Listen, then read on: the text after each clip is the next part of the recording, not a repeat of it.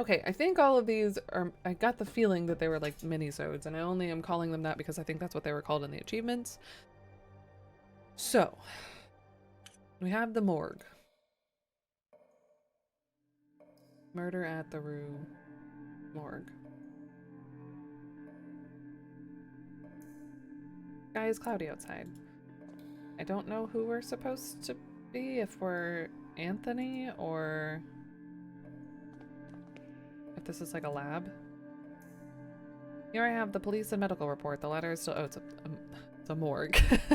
Literally called the morgue. Sorry, say that again. Here I have the police and medical report. The latter is still blank. According to the police, the deceased name is Father Ernest Glynn. The man immolated himself, set himself on fire. Sky is cloudy out. There must be something wrong with the water pressure valve. Oh, because of the dripping? On the Templars wiki page. And I'm done, yeah. That's interesting.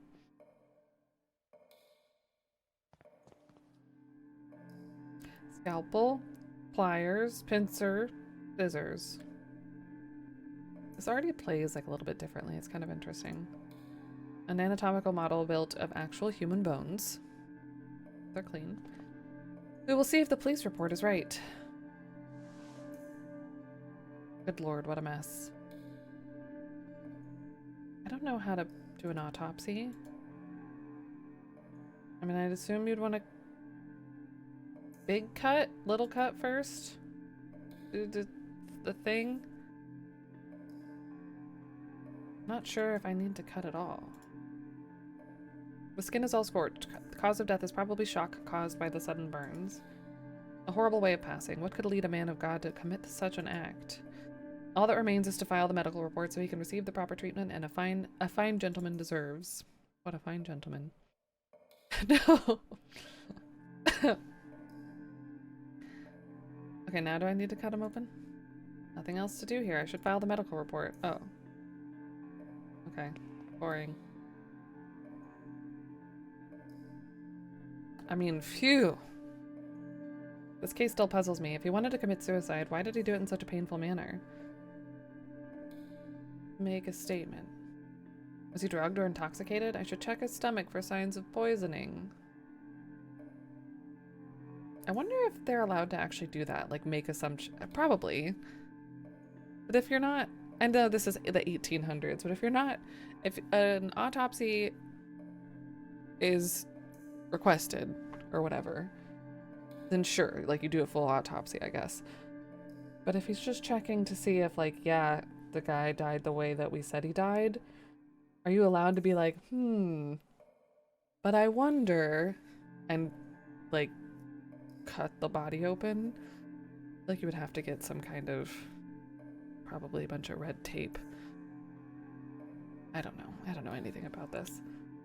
Let's cut him open.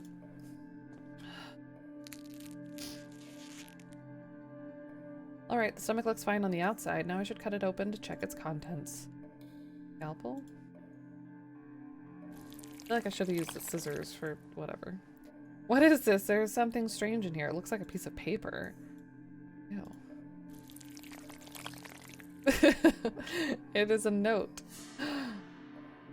Wow, that's a hardy note. A crumpled note with 4 names, one of them crossed out.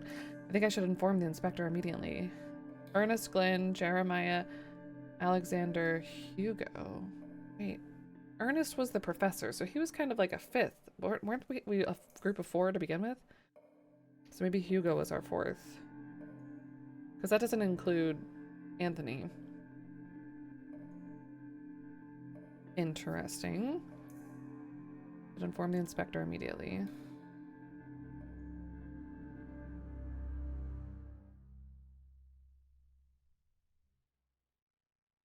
Okay. I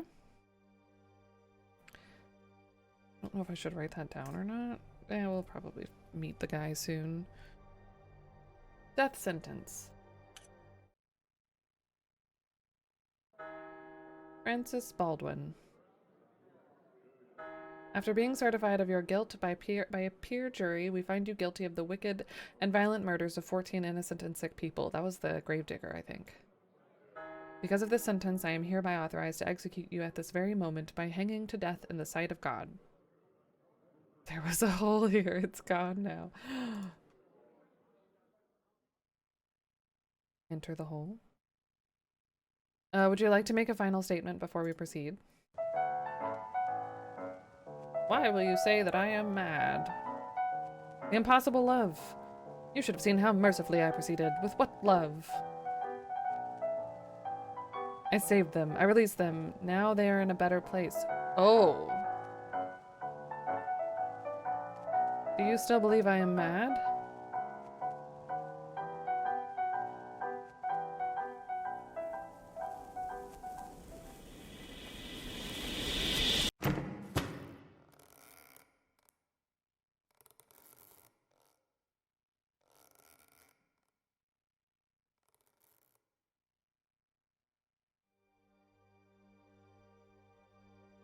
So he was okay. I remembered the impossible love, like, little section. I didn't realize it was him that was supposed to be in it, Baldwin. So he really thought he was helping these people?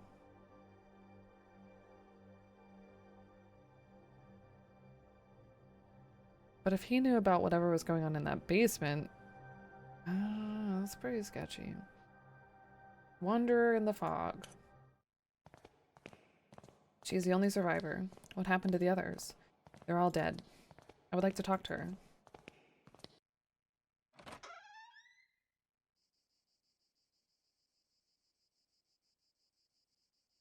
Number of remedies in china and glass jars. There's no doubt this is a Catholic monastery. She's spoken only nonsense since she woke up. Miss Parnell is staring meditatively at this small plant. This room has a nice view over the cliffs. Good afternoon. My name is Johann Kaufman. I am a doctor. Johann. Did I say Johann? Would you mind if I ask you a few questions? Please be careful with what you ask. Miss Parnell's state is delicate. I am perfectly fine and able to talk, sister. Thanks for your consideration. Now, doctor, I understand you want me to repeat my story. I would be thankful to hear it indeed. I'll stay outside if you need me. I am a sane woman, doctor, in complete control of my mind and reason. You dare not to question it. You do not dare to question it. I certainly wouldn't. Then I will commence. I woke up in the dark. The room was small, so narrow that I could touch the wooden walls just raising my elbows. Could you recognize the place? I couldn't tell at first. For a moment, a most dreadful thought crossed my mind. What if I had been buried alive? When I got out, I found myself in my parents' house. I hadn't been there since they sent me to school.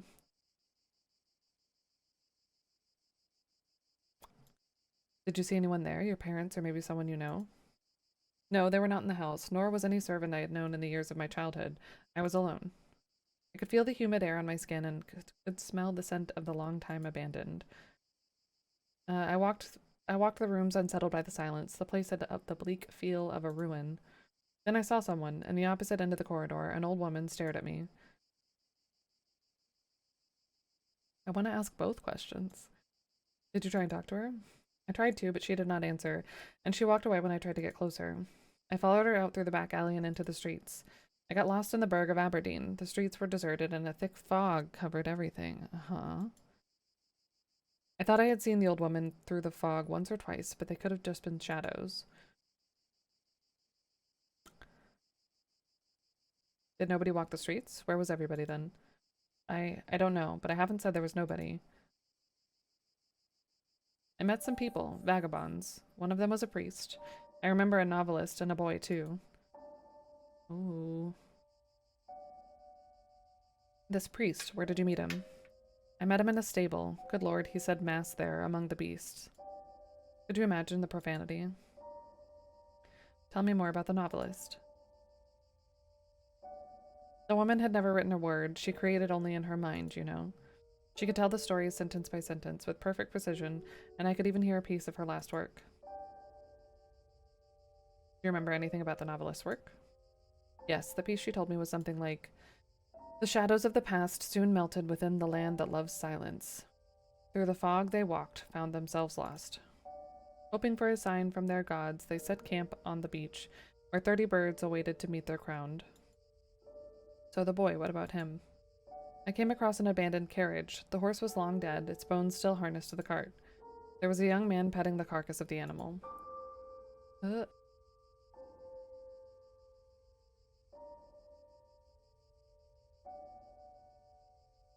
Goodness. Did you talk to the boy? He was deaf, but I think he could read my lips. When he spoke, he did with a clear accent. He said he could only listen to the songs of the departed. What happened then? As I walked, the fog got denser. I could barely see anything around. I finally met the old woman. She didn't say a thing, but gave me a cardboard card. Then she left. She gave you a playing card? It was one of those used to tell fortune. There was a drawing of it, drawing on it of a veiled person holding a lamp. Then the mist seemed to clear out, and I could finally see. What could you see? A barren land bathed by roaring waves. There were thousands of birds, and then I realized there was something else. It was there. It looked at me. The burning dark inside, the shaking, the scream. That vision that I cannot understand. What is it, Doctor? Have I finally lost my strength of mind? Ooh, of course I believe. I can't say it must be a delusion. I feel like we're gonna get jump scared. I believe you. I am sure that what you lived was real. But I am afraid that I currently lack any proof that can confirm your account. I am sorry. I should leave. Thank you for your time. Wait, Doctor, I have something else to say. When I first woke up here, there was something beside me. Would this be enough proof? It looks like a tarot card.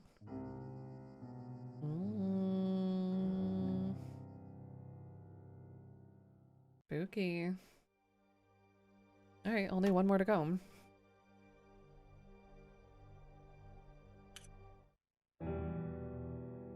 Oh, the wake of Anthony. Oh no.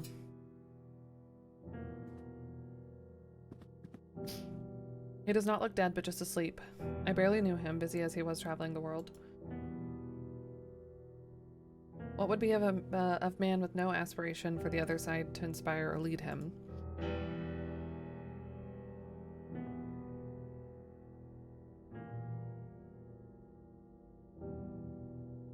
I knew it would come to this. Your father was a terrible mess of a man. I am only grateful that he brought you to our home. Soon enough, not long after you were born. I hold no doubt that you will learn from his bad example and grow up to be a righteous gentleman.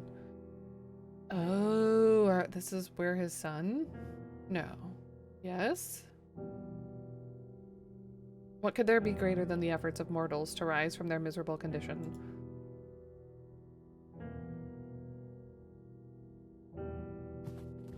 We will speak later, young man. Does she say the same thing? Why did he do this? We're busy. Okay. This is so sad. He was most dearest to me. You know, your father was a complicated man. He had a strong character and was stubborn as a mule when he had taken a determination. He believed he had a mission in this world, though I'm not sure he knew exactly what it was. That which avoids description, the unknown, provides men with a reason to exist.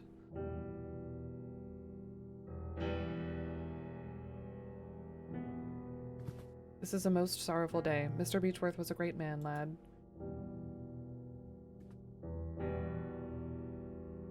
This is an obscure domain, its secrets taken by man from the silence of nature and death. You are the young Beechworth, is that right? Your father left you everything, Anthony. Oh, wait.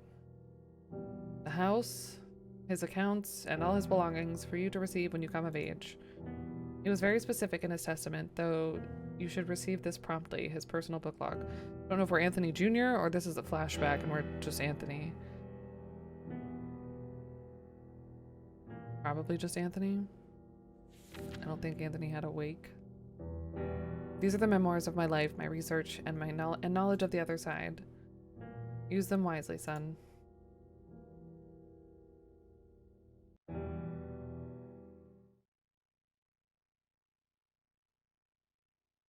Ah.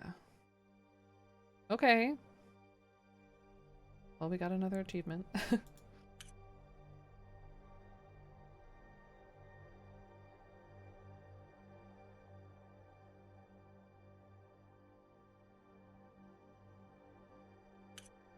Okay.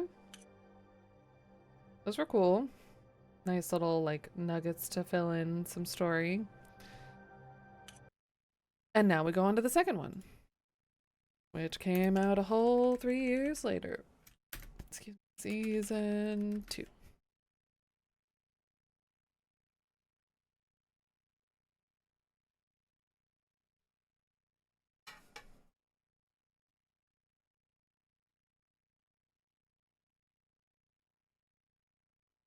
I hope it's in the same, like, aspect ratio. We'll do fantastic graphics.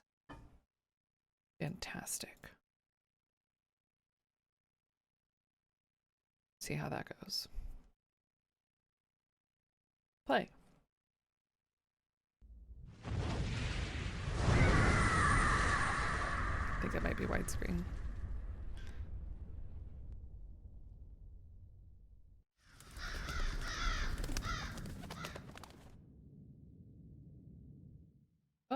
Oh, okay. And also not going to be detected like that. That's fine.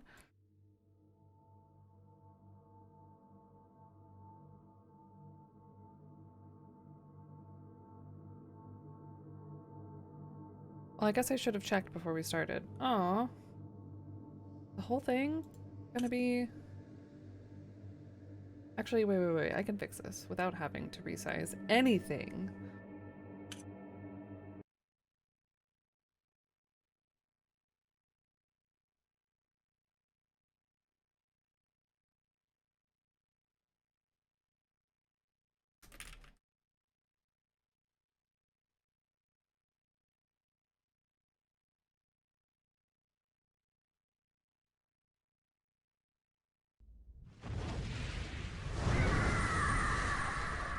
Maybe. It didn't seem like it changed. I just changed the resolution in the opening settings. But... looks like it's still stretching for some reason. Boo! I liked it in 4x3. Alright.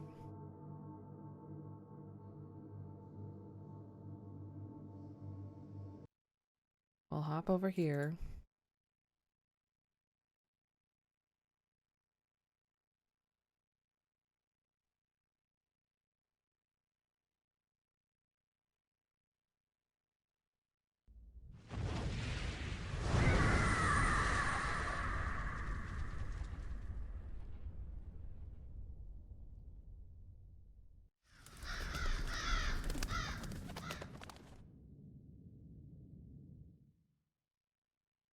Oh shit, that's huge.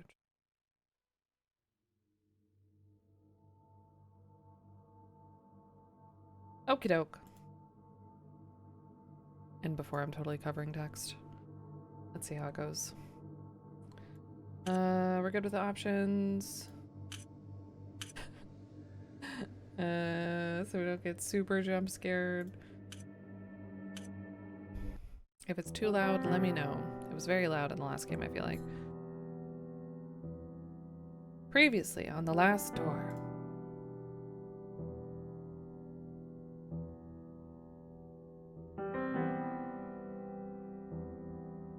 Jeremiah Devitt, alerted by the suicide mysterious letter of his friend Anthony Beechworth, went in search for the memories of his past that he had lost. Devitt discovered that in school he had taken part in a strange experiment. Its goal was to peek through the veil, the thin line between common reality and the world of horror and madness that lies beyond, under the watch of the Eye of the Bird.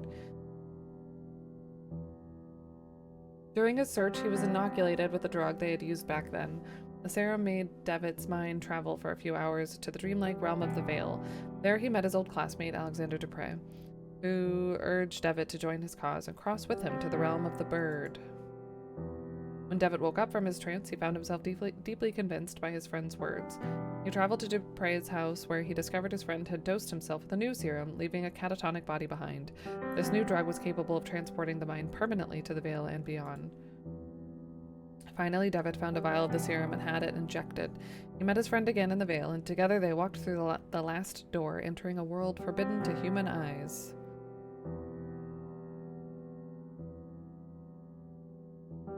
Devitt's therapist, Dr. John Wakefield, worried by his patient's disappearance and strange visions, had sought the help of his colleague, Professor Johann Kaufman. My brain just can't read that. An expert in the occult. Searching Anthony Beechworth's house, Wakefield and Kaufman found a disturbing returned letter in which Anthony had tried to warn Alexander Dupre of what could happen if the door was open. He feared something from the other side might then come to ours.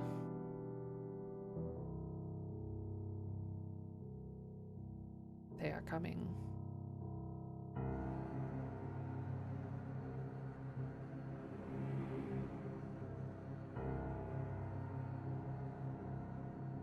Oh, hi, okay. I don't know if I want to leave this circle. What is? They are coming? Hi, Belcher.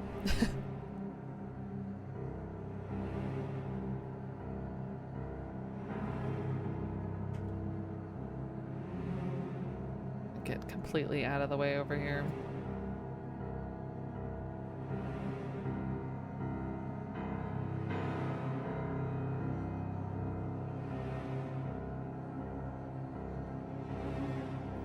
Board the windows. None of us could prepare for this.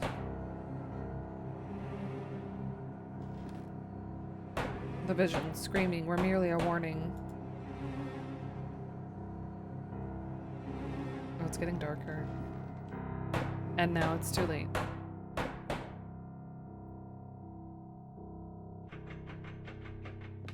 can't board the door.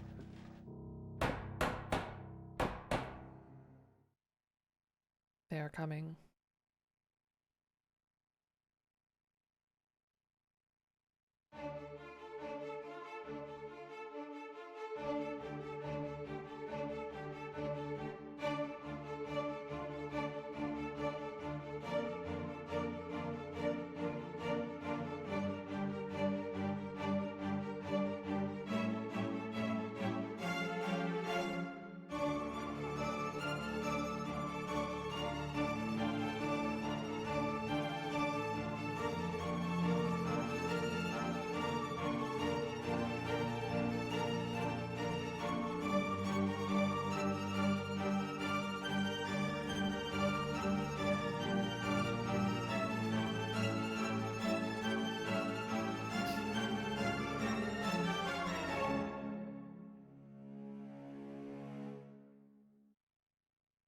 Oh boy.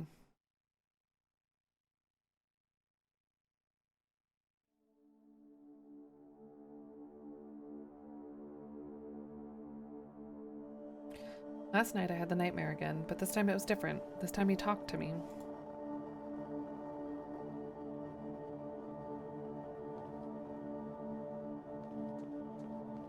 Assuming we're Jeremiah again. It was the same unknown street, void of any sound and life.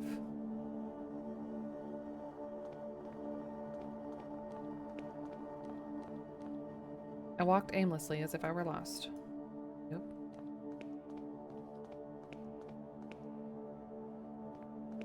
It's very pretty though. Then I could hear it, the broken tromping on the wet cobblestones, the familiar sound of approaching limping footsteps. We got zombies now?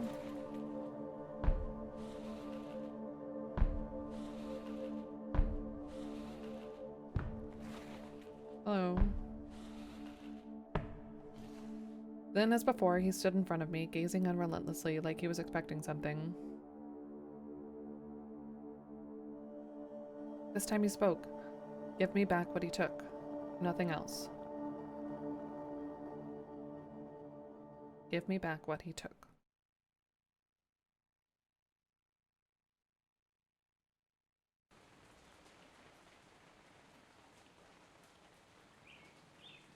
No, I have fallen asleep again. There's so much to look at now with it in full screen, like 4K. What time is it?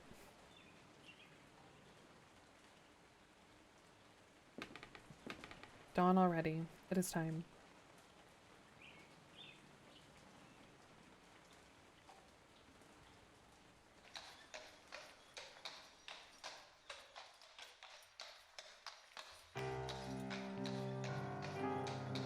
It was several months since Kaufman and I had found that mysterious letter in Anthony Beechworth's house. A letter never sent, with a cryptic warning of what would happen if... Oh. This is the therapist. Oh, if... A certain door were opened. It bore only the name of the addressee, Alexander Dupre. We felt sure Dupre was key to finding my patient and friend Jeremiah DeWitt, who had disappeared in such strange circumstances. Troubled by the death of his friend Anthony, DeWitt had visited the school of his childhood and never been seen again. Kaufman soon conveyed to me his deep concerns and warned that I should conduct any investigations with the utmost discretion. He pursued his own research, though his thoughts and methods remained a secret. In his last letter, he requested that I visit East Hill Lunatic Asylum in London. There were reasons to believe that Alexander had been institutionalized there for many years. I was asked to confirm this hypothesis and, if it proved correct, to gather whatever other information might arise. Incoming asylum section.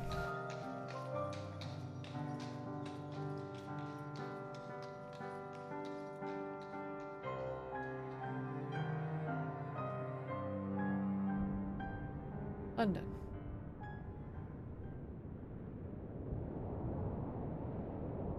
Bit foggy in London, but I guess that's normal.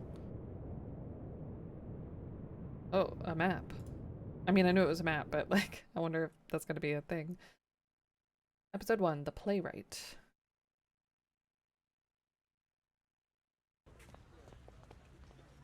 So this is East Hill Lunatic Asylum. I hope I can find information on Alexander Dupre here. Ladies and gentlemen, don't miss the latest news in town. The monster found in St. Ives. No. Oh, whoops. Oh, always happy fun times. Nothing terrible happened. East Hill, yep. No, I can't already be losing my voice. Cannot. I don't have any money. What can you tell me about this building? The asylum? I've never been inside, and I hope I never will. It's full of crazies, you know. Have you seen anything unusual around here? No, but maybe if you bought a newspaper. Will you give me a newspaper? Yes, sir. It's 6p. I'm afraid I don't have 6p. Can you make change for a shilling? I'm sorry, I can't, sir, but you know where to find me when you have the coins. Alright.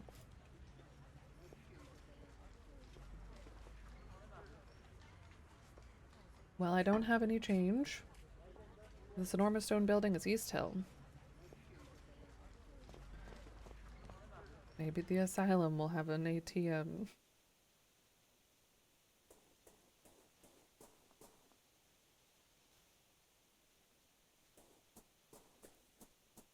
A few cardboard sheets lie on the bench. Each shows a perfectly symmetric design in black ink. Good morning. Ah, yes, a lovely morning. Sunlight of a quite fascinating character. I beg your pardon? The light, it makes everything look different. You see, light touches things, soaks into them, and changes their nature. It makes them shimmer, or makes them die. Good. Do you live here? I do indeed. My family is a generous benefactor to East Hill. They had me committed, but I don't blame them. They're just incapable of appreciating my art, or any art, for that matter. They mistake it for insanity. What are you drawing there? I'm not just drawing, my friend. I'm trying to feel the light, to translate its power to the surface of the paper. Those animals don't like it, though. They don't want me to succeed, so they take them away. They take my drawings, and they study them, and they laugh, because my eyes can see the light, and theirs are blind. But someday everyone will understand. Who are they, the ones that take your art away? Ah, those foolish caretakers. They hide behind a big mirror where they think themselves safe, and they look at me, they observe me, they even take notes. Would you happen to know where your drawings are now? I suspect they are somewhere in the archives, since I've been seen confiscated items taken there before. You seem different from the rest. Can I trust you? I've been trying to sneak in for days now, but Miss Riswell keeps a tight guard on the door. I even stole a key from one of those guards. You're a doctor. Surely you could gain entry. How'd you know I was a doctor? If you could recover my drawings, I'd be so grateful. Here, take the key with you. You have some curious drawings right there beside you. Oh, you mean these? They're only art. They're the only art that makes any sense here. The doctors use them to cajole some patients into revealing secret inner truths. Oh, they're like Rorschach test things, I bet. I won't return them to the doctors until they've returned the art they've stolen from me. My name is Dr. Wakefield. I'm looking for a man who lived here some time ago. Would you happen to know one Alexander Dupre? The name does not ring a bell. I have not been here long, though. You should ask the other patients. They may be able to help you. Some have been here for many years. Or you could ask one of the others, the brutes who keep us here. We must go. Wait, can I take these? Please do not touch them. Oh, okay. Sorry. I'll leave them alone. Large door made of strong metal must lead to a secure ward of the hospital. Inmate quarters.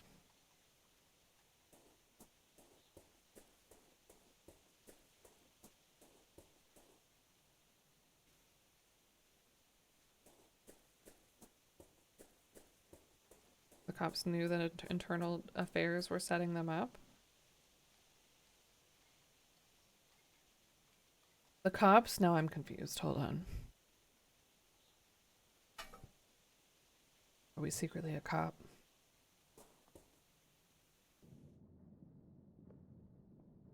The rose window brings a solemn air to the room.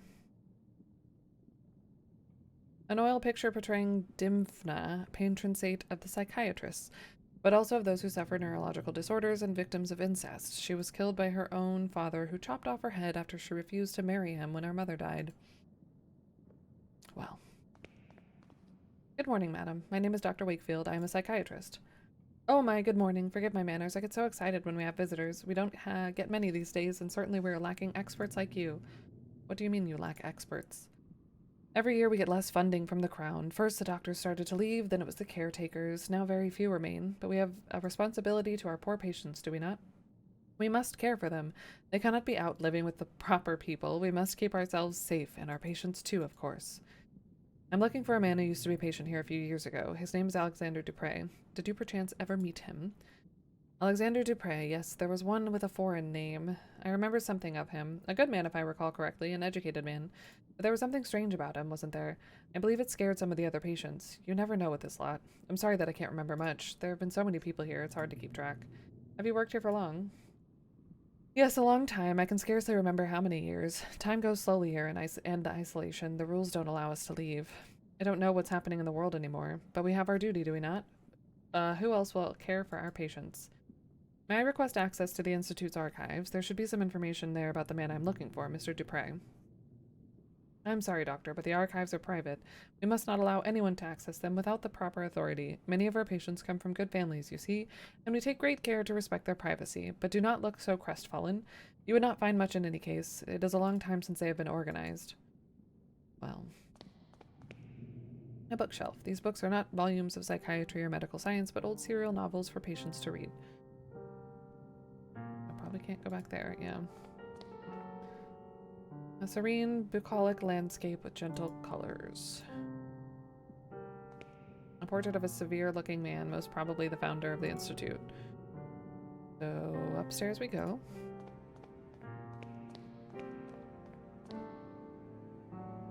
This must be the recreational wing, where the patients relax and pass the time. Perhaps here I can find someone who met Alexander Dupre while he was institutionalized.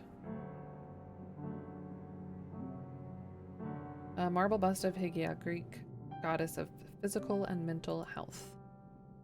The stone bust keeps patients silent company. Sunny beach lapped by the waves of a gentle sea. A cheerful pastoral scene. The warm decoration of this room suggests a great deal of sensitivity to the patient's moral needs. So much description, which is good.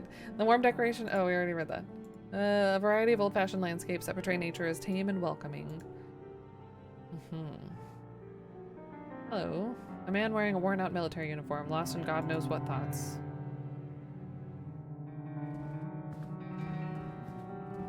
Excuse me, sir. I could not help but notice your uniform. Were you in the army? Leave me alone. You do not want to talk to a coward such as myself. Sir? Leave me alone. I'm just a coward. No.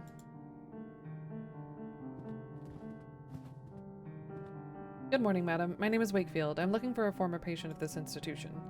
The rumbling. He doesn't seem to have noticed me. Madam, if I may persist, have you been living here for long? The rumbling. Looking for a former patient of this hospital. You may have met him. An eyeless gaze. I'm looking for a man called Alexander Dupre.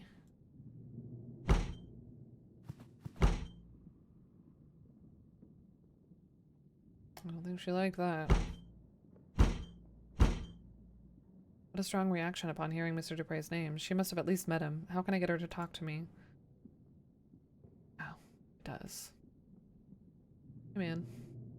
Good morning. I'm a psychiatrist, Dr. Wakefield. Quite an impressive institution you have here. Can I ask for your assistance? I'm looking for a former patient of this institution. His name is Dupre. I'm sorry, sir. I've never heard that name before. Maybe one of your senior colleagues could know something about this former patient? Well, you could ask Miss Briswell in the entrance hall. She's been here for years, maybe for too long. You know we caretakers live here with the patients, and we are not allowed to leave the asylum's premises. This life can get to you if you don't take proper care. I try to keep as much distance as possible from the lunatics. Yikes. The asylum is quite big, but I can't help noticing there aren't many patients around. Well, apart from those in the isolation ward, it is true that there are not many patients at the present. But there are even fewer of us caretakers now. We are only 3 for the whole hospital. For what I've been told in the old times, the income was enough to provide for everything we needed. A complete staff, proper accommodation for the patients, and the best doctors. But as the newer, bigger regional asylums were built, the Crown's support was gradually withdrawn from East Hill. Soon everyone started leaving, and this is what remains. I'll leave you to work in peace. Miss Khan is Khan is very upset. Please do not distress her any further. It is odd that only this window is shuttered. The curtain casts a mottled shadow over this corner of the room.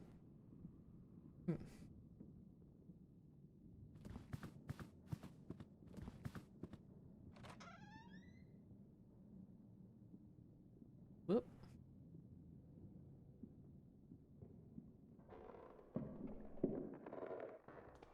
Oh, hello. There's a thin piece of metal holding the window open. Wait, oh, that was a mirror. I thought someone else just happened to walk in at the same time. Looks like a therapy log. Edward Roan, acute dementia. Mr. Roan's condition has degenerated since the last session. He is restless as if the morphine had no effect on him. For the last week he's been obsessive, troubled for reasons unknown. The patient's dosage has been doubled, but to no effect. Dr. Weddle has been attacked and bitten in the face. 4 men were needed to subdue the patient, Mr. Roan. 3 markings were found on his body upon examination. Self-harm is a possible cause. Mr. Roan is getting better day by day, both physically and mentally. His habits have changed considerably. He now shows an interest in religion and spends his time murmuring prayers, albeit ones unknown to my colleagues and me. Looks like a therapy log. We already read that? Yeah. A glass jar full of a transparent liquid that may or may not be water. There's a coin resting at the bottom. Weird. I'll take that. Dark as the room is now, I can see through the false mirror. There's a man on the other side, heavily restrained, desperately trying to free himself. He has an expression of unbearable horror on his face.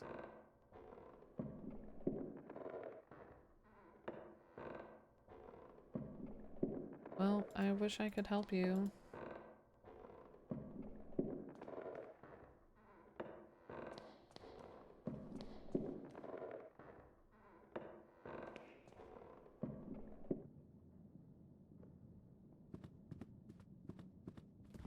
Yeah. I mean, if it's a 6-pence, worth. Yep. Now I can go get a newspaper and reveal to Miss What's-Her-Name what's happening in the world? Maybe? Distract her at least?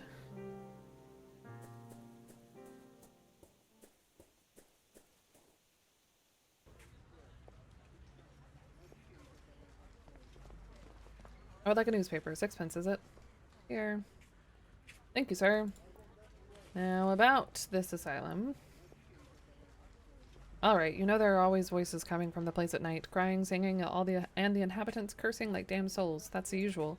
This night was different. It was all silent, I tell you. Not a single noise in the whole street. I looked at the madhouse and saw all the windows black, no lights. Everybody asleep in that place? Now that's strange. Then I heard it. It was a scream like no other I've ever heard. Not of a man or a woman, but of a devil from hell. That is very curious indeed. Thank you for telling me. Sure. Alright. Goodbye.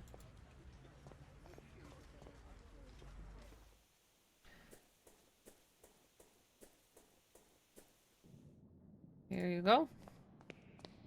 Why, thank you kindly. How thoughtful you are. My goodness, how quickly things change in the outside world.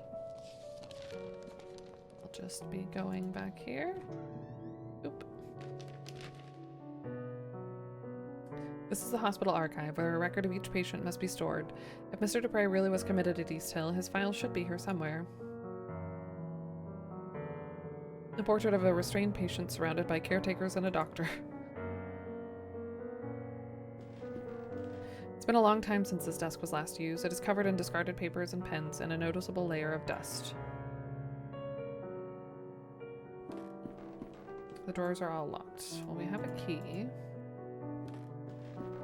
This cabinet contains many documents detailing the treatment of patients ranging from 2 decades ago to last year. This file is right here. Dupre Alexander, room 108A. All the files are missing. It's as if they had been torn out. Only a little piece of paper remains with an address written on it. Paul Street, 26. Could that be where Alexander Dupre lived before he was committed to this hospital? Paul Street. I should follow this new lead and see if it takes me somewhere useful. No, not right now. I still have stuff to do there. Okay, cool. Thought it was gonna kick me out. Let's see, all the dates of this cabinet are prior to 1870, looking for more recent. A metal locker. A small sign reads, seized objects. Uh-huh. Some personal effects, probably sent in by the patient's families, but deemed unsafe by the caretakers. One of them is a stack of thick sheets of paper, carelessly bound together, bearing the drawings and paintings of a troubled mind.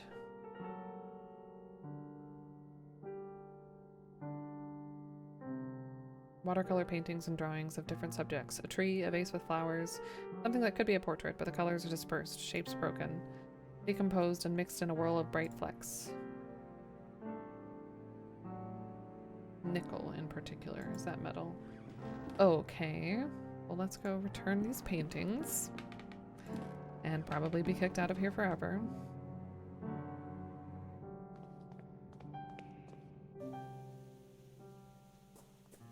Oh, it was this way.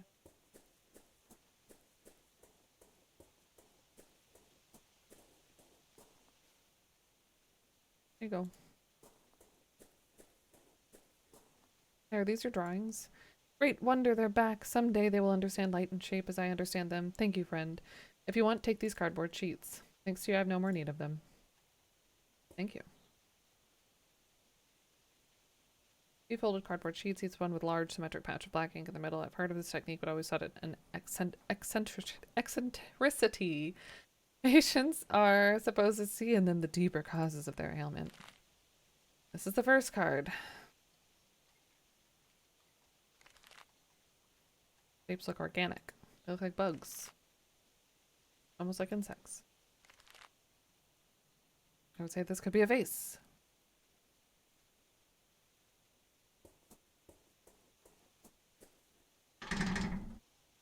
It's locked shut. Can't open it. Alright, I guess off to the next place then.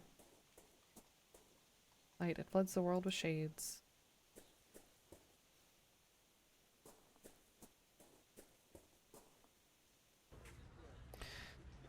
£1 was 20 shillings or 240 pennies. 1 shilling was 12 pennies. 1 penny was 2 half pennies or 4 farthings.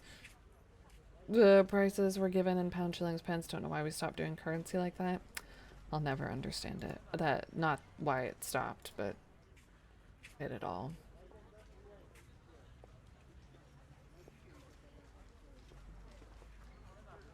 It was like a lot of change to have to carry around, at least. Although I do wish we had a dollar coin. I mean, I guess we technically do. Wish we had like a normal dollar coin instead of dollar bills.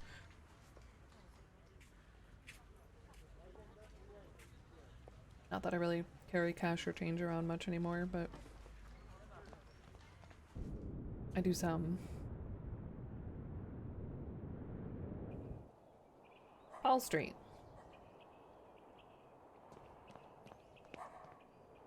This is door number 24. I'm looking for 26. Probably 25. Oh, no, 25 would be on the other side. Presumably. This is the place I was looking for, but the door is bricked up. I must find another way to get in.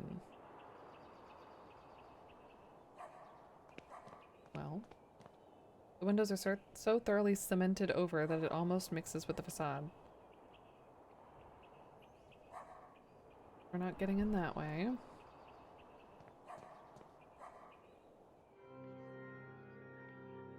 The ruins of an old chapel, apparently destroyed by fire. A mess of wooden planks and the remains of benches and chairs.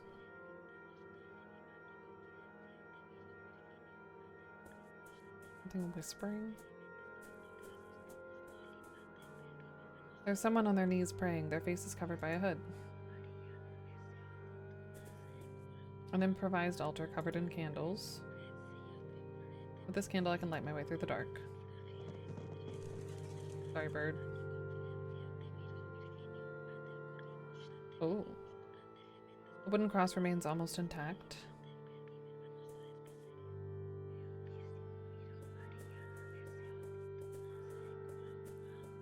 Looks like this hole leads to the building next door.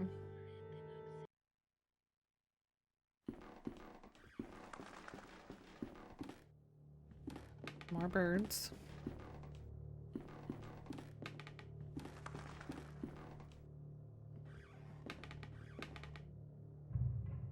This must be the interior of the bricked up building I saw on the street. Mr. Dupre's former residence. Bricked it off. I cannot tell who is depicted in the portrait since it is so badly damaged. It seems someone crushed it to the floor. There's something among the ashes. It's a piece of paper. Looks like some kind of message. But there's only one half here. The paper has been carefully burnt. Is that saying that we've been saying to each other? A military medal. There's a relief of Her Majesty the Queen and several pieces of metal engraved with the names of battles unknown to me. I'll take this with me. Maybe something. I clicked too fast. There's a piece of paper on the table.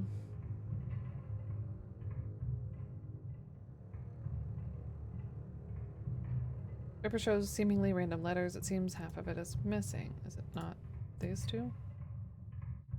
This is strange. I put both halves back together, but some letters seem to be missing from the right half. The message does not make any kind of sense.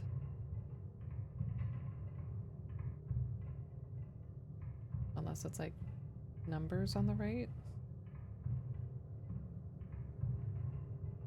One man in high rank uniform. He's missing an arm.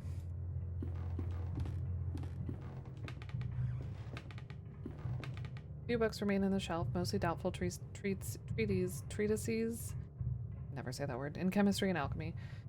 Among the titles are Trithemius's De Lapide Philosophico, Gerber's De Inventione Veritatis, the anonymous work of Turba Philosophorum, and Ludwig Prin's Mysteries of the Worm. A large metal safe.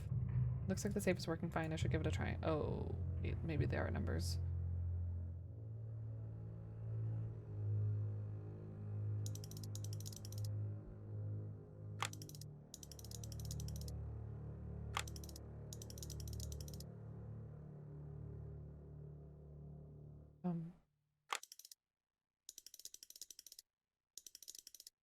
I was trying to do 515 because that was what the first... It looked like a 515 to me here.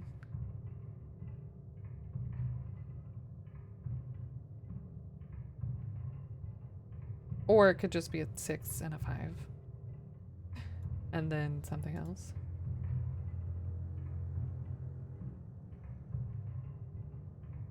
It wouldn't be any of the... It could be like 2 or 1, 1.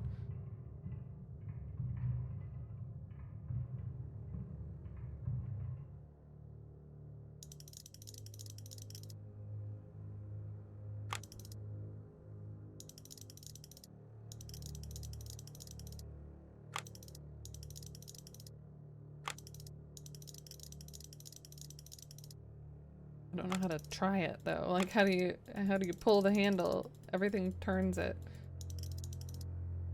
I guess if it's just right, it'll work. These are weird hitboxes. Medias, yeah, yeah. But the highlight kind of looked like numbers.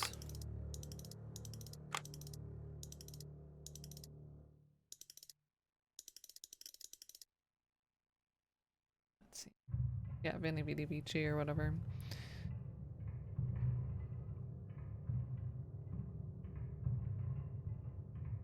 has been careful. Maybe it's not that. Maybe it's not that at all. Maybe I'm overthinking that.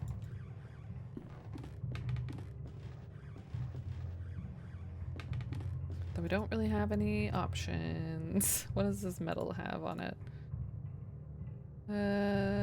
Distinguished conduct in the field, plus there's a relief with the words Victoria, Regina et Imperatrix. There's also a number of metal pieces with the names of battles, legs, necks, Schoenschott, and Majuba Hill. Nailed it.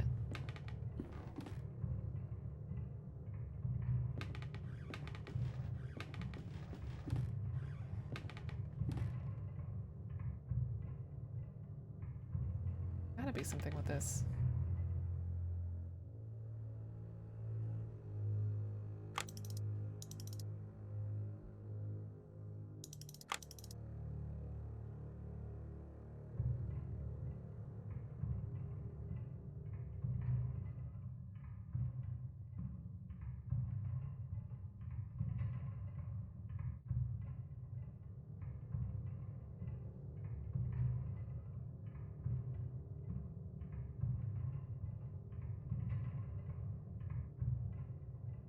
Oh, if half of its letters are missing.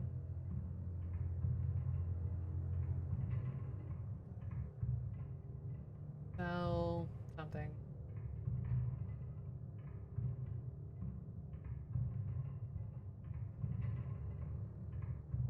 M blank CILLI blank.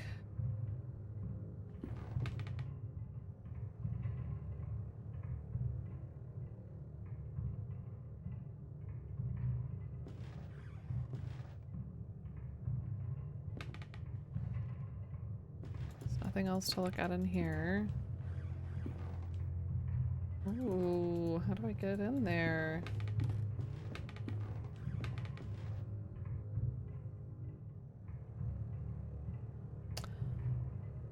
I do have a suspicion for this though, which I guess we could leave and come back.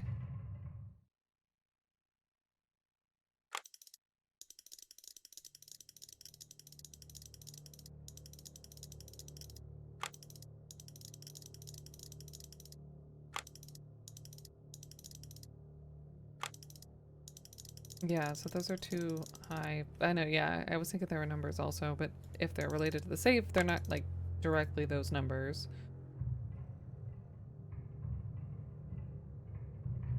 Unless we needed to like add them or something. Seems it's missing.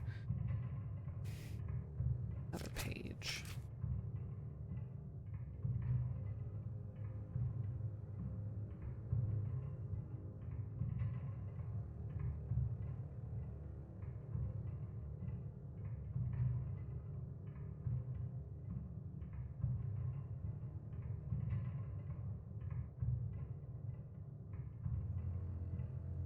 No, that doesn't make sense, I don't think. Think? Doesn't feel like it makes sense? I'm going back to the East Hill.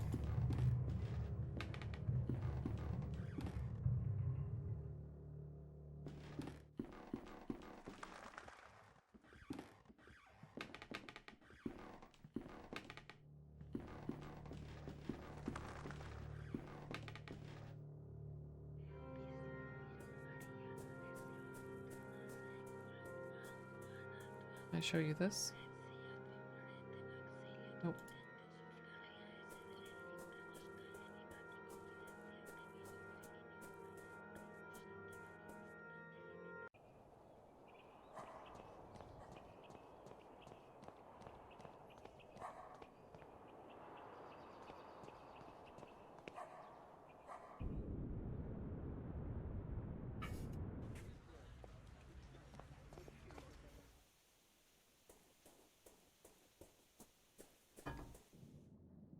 I wonder if we give this medal to this guy.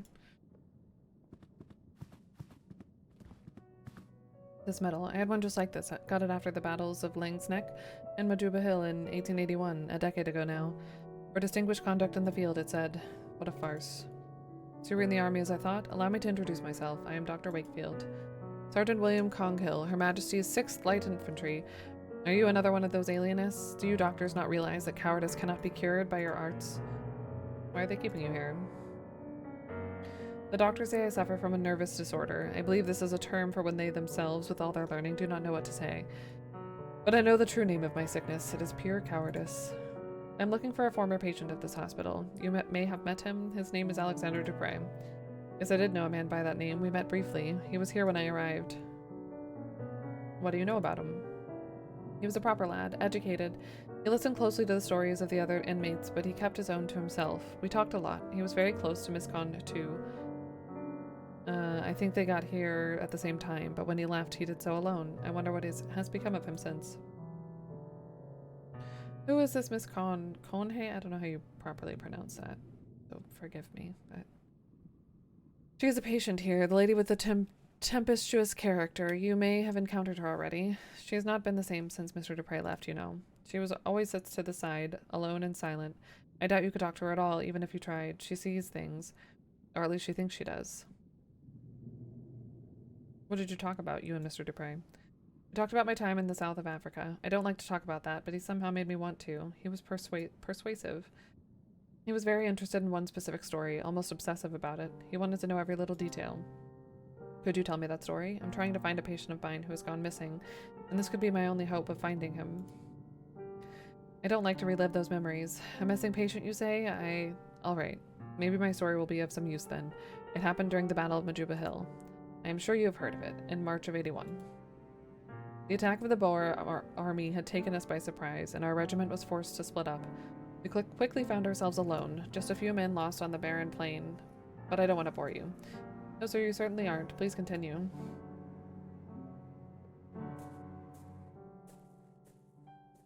As I said, we were few, and we were sure the enemy was lurking out there in the cold air of dusk. A thick fog formed quickly, masking everything around us. We could barely see each other.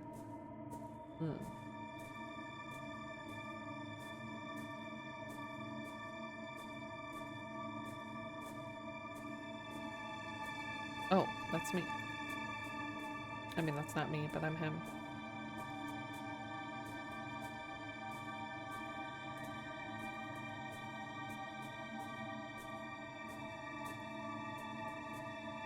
Then the others started to disappear in the fog, which was getting thicker and thicker.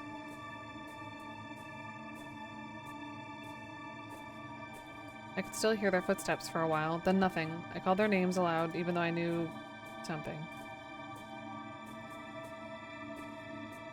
I felt something there, not far, a murmur or a beating, something alive waiting, and I couldn't help walking towards it.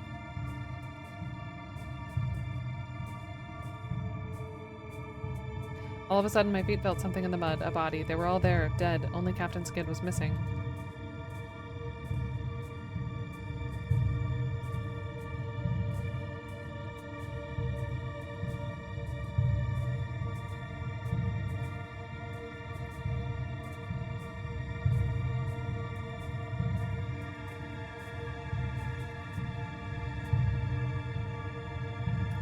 Then the mist cleared out. What had happened? I never knew for certain. I didn't see anything, or if I did, my mind refused to bear such memories. What happened to Captain Skid? When he finally regained consciousness, it was like someone else looked out at us through his eyes. I guess whatever happened affected him, changed him. I know he came back to London. Mr. Dupre asked me of his whereabouts. Maybe he tried to contact him to hear the rest of the story. He was quite preoccupied by it. Do you know where I can find Captain Skid? Last I heard from fellow veterans, he had lost himself to a frenzy of alcohol, opium, and a bad company. This downward spiral led him, as many others, to a wretched nadir, a dirty hole deep in the St. Giles rookery, known as the Crimson Nest. Mayhap you'll find him there, alive even if you're lucky. Here, this is a picture of our regiment. You can see him in there. Interesting.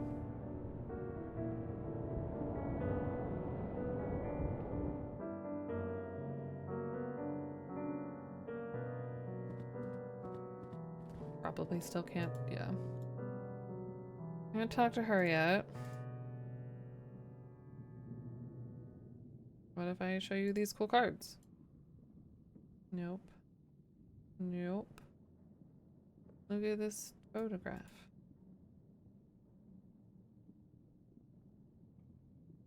All right.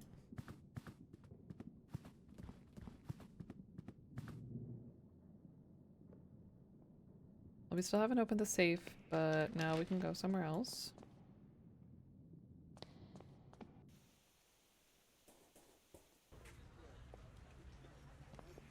Oh, I don't know why I'm talking to him. Nothing. Sorry. See you later.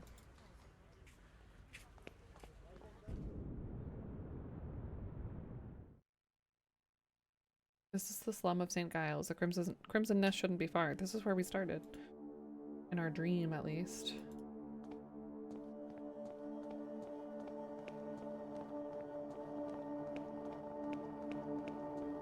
The soft glimmer of the street lamp casts a comforting glow on an otherwise empty street. Mm-hmm.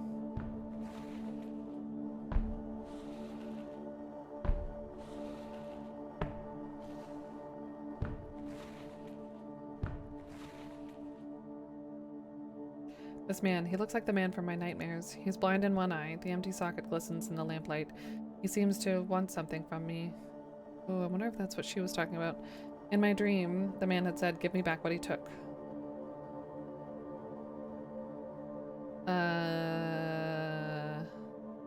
Probably in that safe, isn't it? I don't have what he took. I have a piece of paper. Another piece of paper. Oh. I can't get past him. Dang. All right. I'll be back. Sorry. Gotta go do a puzzle.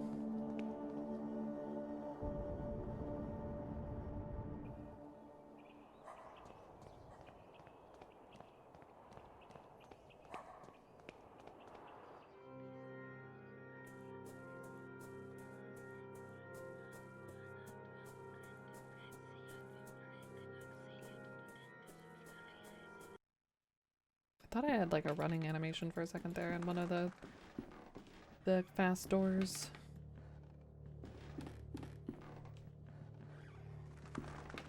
Must have dreamt it. Alright, back to the safe. Safe, safe, safe, safe, safe.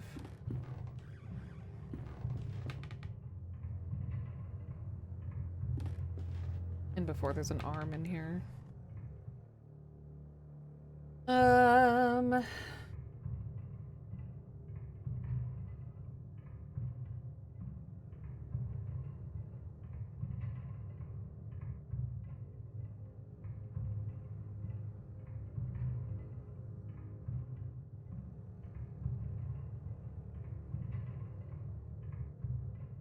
How are these gonna help me get this open? Put both halves back together, but some letters seem to be missing from the right half. Really? I don't know any Latin. Sadly, I am. Message does not make any kind of sense. Livid. Wait, that's Lividv-M?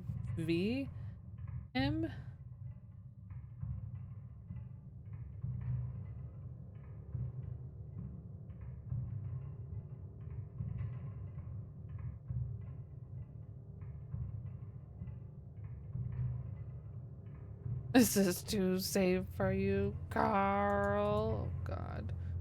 Invisible ink? Oh my God, smarty. The heat from the candle has revealed a set of letters painted with invisible ink. 1, 4. So 6, 5, 1, 4. Nice. It probably doesn't matter which way I go first. 6, 5, 1, 4. Open.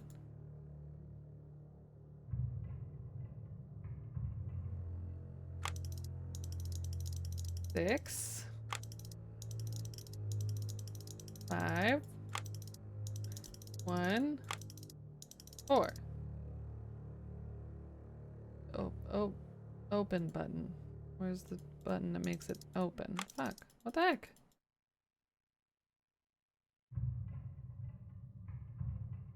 Am I wrong? Was it? It's 6514, right? 6? This is definitely 65. 14.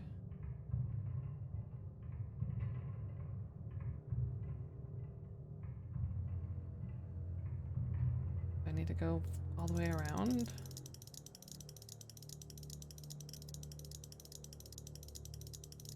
Six. 5.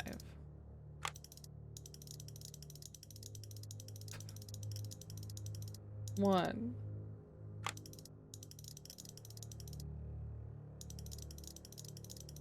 4. Open.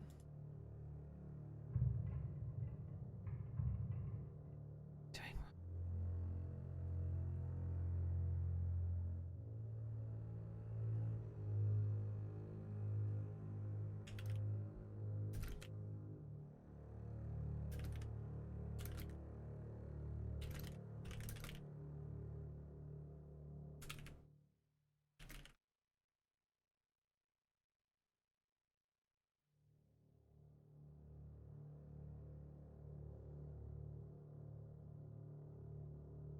Sorry, responding to a message quick.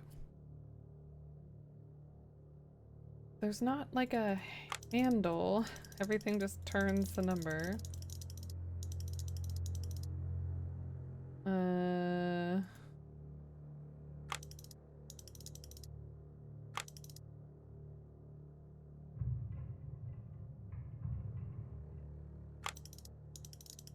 6.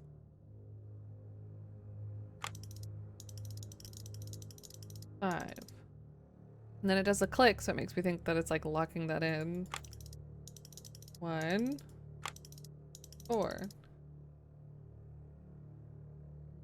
Do I go off of 4?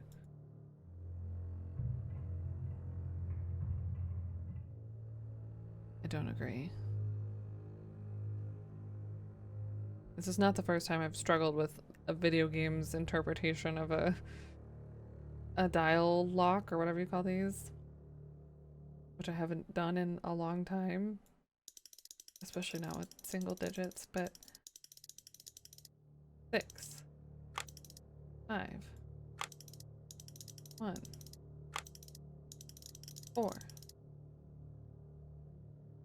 It should be open. Ding. You have a thought? Happy Friday. Hey, social. Happy Friday the 13th.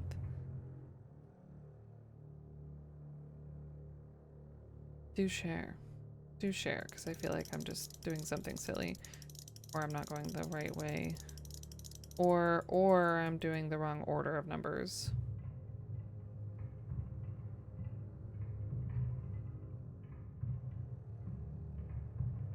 Yeah, I'm probably doing it in the wrong order. Because 5 shouldn't be next. It would be, of course, 6, 1, 4, 5. I bet. Yeah. 6.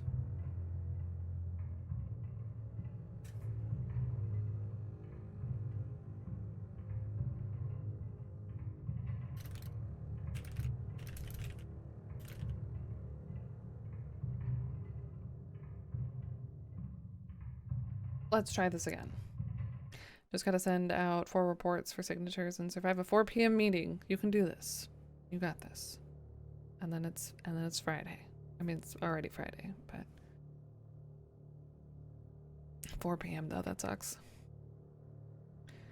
6, 1, 4, 5. 6. 1. 4. 4. 5.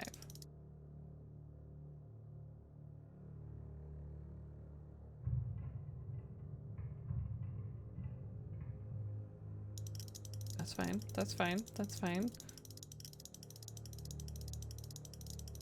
6.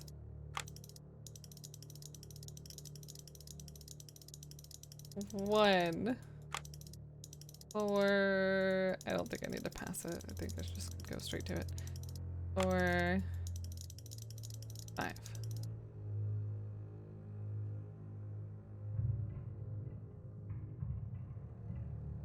What's their new phone number? 6 1 4. Have to get it right.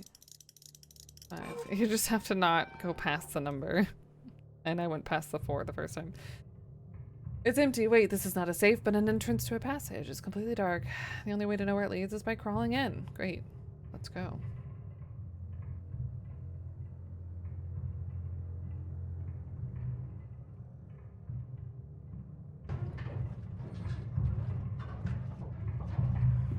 Mathematic formula written fast and carelessly. Some of these symbols I've never seen before. 4 chairs forming a circle, as if the hideout served some sort of meeting place. Mm-hmm.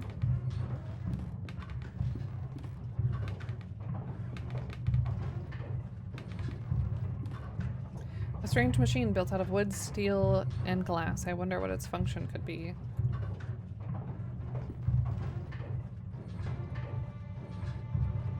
There's someone sitting here wearing a horrible mask and a yellow robe. He is not moving. Take off the mask. Nobody there. It's only a yellow robe. There's no body inside at all. What can be the meaning of this?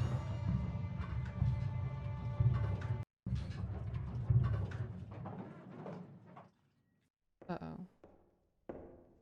That's timing.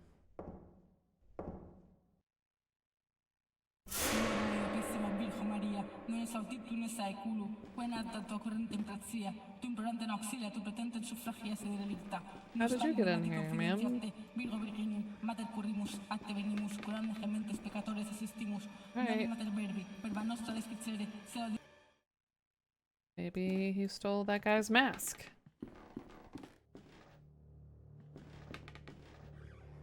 Mm-hmm. Yeah, the lighting's really nice. I like the off-screen sounds. Or off, out of the light.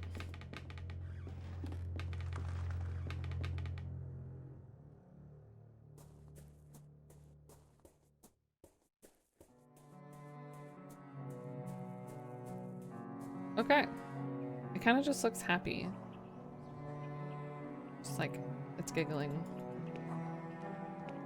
I know those are its eyebrows, but just a happy face. Sir, is this what was taken from you? Goodness. He looks to the mask for a second, only to stare at me again. Give me back what he took, he said in my nightmare. Oh, not the mask?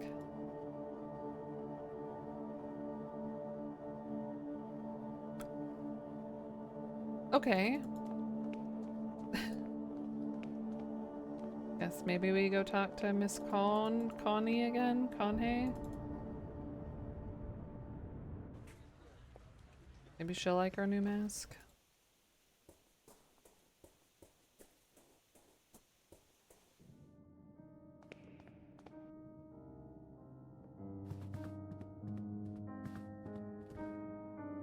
Memories of war are painful. I don't want to remember them ever again.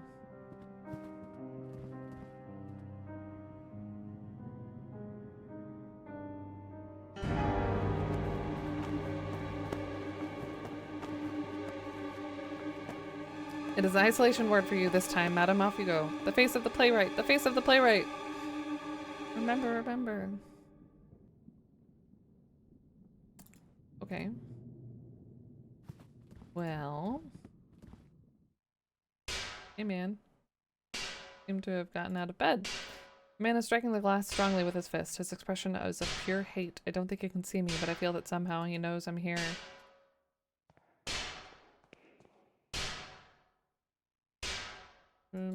Some cards.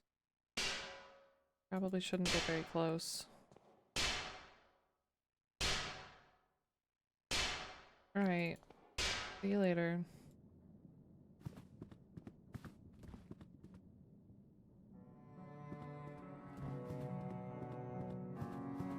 Does the mask mean anything to him? No? Okay. Hey. How's it going? That poor woman. They must have taken her to the isolation ward. Can I go there? I don't really want to go there, but like,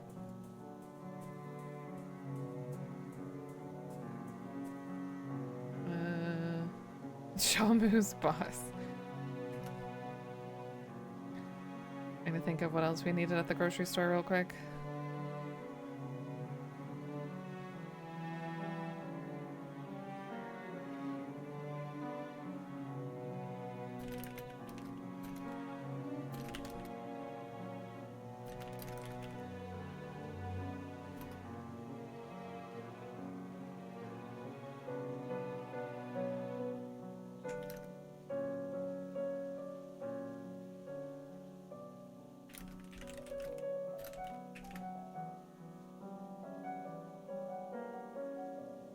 Sorry.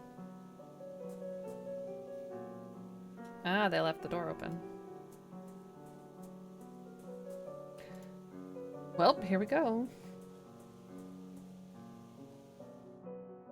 With our spooky candle, because why would they have the lights on?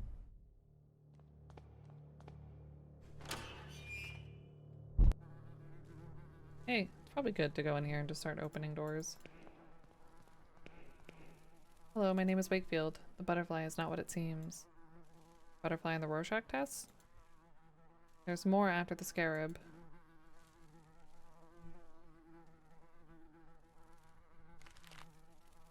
Butterfly is not what it seems. There's more after the... Assuming this is the scarab? The scarab? Or maybe this is. This looks more like one to me. And then the face.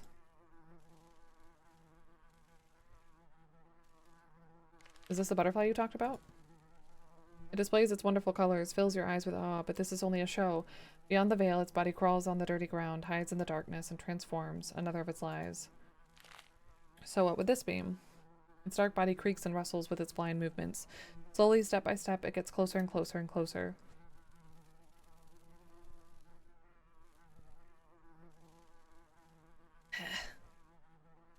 What about this one? It will come whatever you do. It will cry out loud, looking at you from everywhere at the same time. What about this one? Him. Him? His mask. My mate from the other room used to scream at night, always told us he could feel something under his bed. A presence, an eyeless gaze. Spooky. Not much light manages to reach this room.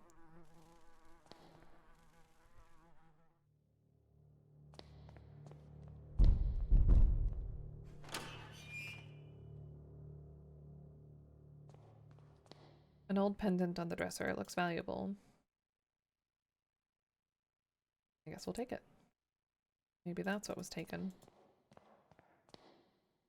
Double taken, no. A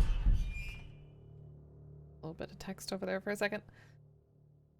A mirror covered in dust. I wonder what things it has seen in this room. An impressive painting of a lovely maiden. It is equipped with a fitting, magnificent frame. An expensive looking piece of furniture. There's nothing on it. I'll check under this bed. Could this be the room of the patient's mate who was afraid of the presence under his bed? Uh-huh.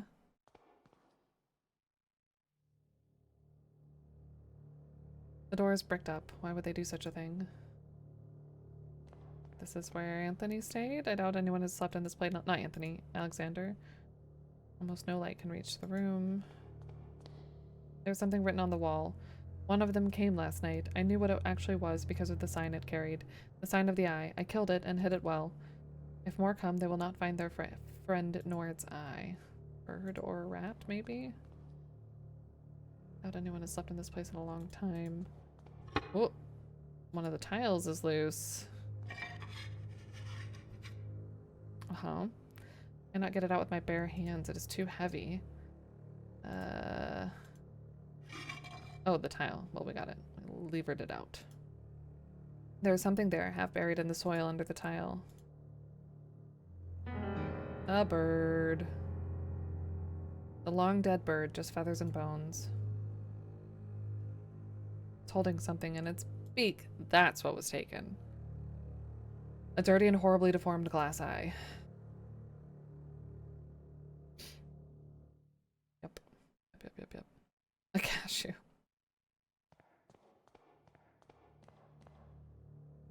For sure.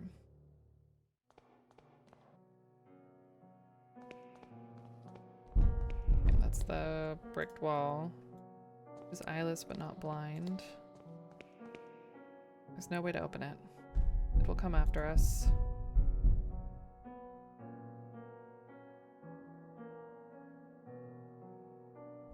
The playwright. Oh, I feel bad.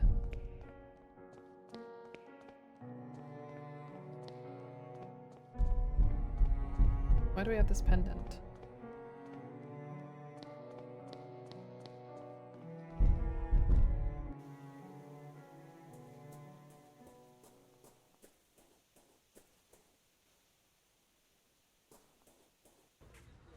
Well, back this way.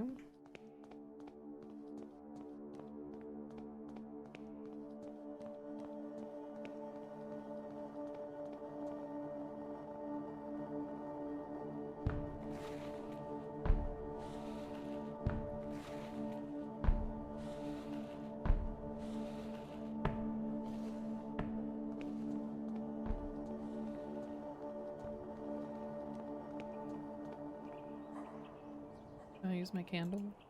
Kinda dark. Oh.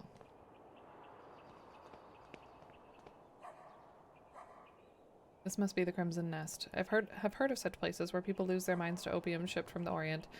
I never thought I would set foot in one. Oh dear. Please wake up, dear. Please wake up. An addict completely asleep. A man with a lost gaze, his mouth open. What's the matter, madam? My husband, he is unconscious. Please, dear, wake up. I'm a doctor. Please let me see him. I'm so sorry. He's not breathing and he has no pulse. Your husband passed away hours ago. No, no, it can't be. Madam. I'm late. This time I couldn't save him. What do you mean this time? I discovered my husband's addiction to this hellish drug they call opium months ago. At first I thought he was sick. I saw him grow thinner every day. Then I discovered he was visiting this place. I was very worried. I tried to dissuade him, but he wouldn't listen. The addiction was stronger than he was. At times, he was away for days. I would come here and find him passed out. The only way I could wake him was to put these smelling salts under his nose. Now it's too late. Here, take the vial. Maybe you'll be in time to save another soul from this curse. Okay. A woman looking at the roof with her eyes going white. She's muttering some ramblings. The musician is intoxicated with the drugged smoke that fills the air. The repeated arrangement gives the sensation that time flows slowly.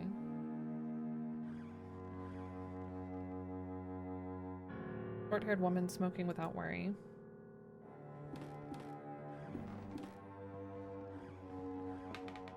Hello, I'm looking for a man who I believe frequents this establishment. A war veteran from the south of Africa called Skid. He is writing on a slate. Can you understand what I'm saying? He has written, can't hear, so I suppose I should communicate with him by writing on the slate. Looking for Captain Skid. Don't know. He doesn't know the captain's name then. Okay. A man lying on his back, breathing raspy and layered with phlegm and other liquids. The smoke has eaten away at his lungs. The man is curled up under a blanket, trembling as if he was freezing. It could be an effect of the drug. This young couple seems to have come here together to enjoy this despicable vice.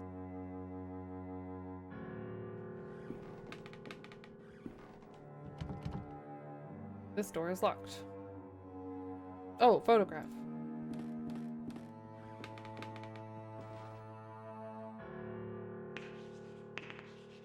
He's written something else. Object of value. Do I need to pay him?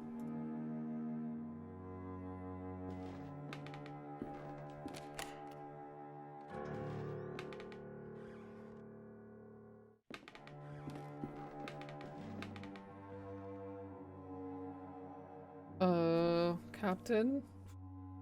A table with several opium pipes on top. Some of them have been used recently. Of them. A Chinese screen with floral adornment. It's Captain Skid, no doubt. He's unconscious, but he still breathes. Thank you for the follow. Welcome, welcome.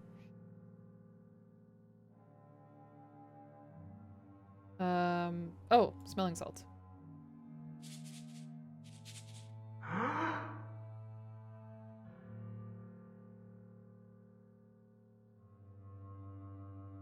Hi, McRib. Thanks. How did you know? It was totally my birthday. Friday the 13th. Hey, Soapboxman. What's the matter? Who let you in? Get out. My name is Wakefield. I need to talk to you. Are you Captain Skid, Her Majesty's 6th Light Infantry? That title belongs to me no more. Who are you and what do you want from me? Leave me alone with my misery. A soldier that used to serve under your command told me I might find you here. William Conghill. Yes, I remember him. We served together. I have made many mistakes trying to forget those years of my life. Now I'm afraid those memories will follow me to my grave. I'm looking for information about a man called Alexander Dupre. I used to know a Dupre. He was not a man, but a fiend. What do you want with someone like him? There are certain secrets that are better left undisturbed. Oh. A patient of mine has disappeared. Alexander's the only one that may know his whereabouts. If it is true that Dupre is involved in your patient's disappearance, then I'm afraid the matter's out of my reach. Yours, too. Now please leave me alone. Have you ever heard the name Jeremiah DeVitt? I must find him. DeVitt. Or Devitt. Whatever. No, I have not. I found your medal. It was in a house on Paul Street, door 26. You were there, right? You think you know what you're doing, but you cannot imagine what you were getting into. I am asking you for the last time. Leave and forget this matter. I will not leave until I find the answers I am seeking. Tell me what I want to know. You fool. That's, for the devil's sake. All right, if you want to ruin your life, you are free to do it.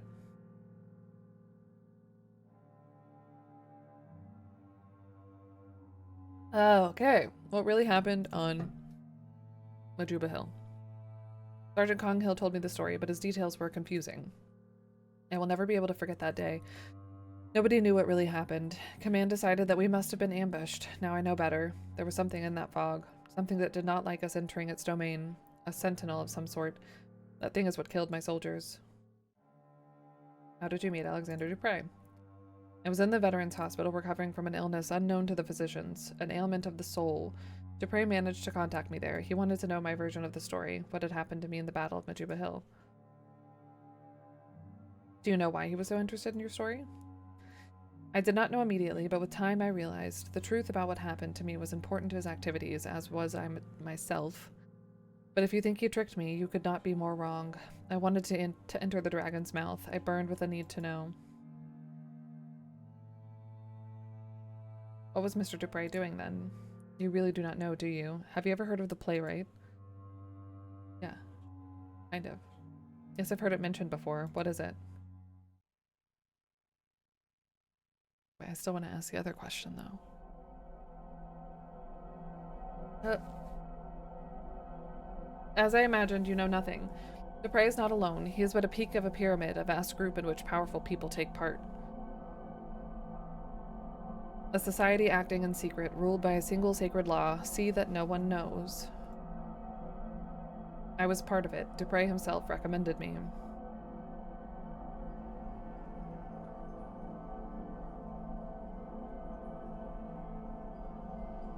We gathered every month. What we saw, you cannot imagine. A curtain of normalcy protects the mind from something, an outer something. The fog of the veil protected us. But through the veil we could peek out into the abyss. We could know of the unspeakable shapes that writhe beyond, a black nothingness entirely full of horrors.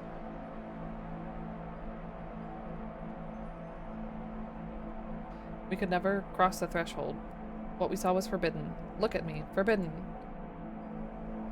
I could not bear it anymore, so I ran. I ran and hid from them.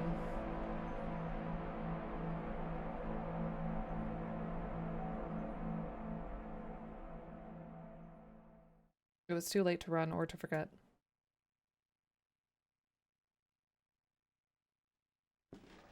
I must go back to East Hill and try to talk to Miss Connie. What if what Captain said is true? She must have been one of them. She could know where to find them. Wait, but it was too late to... I wanted to ask more about stuff. Oh, man.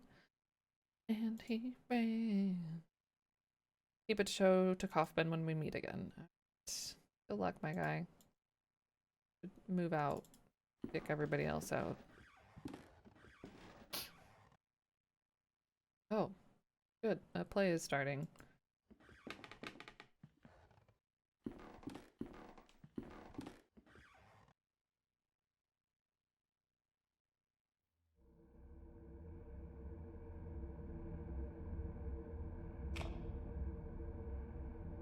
cannot do this anymore.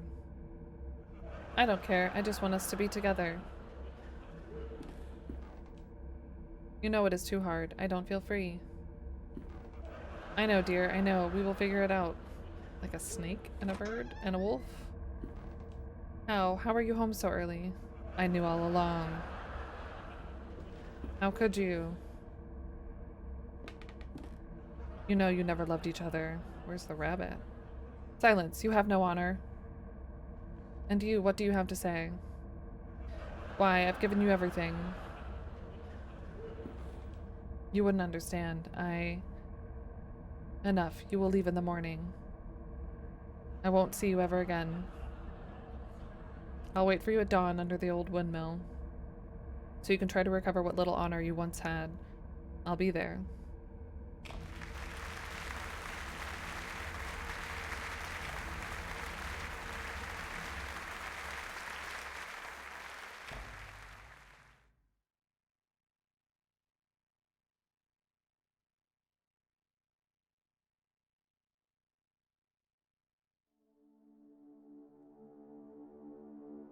Uh-oh. I get secondhand high. I must have fainted. What is this? Where am I?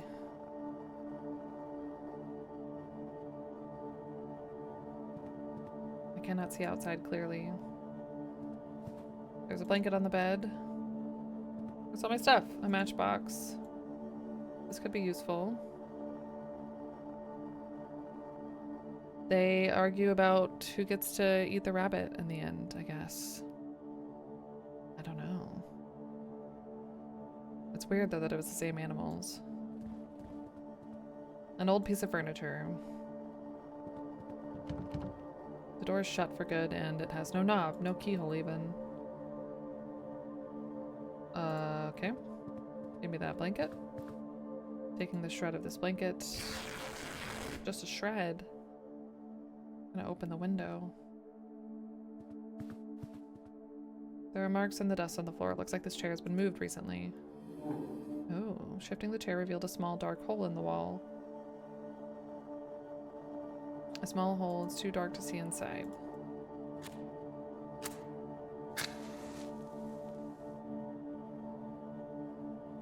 I would swear I saw a pair of feet in there. Who is there? We have met before. I cannot see you. Who are you? Do you not recognize my voice?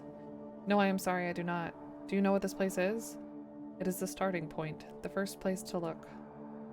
But who are you? What are you doing here? Remember this, I will not be here forever. Darkness will light your way. Stay out of the light, then I will disappear, and you will be alone in the end. I don't understand. Tell me who you are. Guess we can leave now. I can hear breathing behind the wall. Oh. Make it dark in here? Blanket is now ruined. I must take it with me. Yeah.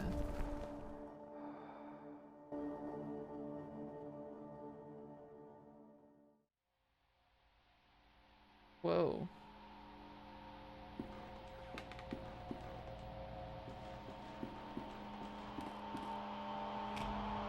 Oh. Devitt. Cursor, where did you go? Cursor? Okay. I didn't get to pick, but sure.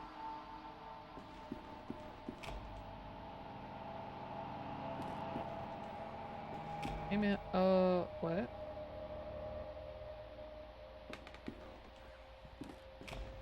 You okay? Uh-huh. Uh-huh.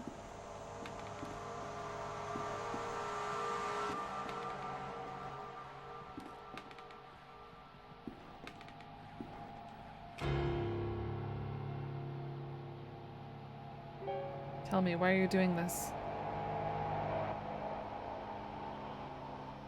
Is it because you care about your patients? Or out of scientific curiosity? Is it for your pride? Because it is your professional responsibility? Or is it because it's the right thing to do?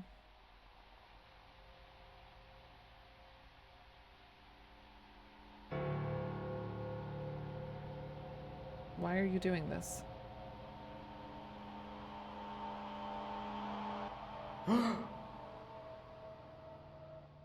No, Devitt. It's alright, mein lieber Freund. How are you feeling? I feel dizzy. What happened? Where are we? At my house. I went to East Hill to meet you and found you inside one of the cells, unconscious, your clothes stenching of opium smoke. Maybe we were in that room that had the hole. Oh, weird.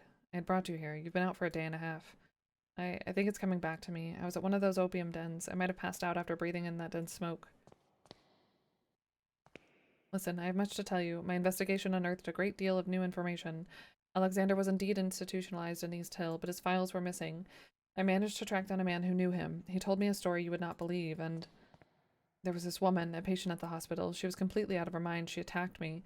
What is happening to these people, Kaufman? How is this Alexander related to Mr. DeWitt? I think this patient, Miss Connie, might know how to find Alexander. We must go back there and talk to her, whatever it takes. I'm afraid that will not be possible. It doesn't exist. What do you mean? Rockon is no longer at East Hill. She escaped last night. Oh, shit. God almighty. Do not worry, mein Freund. Freund. I don't know German. I think I may know where she is hiding. Get ready. We must leave promptly.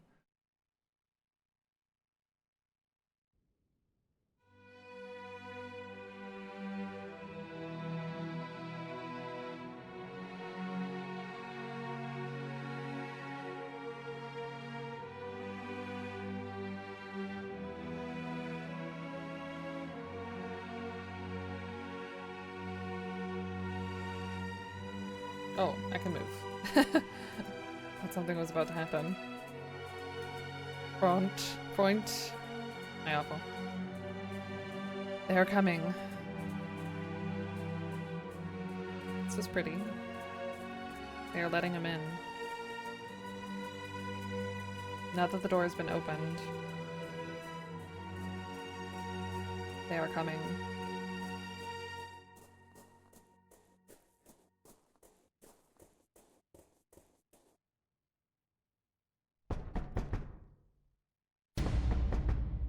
Oh, I forgot about that already. Uh-oh.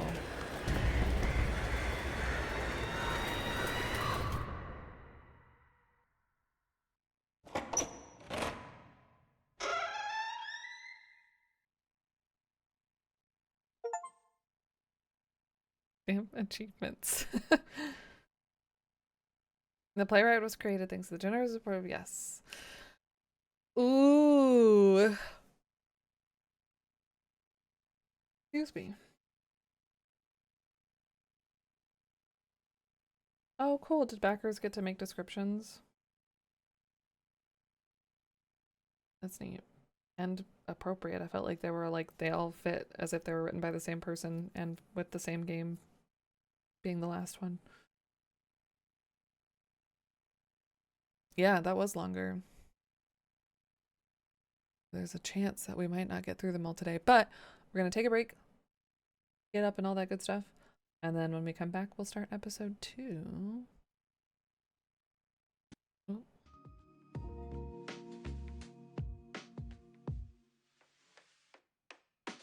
I think I can just let this chill. Yeah. All right. BRB.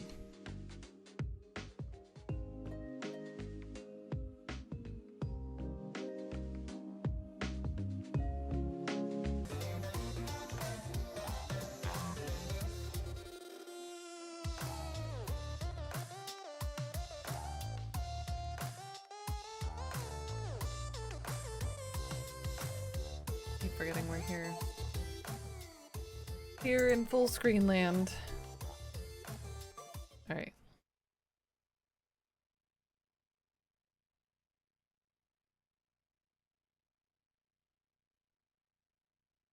Let's do it. Episode 2.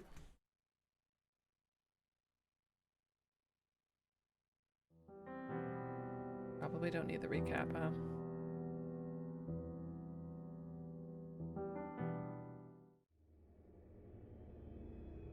I must forget nothing.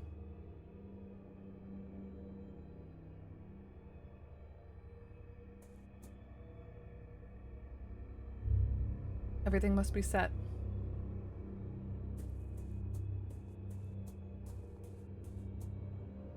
When the time comes. Oh.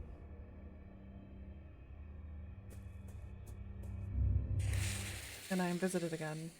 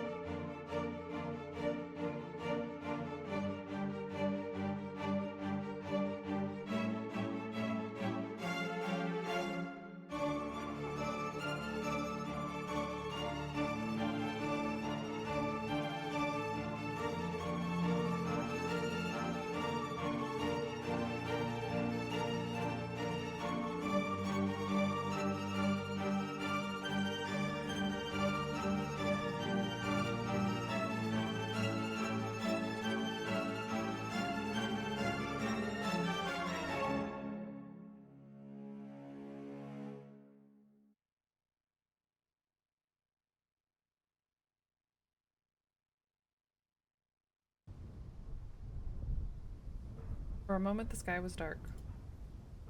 We heard the calls of 1,000 birds. But another sound rose above them.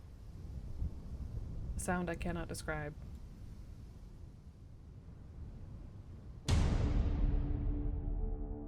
What? What just happened in here? Where's Miss Connie? We are too late.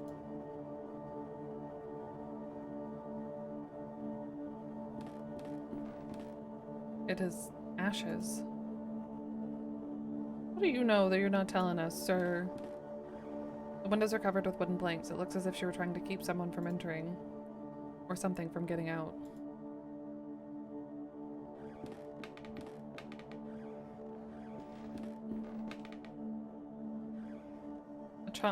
A circle drawn hastily on the floor. She thought it could prevent what she knew was about to happen, but she was wrong. I do not know what to make of all this. I do.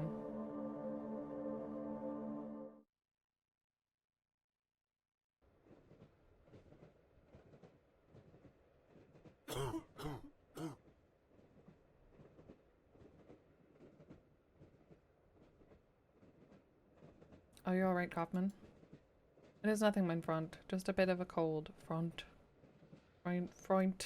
Whatever. Now, mein friend, I think we should talk. In light of the events we have recently witnessed, the matter cannot be delayed any further. You must make an important decision. It is not yet too late to go back to our daily lives. If you do not want to continue, you must forget all about your patient, Jeremiah DeWitt. You will have to keep to yourself everything you have learned about the mystery of his disappearance and never talk about it again. But should you wish to continue this search, you will need to accept the consequences, whatever they may be. Please do not take this decision lightly. The path ahead is not without peril. You know my answer already, Kaufman. I must know what happened to Devitt. I'm digging a divot. So be it then. As you may have already realized, this matter involving your patient transcends the limits of psychiatry as we know it. We are not dealing with the effects of trauma or the demons of the subconscious, at least not in the terms we are used to. We are dealing with something old, something dark. A sinister truth that has been buried deep for generations. This man, Alexander Dupre, and his organization, I think they seek to uncover these secrets, and I fear they might have already. Miss Connie's fate, whatever it was, must be related somehow, but my knowledge of this area is simply not sufficient. We must pay a visit to an old friend, someone I never thought I would want to see again. The man who introduced me to the extended scientific field of the occult. My mentor, Professor Adam Wright.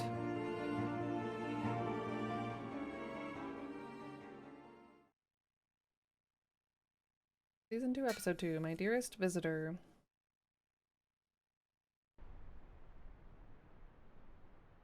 Wickport.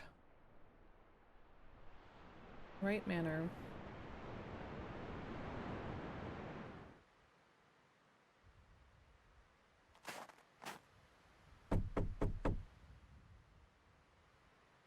I doubt he is away at this time of day. Perhaps he cannot hear us from the front.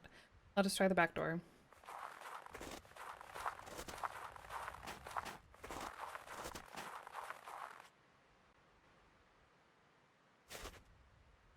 Mrs. Oakwood. She's the manor's housekeeper.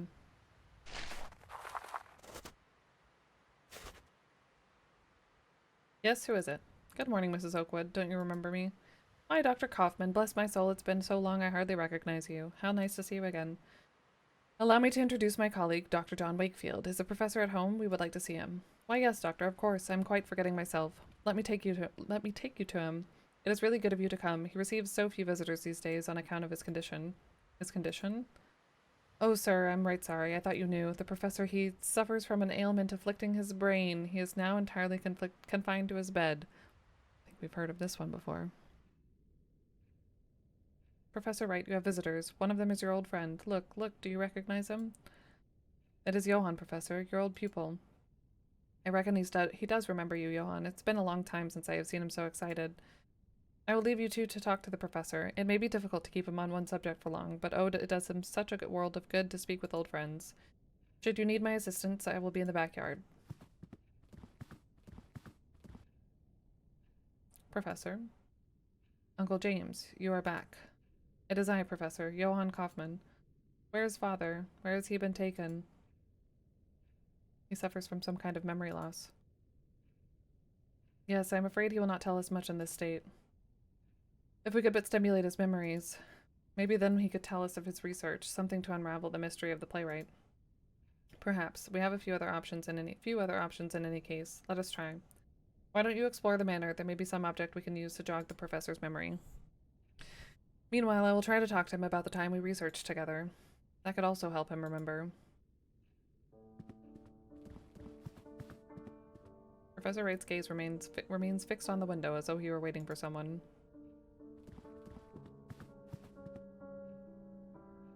Father, why must you spend so much time away?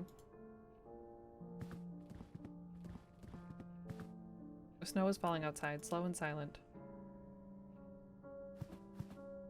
A large wardrobe engraved wood.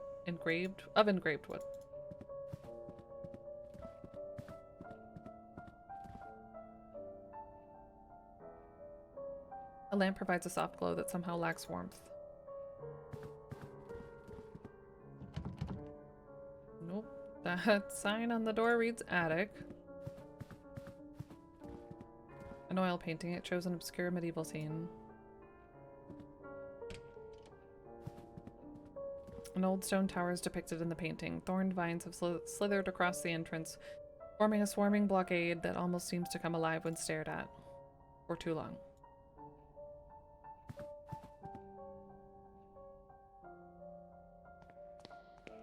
Though I see myself in the mirror, the reflection is strangely distorted.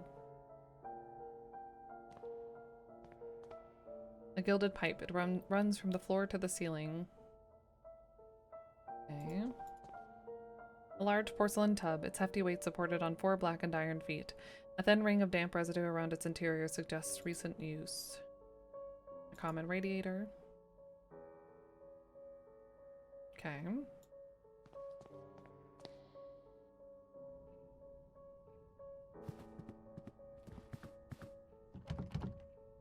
Won't open.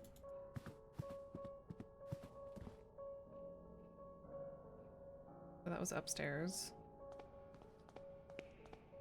A portrait of Professor Wright. His appearance was quite different back then. An imposing, inquisitive figure.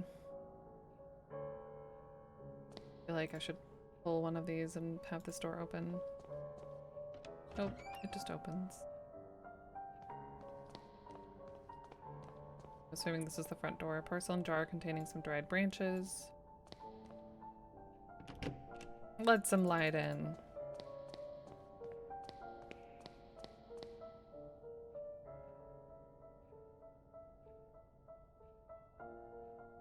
Gilded pipe runs from the room at the end of the corridor to the room upstairs. Oh, I wonder if we're gonna have to reveal like a Steam secret message. It is locked. Sea landscape.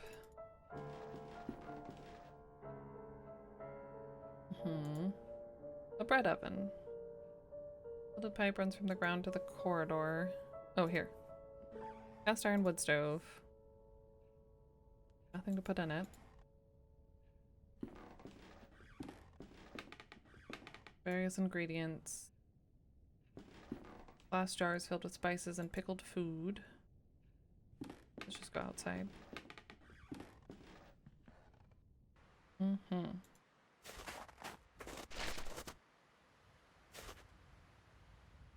May I ask you something, Mrs. Oakwood? How did the professor become afflicted? The ailment runs in his family. Ah, Mr. Wright suffers from it, as did his father and grandmother before him. It is truly a terrible thing, and to think all these years Mr. Wright knew what would become of him. May God have pity on his poor soul. This ailment runs in Professor Wright's family. Do you know what its symptoms are? Well, I can't speak those very long words physicians use, but I can tell you what I see in him. Professor Wright hardly remembers a thing from the last 40 years. It's like he is a child again. With God's mercy, it has now gone so far that it torments him no longer.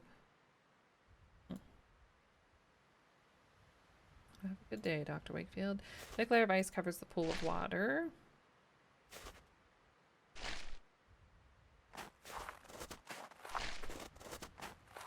This oak tree looks ancient, probably older than the manor itself. Cool.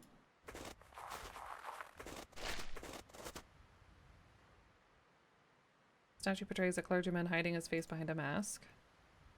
The queen has removed her mask. There's an empty hole where her face should be.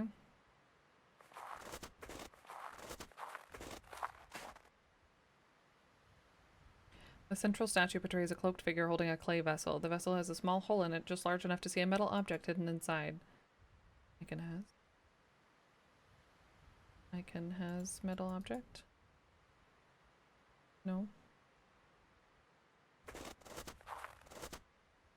When the four remove their masks of lies, the path to the grave will be cleared.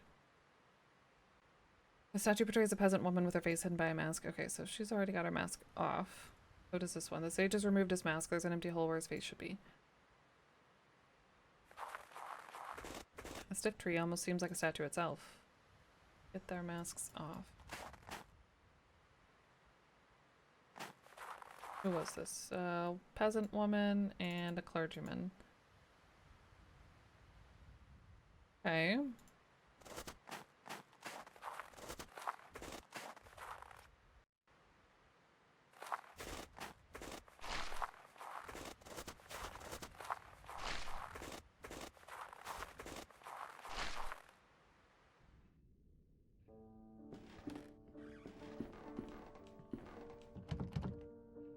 Door is locked shut. A small sign reads basement. All the creepy rooms are locked.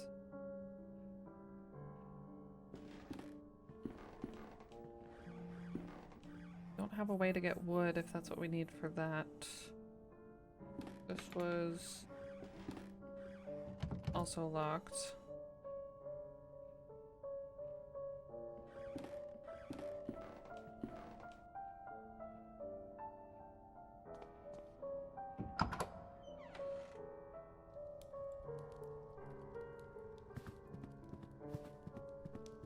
Professor Wright has an eclectic collection, from old adventure novels to treatises on the occult sciences. Some of these titles, I believe, have been forbidden by the crown.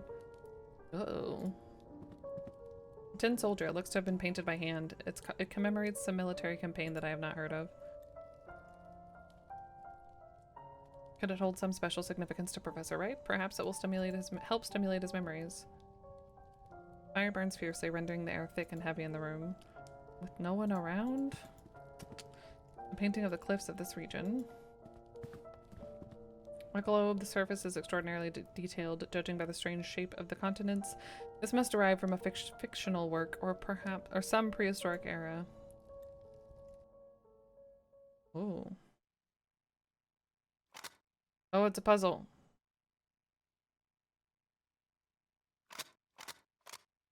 Nope, I don't know the answer. Totally gonna move this bookshelf or something.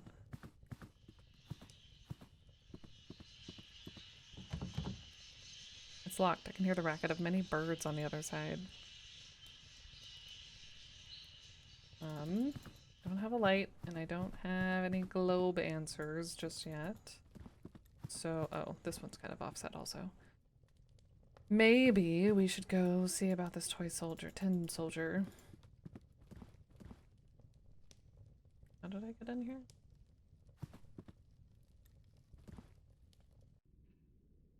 It's very dark.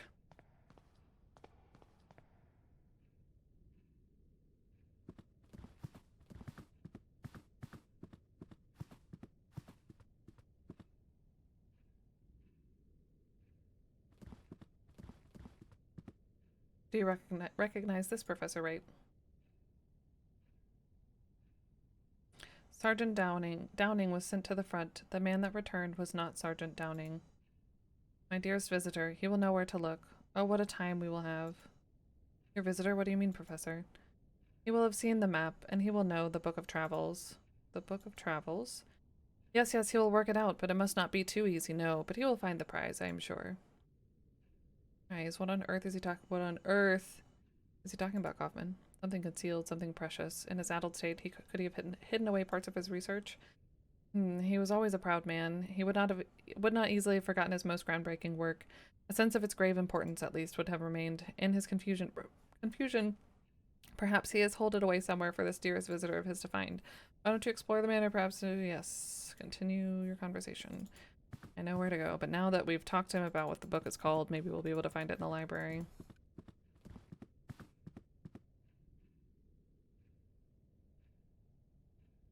An enormous painting showing a torrential river and the waves splashing on the banks. In the background, I can see an old church, apparently abandoned.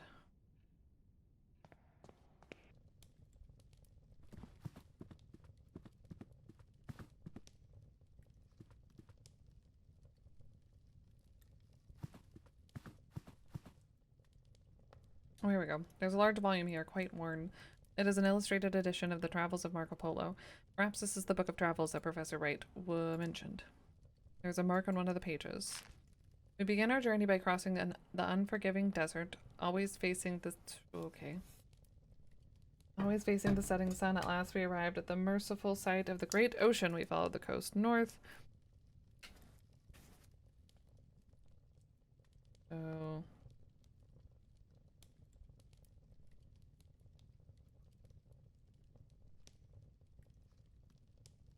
Sunsets to the west. As we arrived, the merciful side of the ocean, followed the coast north, in dear hope of reaching our home soon. It was not to be. The king of the land we'd traversed had declared war on the great Khan, so we were forced to return as we had come. We never set foot in that bloody land again. We knew there was a port just a few miles to the south where we could find a boat. Then that way. Our sea voyage was short. As our sails billowed with the powerful southern winds, we reached the most eastern cape and landed there, our backs to the sea. We marched forth and soon reached home. Okay, let's see if I can get this. I get it, but let's see if I can do it. Crossed a desert. Made it. What is this? Oh, it's right there. That's nice.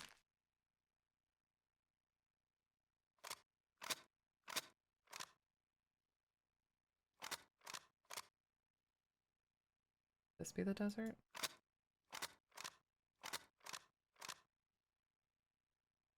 Oh, I'm missing. Am I missing? Hold on. We began our journey by crossing the unforgiving desert. Always, so we go west, crossing the desert. At last, we arrived at the merciful side of the great ocean. Should I go all the way to the ocean? Followed the coast north. We were forced to return as we had come. We never set foot in that bloody land again. We knew there was a port just a few miles to the south. Our sea voyage was short.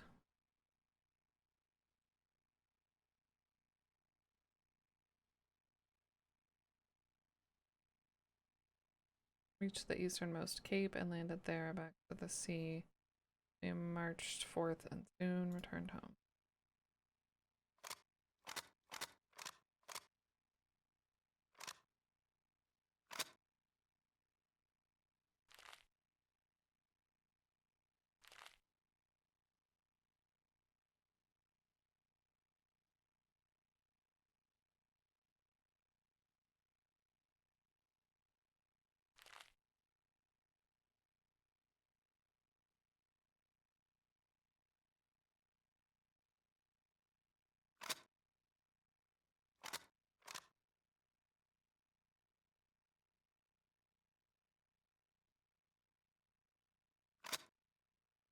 Our backs to the sea, we marched forth and soon returned home.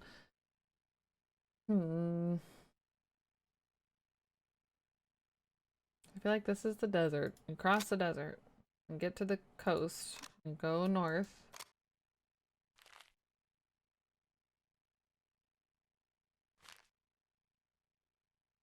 Forced to return as we had come, which I don't know if that means like in the ocean or along the coast again. A port just a few miles to the south where we could find a boat. Our sea voyage was short and our sails billowed with the powerful southern winds. We reached the easternmost cape and landed there. Back to the sea, we marched forth and soon returned home.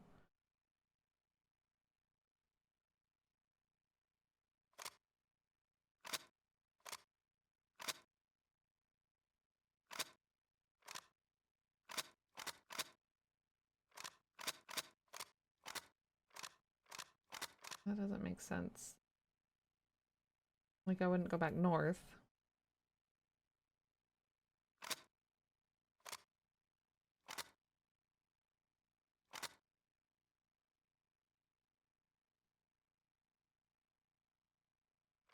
East Cape.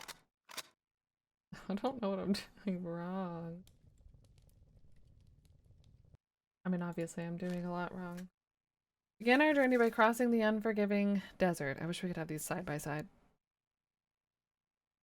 The desert one goes first, always facing the setting sun. So then we went to the west. At last, we arrived at the merciful side of the great ocean. I go all the way to the ocean? This would be the side of the ocean, I would think.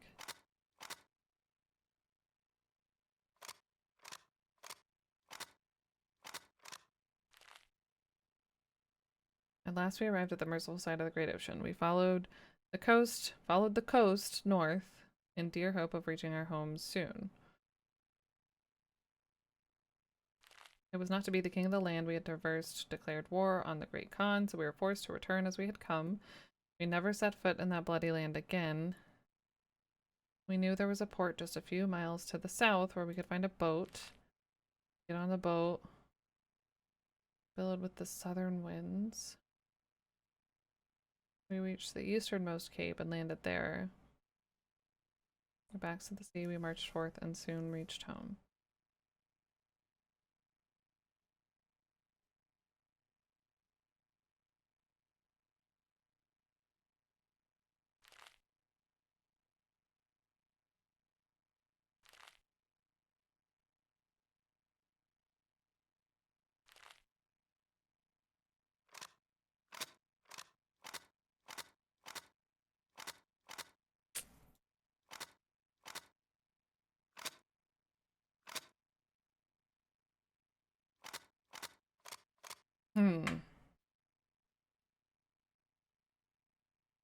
I feel pretty confident that this is the desert. This looks like a settlement or something, maybe relative to other things. Maybe I don't need to go all the way to the top.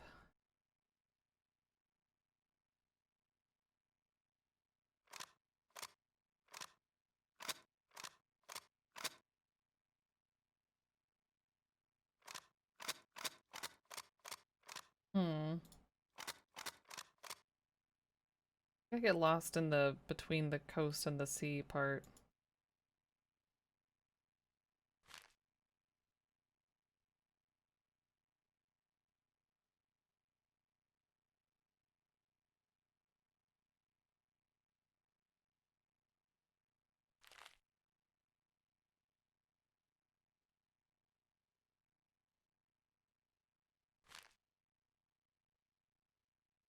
Yeah.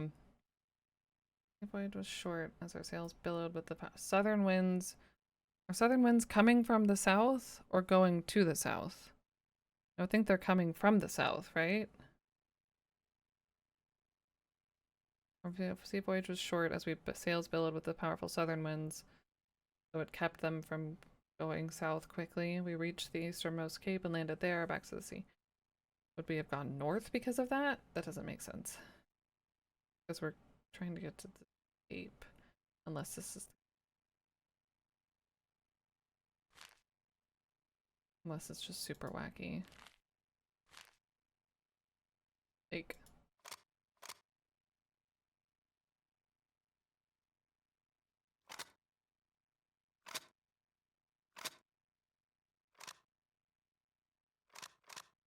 from the south, yeah.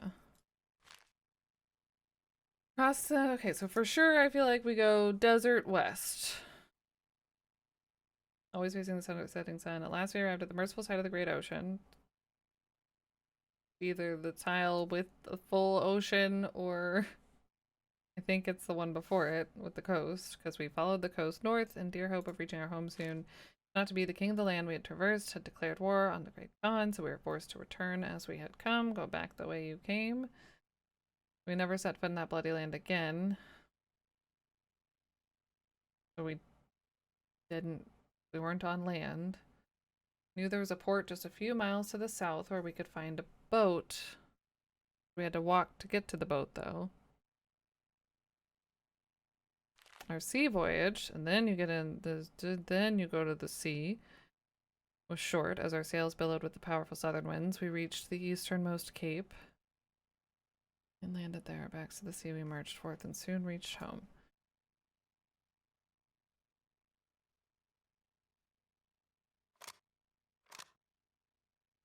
Don't know where this cape is supposed to be. Or port, I guess.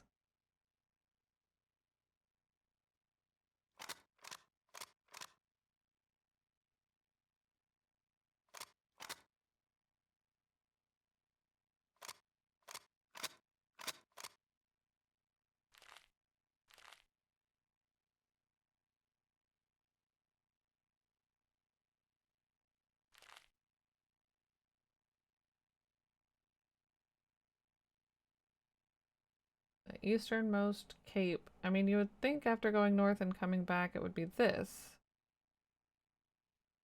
Right? Not this.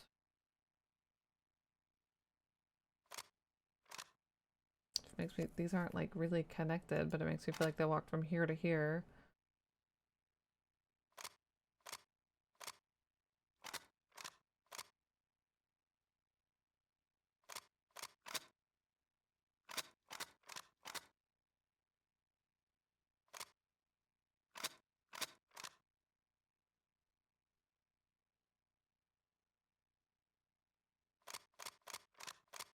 I wish I knew if like they didn't have to, if they all had to be pushed once or if you could re-hit them.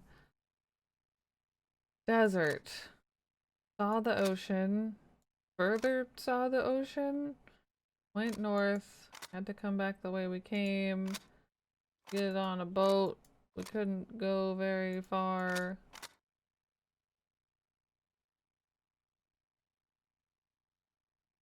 Couldn't go very far.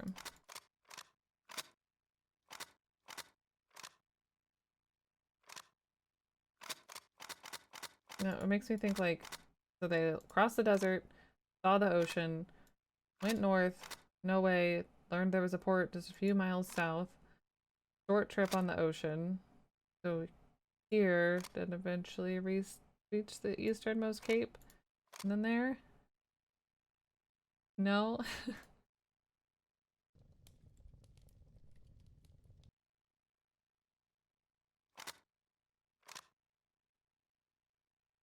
Unless they went, they were always facing the setting sun, why would they go this way?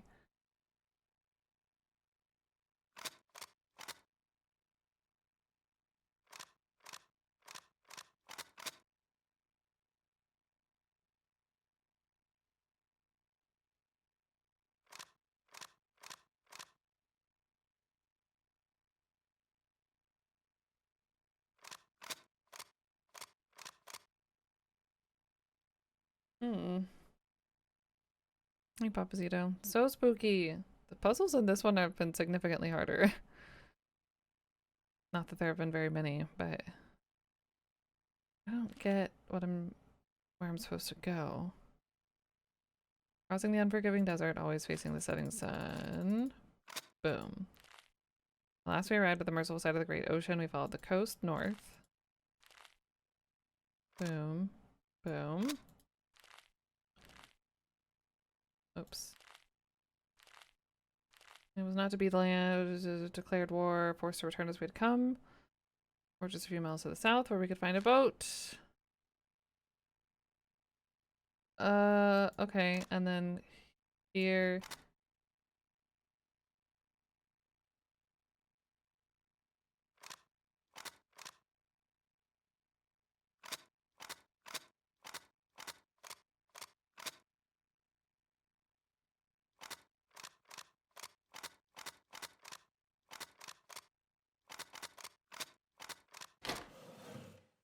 that I just should have gone north on the ocean. I wanted that lower part to be the easternmost cape and for us to end where we started.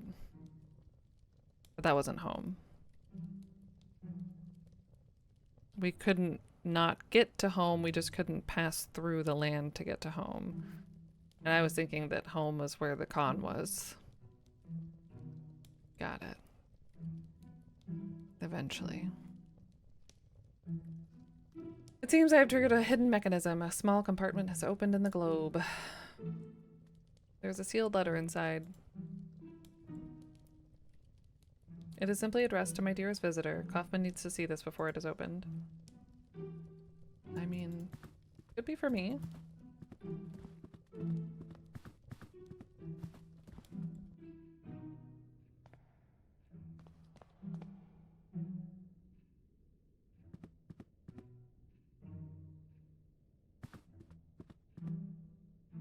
Kaufman, look, I found an envelope. It was hidden inside a globe that a strange mechanism opened. My dearest visitor, let us see what is inside. Exactly, this is another part of an intricate riddle, but to what purpose? To conceal something, perhaps? Or just the last acts of a confused and drowning mind?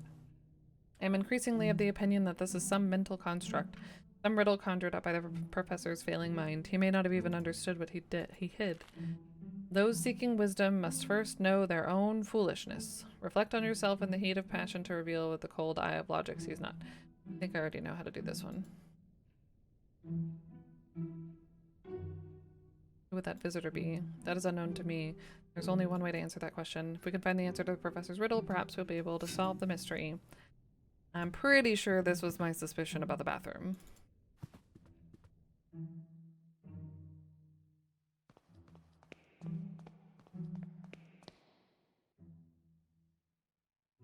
I gotta crank up the heat in here.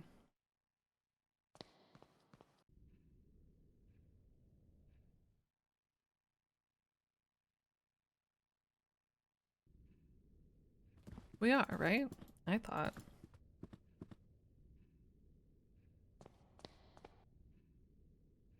But in order to do so, we're gonna need some wood. Oh, hey. Didn't even see you there. May I ask you something, Mrs. Oakwood? Do you know, is a professor fond of puzzles and or riddles? Indeed, yes. He has long been an enthusiast of every mind game you can imagine. In better days, he would post parties and every other month, themed soirees, he called them. Oh, those were good times. It seems long ago now. That's nice. There's what here too? Matches. I need them now. Yes. Ugh.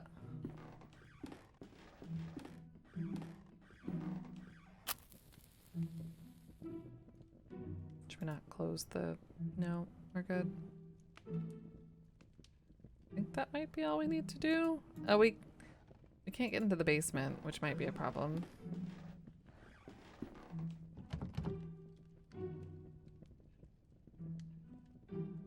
I feel like she opened that window if it weren't already.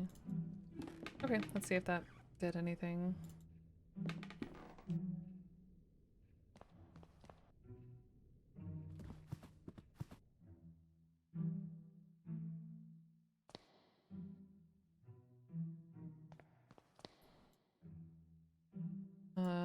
Nope, that's the exit.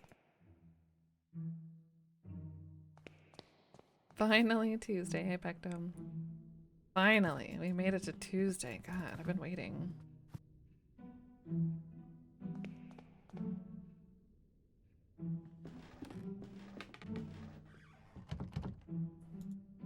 Somehow we have to get something going. Can we talk to her again? And there's still the puzzle outside also. Maybe we need to go check that out again. An old teapot. It's filled with cold water. Reflect on yourself in the heat of passion to reveal what the cold eye of logic sees not. Steam. Possibly? But there's no...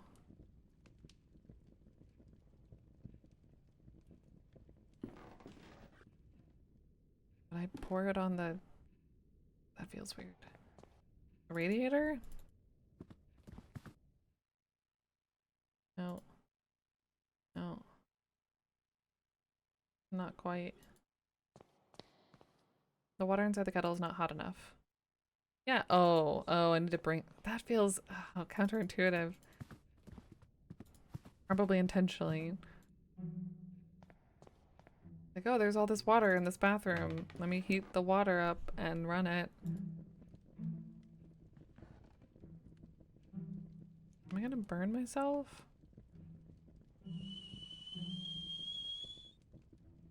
Water will cool soon. Go quick. Fast travel.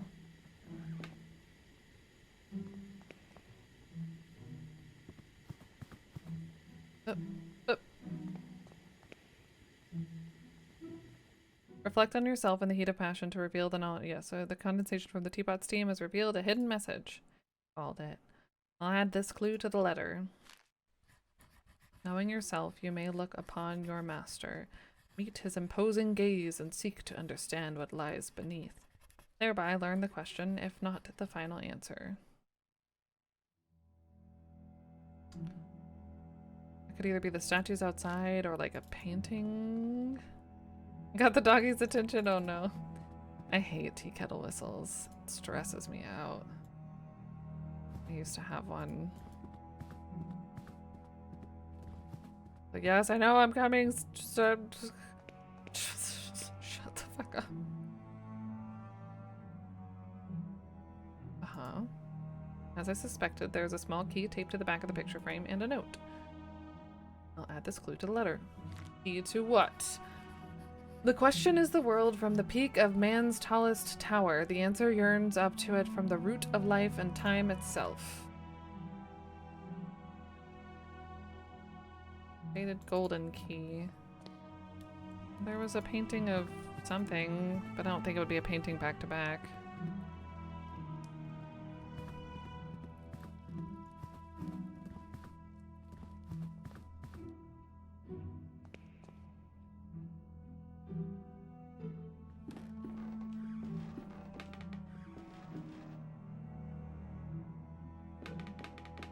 Doesn't work there.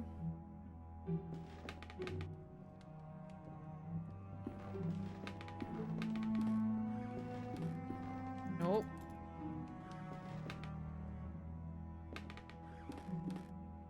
I don't think it was it. No, this was the church.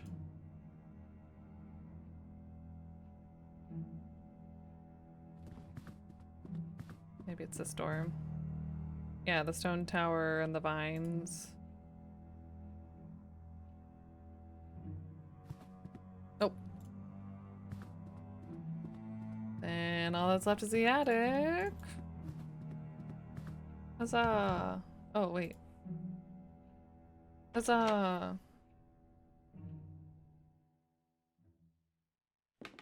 A shelf covered in old ornaments, pieces of metalwork, and pipes of strange shapes.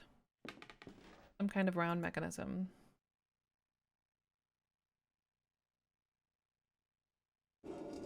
Oh. Okay.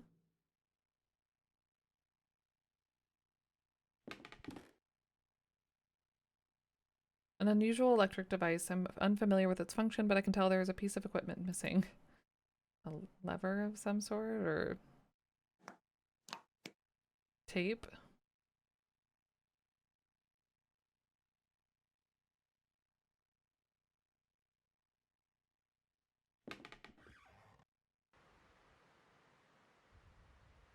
Statue portray. Oh, this is the, yeah.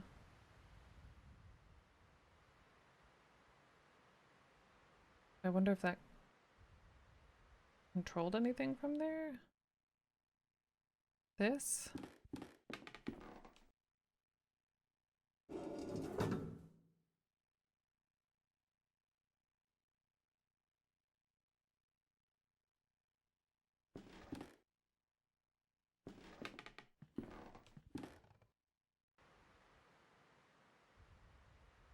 They both have their masks off.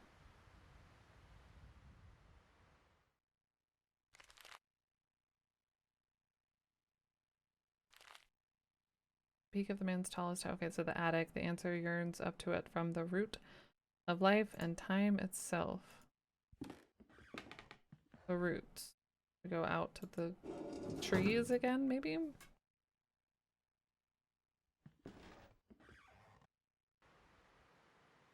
Now only this one has the mask off.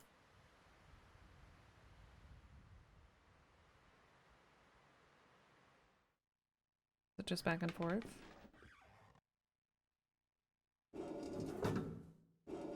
Can't spin it any other way.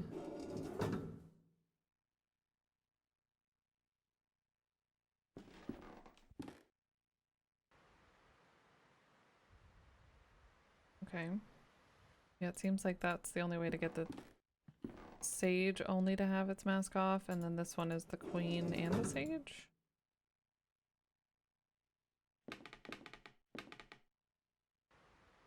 Yeah, huh. And that's the way that it was. So maybe we'll flip it and then go down there.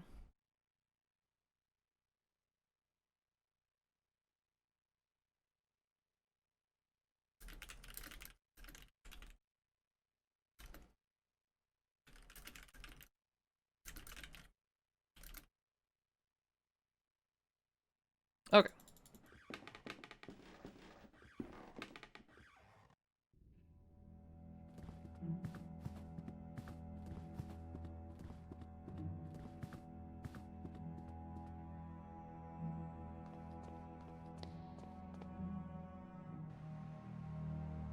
Oh, we haven't really looked at anything outside in the front.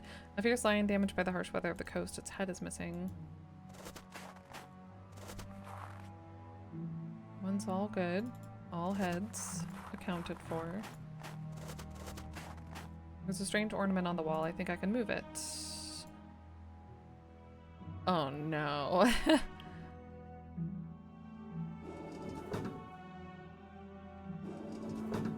Okay.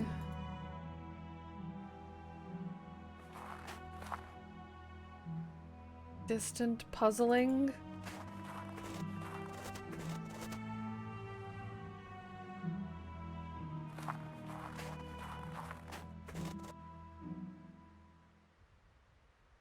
So only the queen has her mask off now. Okay.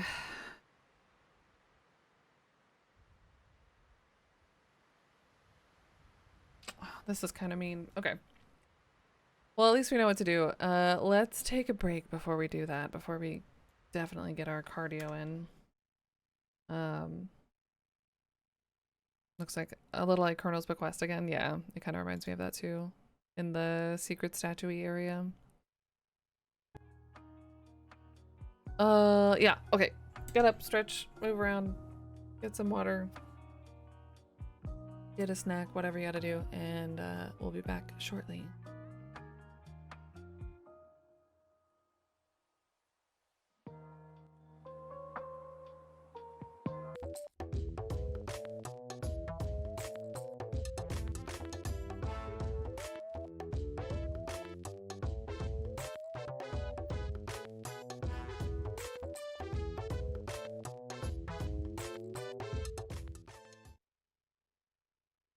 I guess that was a Game Chops jam.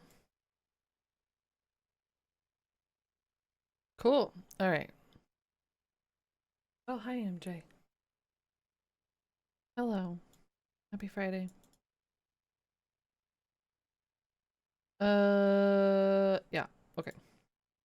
Let's continue with what potentially will be a pain. We have 2 spheres with 2 settings. Bird with open wings changes the sage and the queen. Not open winged bird changes the queen, I think, only, or the sage. One or the other. We'll double check. And then, oh fuck. Whatever we just did, we made it a tower. as opposed to whatever it was before. And that changed at least the sage. Or it made the sage off. Or mask on, I guess. We want them all to have their masks off.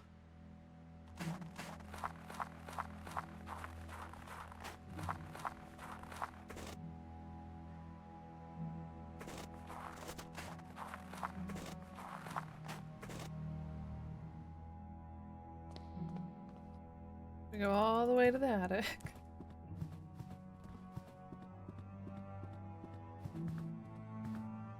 And spin this and see what happens. Okay, so it was open.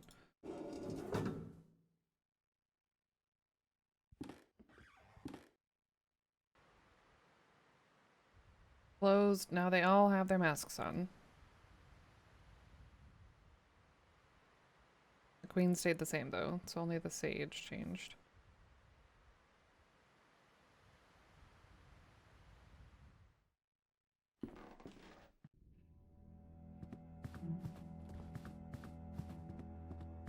We haven't gotten the other two to budge though, yet.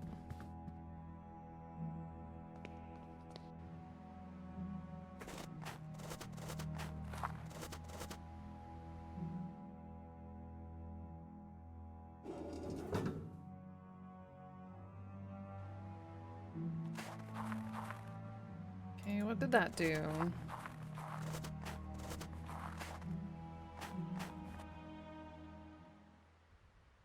Just the sage again. What?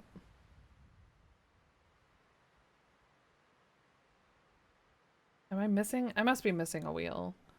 There must be another one in the basement or something.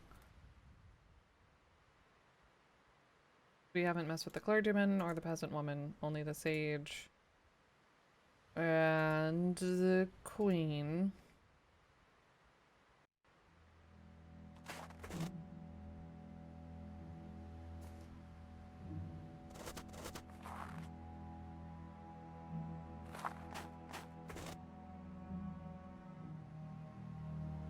Can't do anything with the suspicious tree.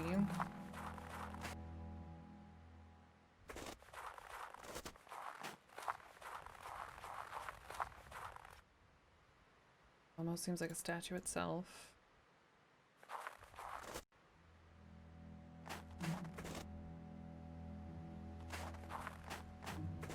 Do we need... No, we don't have the tea kettle anymore. I mean... Anything for progress in this game.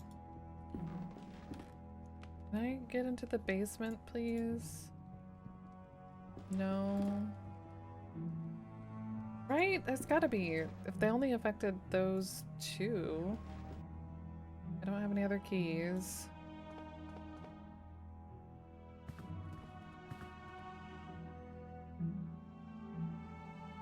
I could try talking to our friend.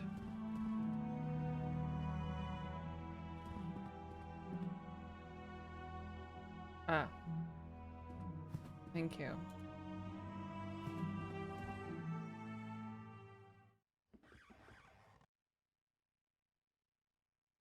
No key hiding up here. This is missing something.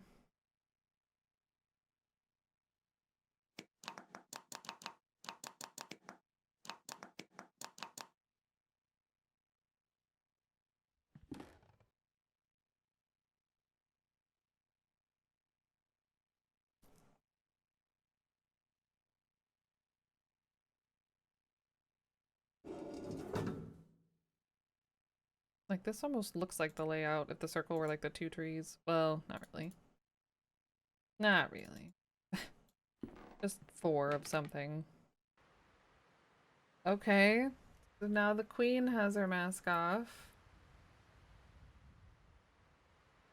But if I go down there and turn the lower one, it's just gonna put the mask on the sage. Right.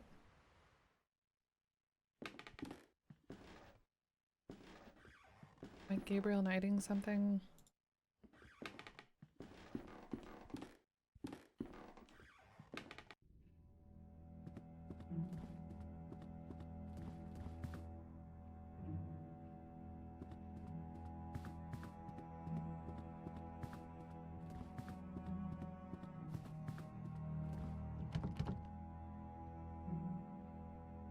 Check the mud. Wish I could see from here also the graveyard. Damn it. Oh no, we're good. Continue and thought I went the wrong way. Or too far. If I turn this, then it's just gonna be the queen with her mask on, which is how it started. Hey Steve. Happy Friday the 13th. It's the same. I don't feel like there's any symbolism other than like kind of her crown.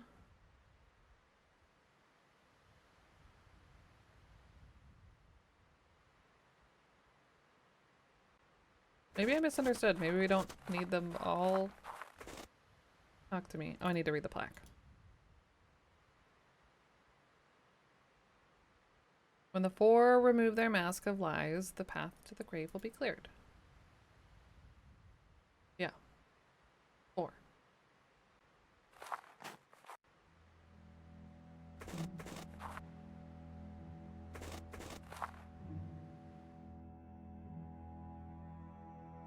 Is there another way to turn this? Like, no, just on or off, one or the other.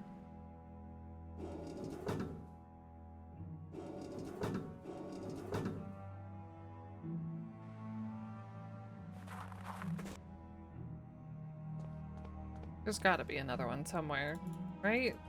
Like, nothing is changing the other two. Wait, what is it now? Could be both the queen and the sage open. Okay, great. Wonderful.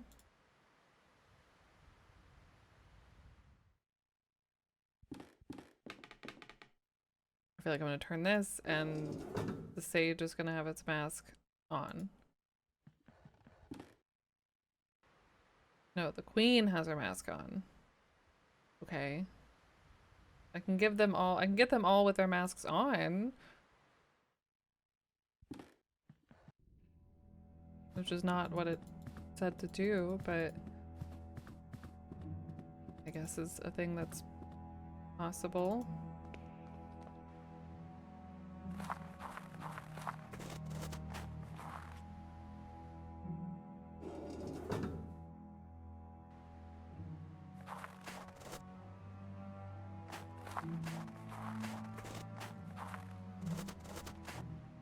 Uh-huh.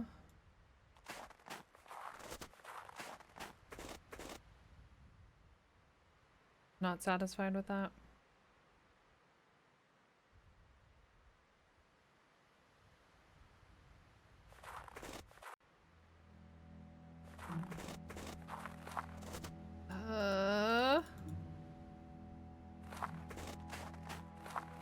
All I have is my matchbook. Can't light the bread oven, can't get into the basement. He has nothing more to say to us.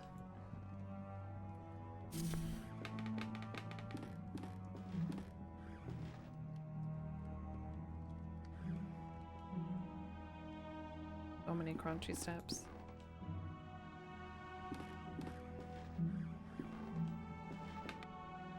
Anything more behind us? Nope.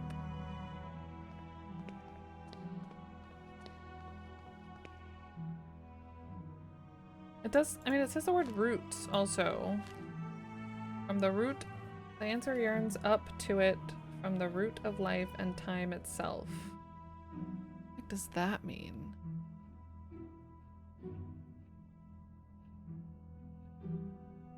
Which is the world from the peak of the, yeah, that's the attic. The answer yearns to it, up to it.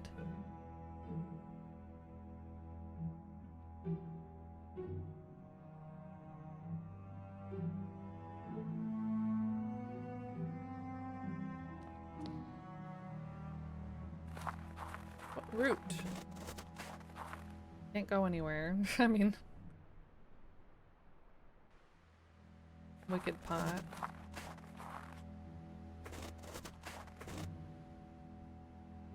Line missing its head. Does the root just mean the bottom floor? Like here?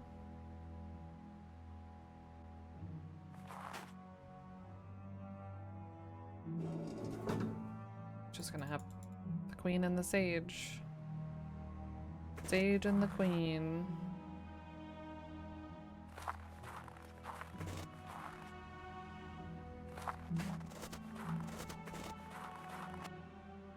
Or just the sage, but that's fine.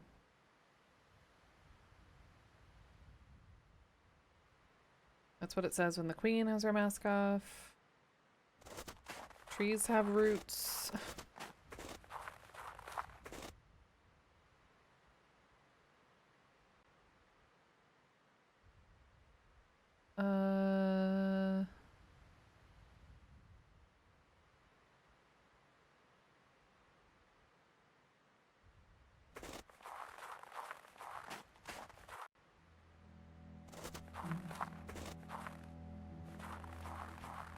I mean, this game hasn't been very, like, pixel hunty. I don't feel like I'm not clicking the right place on a tree.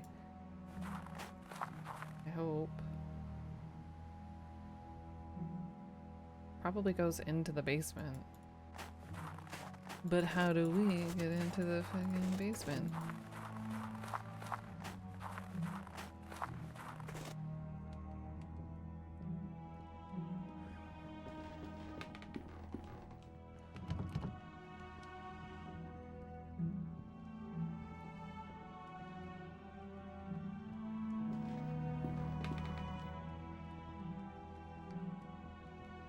If I were a basement key, where the fuck would I be hiding? In the fire. Damn.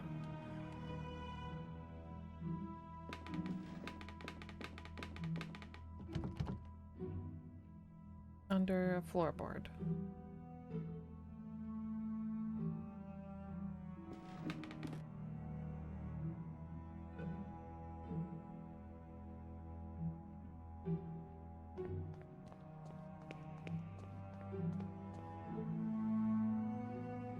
Can't do anything with that.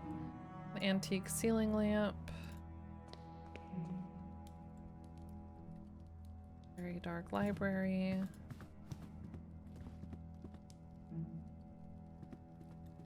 I already opened the globe. Yeah. I forgot about this room. Still locked. Okay.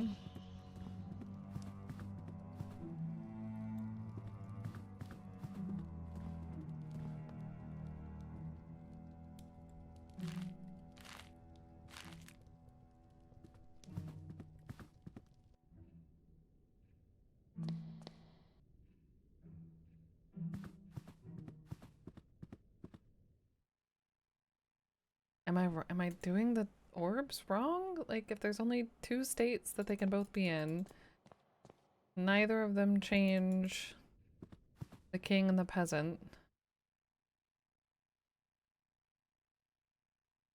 Unless it's not... This is the 4. Otherwise, I would take off, like, the king and the queen's mask.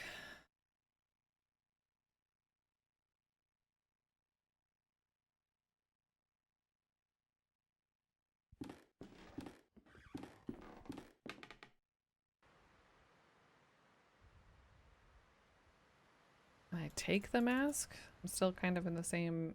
Can't do anything for either of the other 2, but...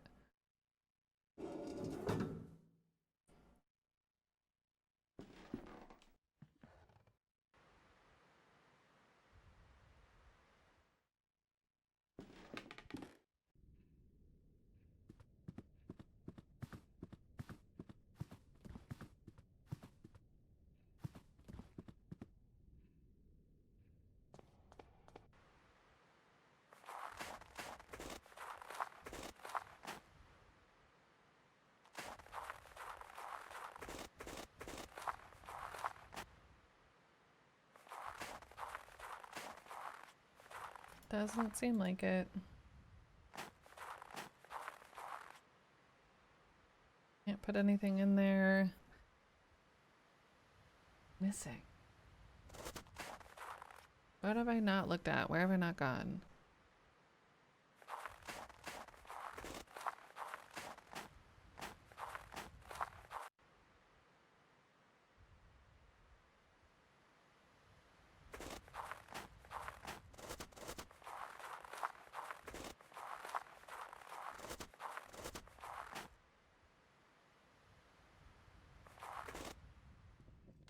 I'm just going in circles.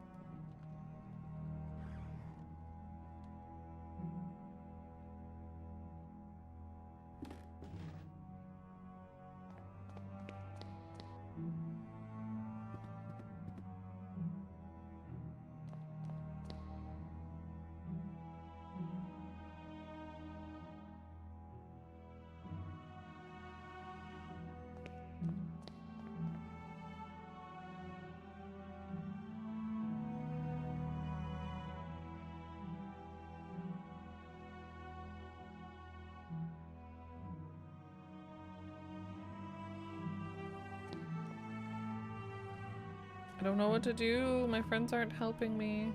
Will you help me, sir? Find the prize. I have no doubt. Oh, thanks. Neither of you are helpful at all.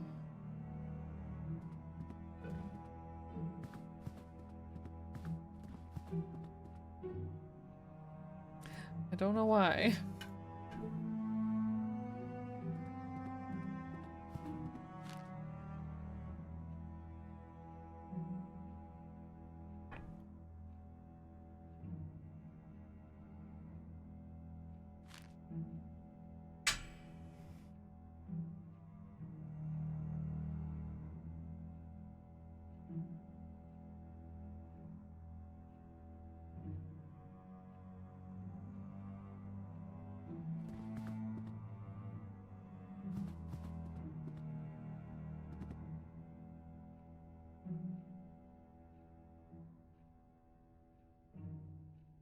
Right. Unless y'all have a thought. I'm gonna look it up here pretty soon because I'm just going in circles. I feel like this is the part of the game where they make you believe you're going mad instead of them. You looked it up already? Damn. Am I missing a room?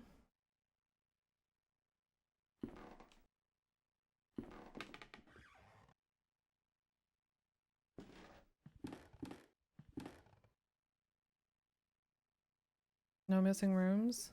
Is it just the 2 orbs? Solve the puzzle with the 2 orbs. Get good.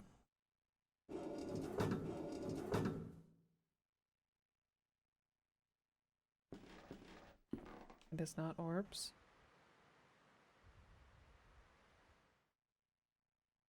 But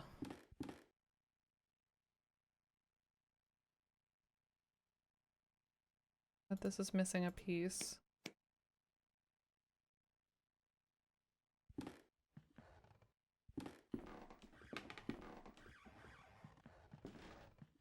Does it have to? It has to do with the statues out there, right?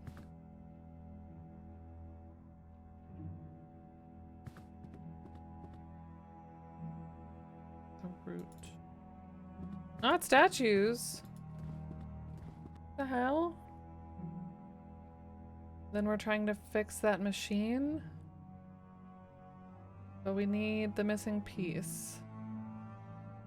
Possibly is my next guess. Because the machine was in the attic. Was the only other thing of importance in the attic so far? Not the machine? Do I need to burn something? I don't know what I'm... Where am I supposed to be? Who am I? The trees don't care. No burning. Aww.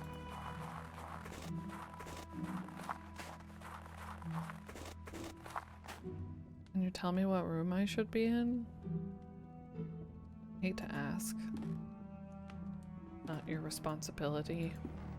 But I'm so lost. Especially if it's not any of those things. Answers in your last note. Oops. The answer yearns up to it from the root of life and time itself.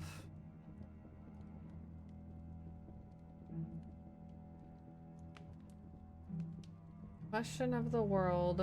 Question is the world from the peak of man's tallest tower. Answer yearns up to it from the root of life, time itself.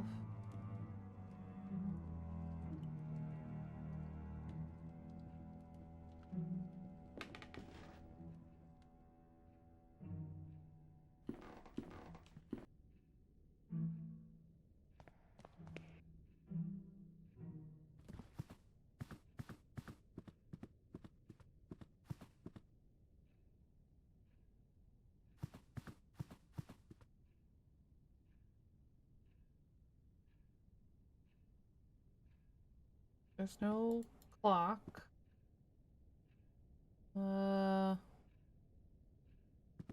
Life. How cool is life?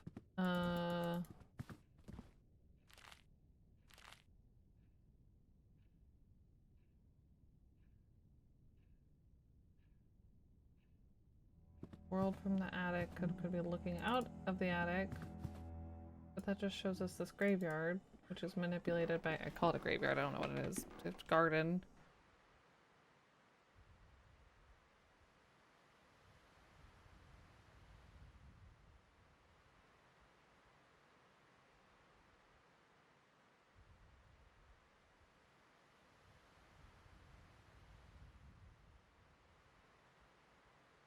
I had to click the tree from up here. And now I can go down there and get the root. That's silly. That's...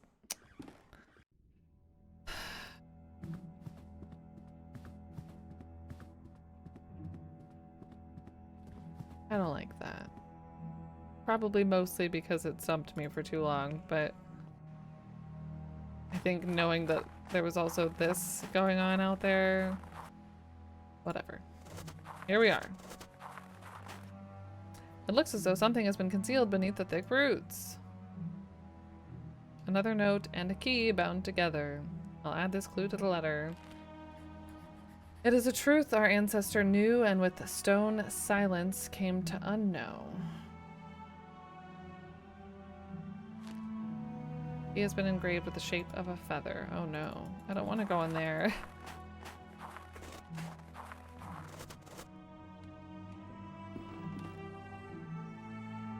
Totally gonna be the bird room.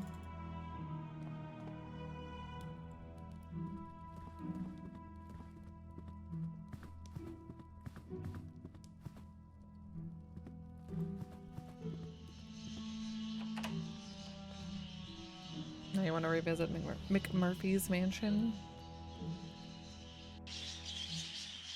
Oh. Inside this cage there's a bird with a black head and an orange breast. The sign reads, Pirhula, Pirhula. A truth that our ancestor knew through stone silence came to unknow. There's a small compartment in the base of the bust. Inside, a note. That only by entering the gnashing jaws of primal horror. I feel like we're playing Blue's Clues. Primal horror. Birds. Inside the cage there's a crow with the black and gray feathers. The sign reads Corvus Cornix. Their technical names. Inside the cage there's a small bird with a black and white wings and a feathered crest. The sign reads Upapa Upupa Epops. Could be an anagram, true. Oh boy, don't we? This bird is black with a yellow beak. The sign on the cage reads Turdus Marula. Bummer. This bird inside has a gray breast and brown wings. Passer domesticus.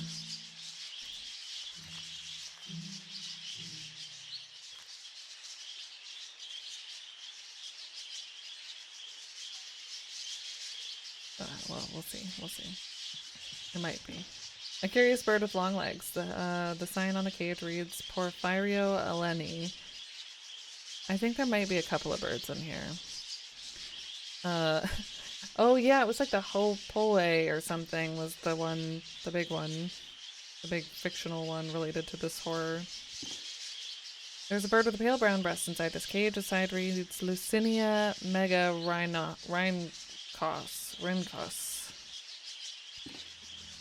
The bird with red feathers on its head and breast, Erythacus rubicula.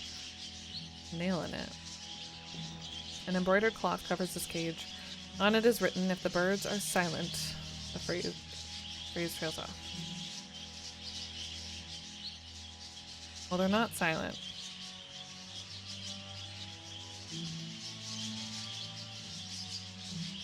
Yellowish brown feathers. The sign on the cage reads Cardalis flavorostris.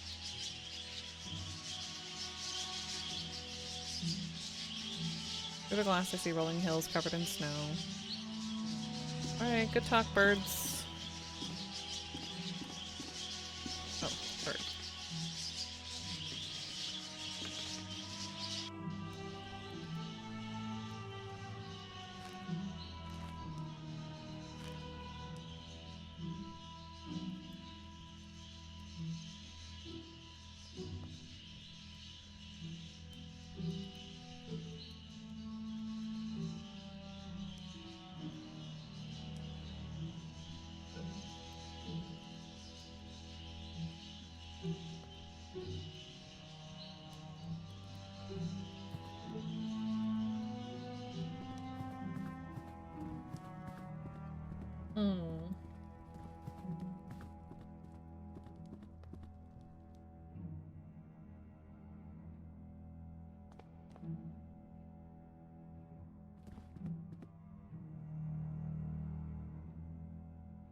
Not interested.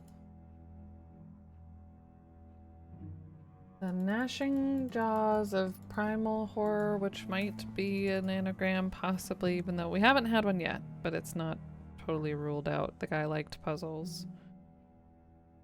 Likes. He's still alive.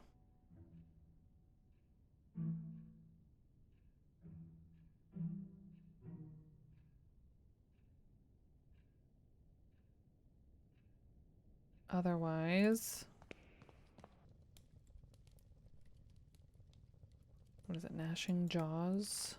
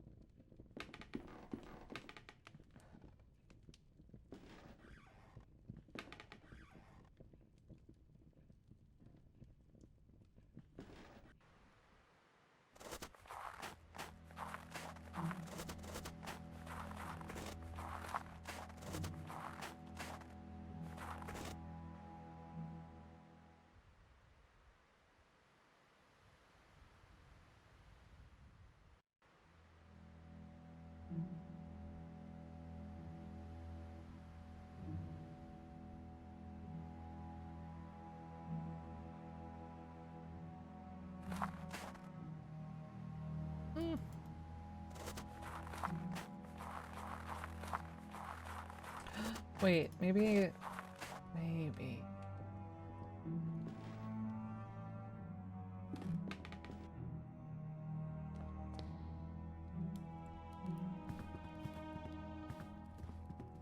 And stuffed in the globe.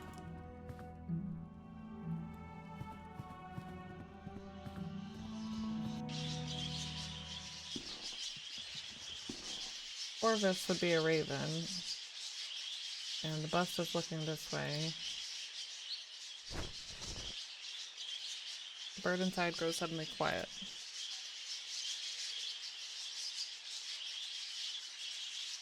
Need them all to go quiet? to pick the right one.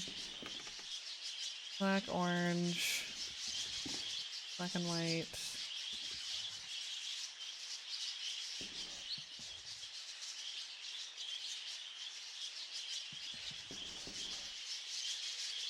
Curious bird with long legs. I wonder if this is that one. Maybe? Nope.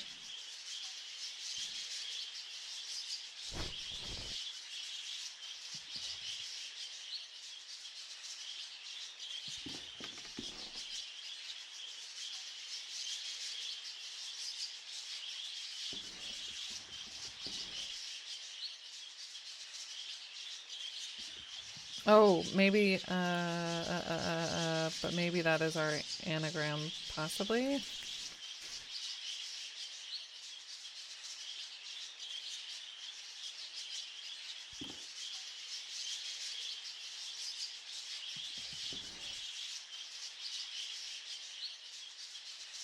Y, there's no Y, but that's a lot of R's.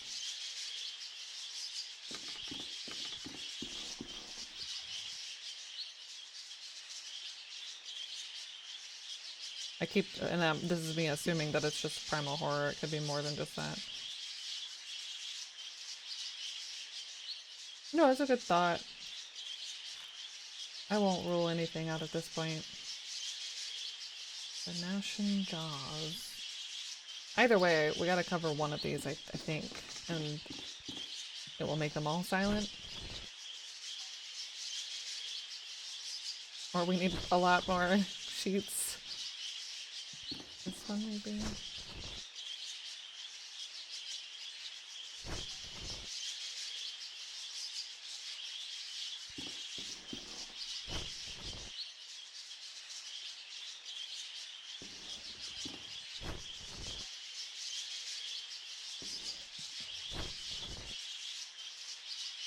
If there's a predator around. Can I do anything more with the bus?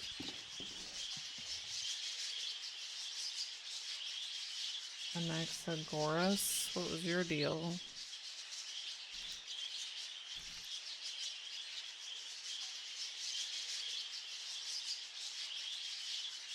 Philosopher... Philosophy.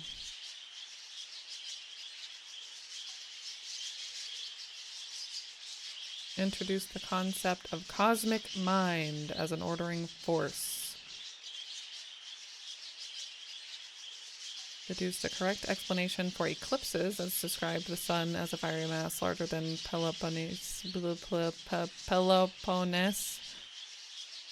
as well as attempting to explain rainbows and meteors. Cool.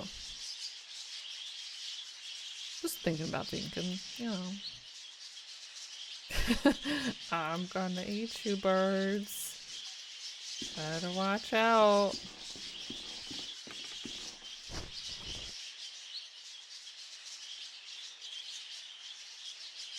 I think I've covered them all.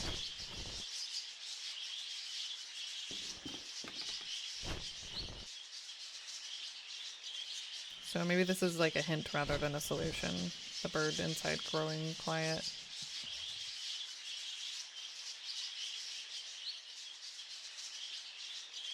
Can't take any of them.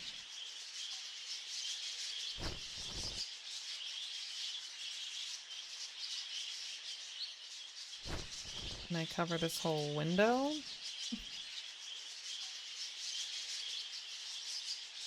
Okay.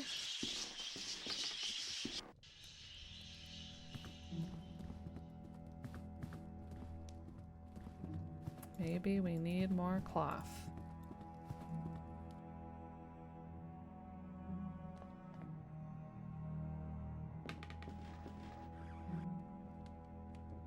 Much cloth.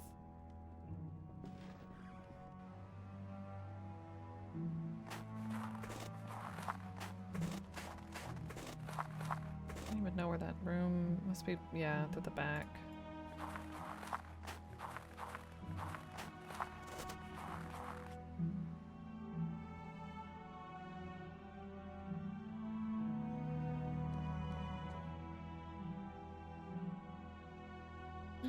I did not. I only tried covering the birds. That's the one on the odd thing out. That's a good thought.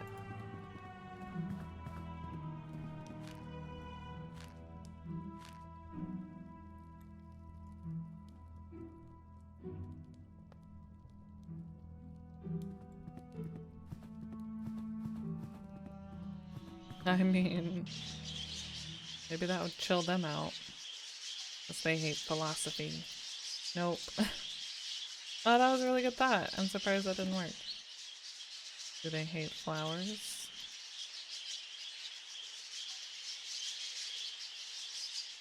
The clue, though,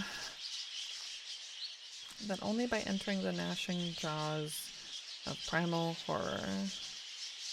It would be the crow. They seem to show up a lot here. Yeah. Which is a... No, Corvus is a raven, right? Or is a crow also a Corvus? What is a Corvus? I've covered them all, though.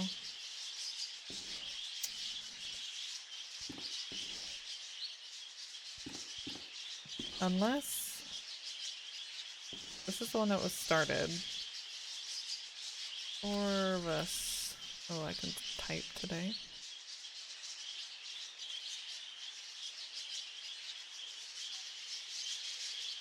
Crows, ravens, and rooks. Yeah. So maybe they're all technically in this Corvinae subfamily. Or Corvidae. Ravens, rooks, magpies, jackdaws, jays, tree pies, choughs, and nutcrackers.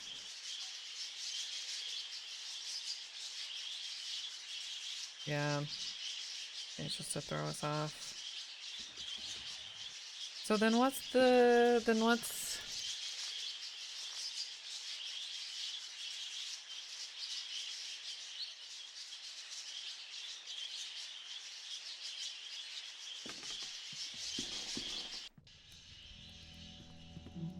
basement?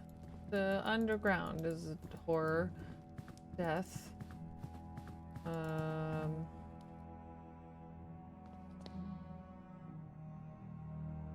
Can't get in there yet, though. Show this to you. No. What if I... No, they didn't care upstairs either. Can I cover one of the statues with it?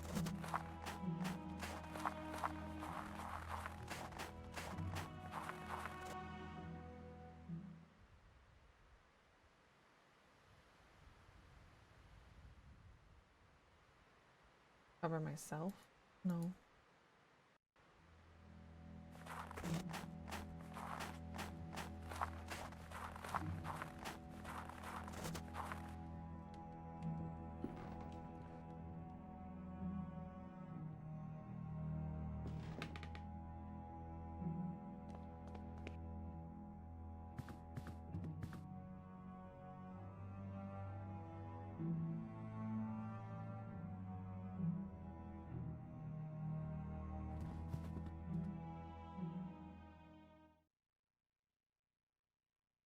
Cover up that horror.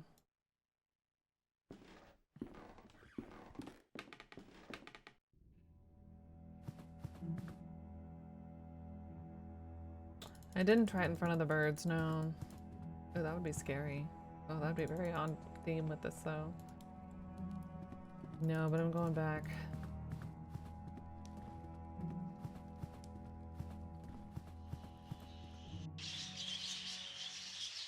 Dang. I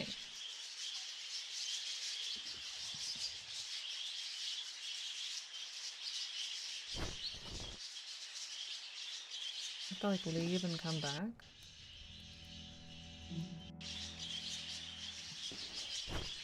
Still doesn't feel like it's very related to... Like, unless we're getting something that's in the mouth of the bird.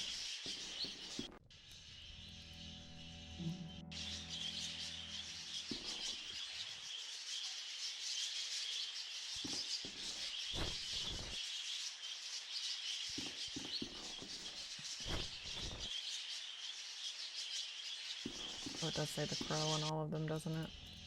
No, the bird.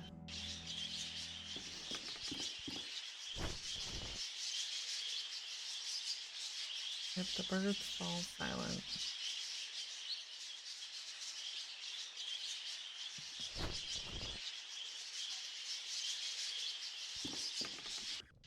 Yeah. Lots of very chatty birds.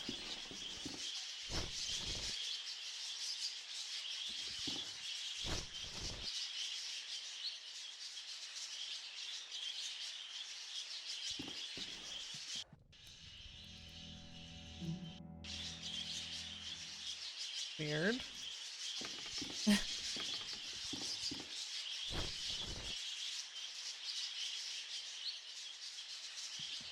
Yeah, I don't know if this is, I don't think this is making a difference. Like the leaving and coming back, I thought maybe something would change.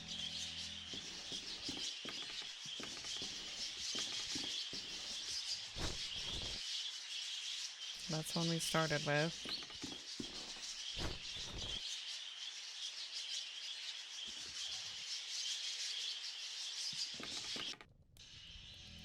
I have no way to like do anything with this giant window.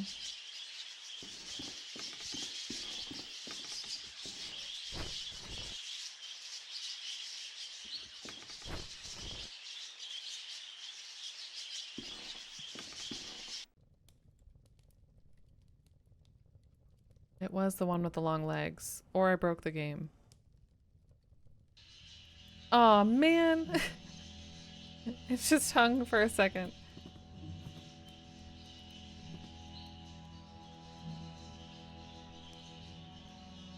And again? It's thinking. It's gonna crash. Oh, it didn't crash. Wonder why that pissed it off so much. Yeah. I don't wanna... Oh, when did that happen? That's not accurate.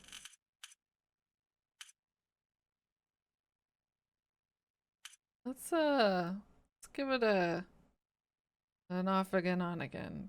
Just turn it off and on. Just in case.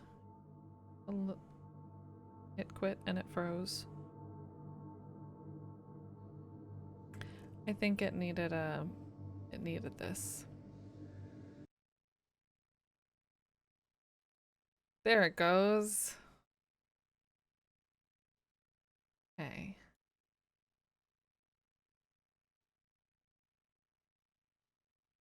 Yep, yep, yep.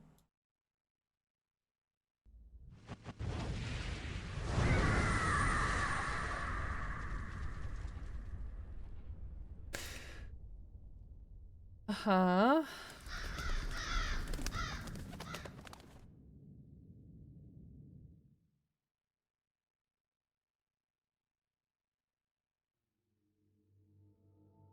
Continue. Okay.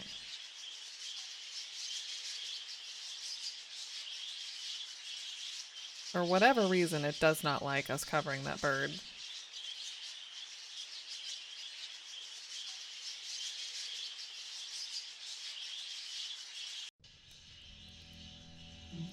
Which makes me super suspicious, like maybe we're doing something out of order, we're not supposed to do that yet, but it's something. It's gotta be, right? But then it's still... I don't know why I read this book. Oh shit.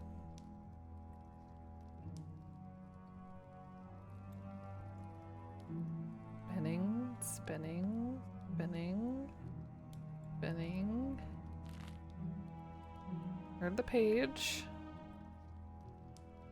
Camera is getting jerked. My camera? Oh. Maybe my PC is having issues? Maybe. It did spike the GPU a little bit. For some reason, my webcam's been doing that unless I have, like, the camera properties open. It shouldn't be. I can move... I can move my, tabs. That's usually the way I tell. But we can test just in case.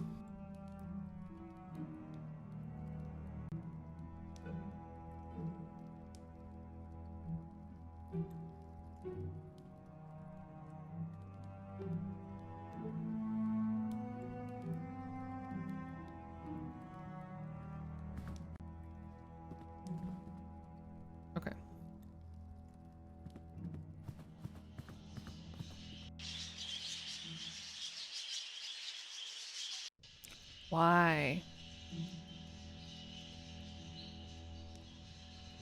Why is that a thing? Why are you messing with my graphics? Microphone?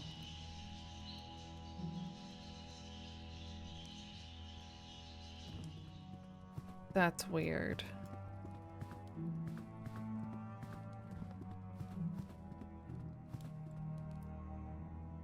Everything else was acting normal as it usually does.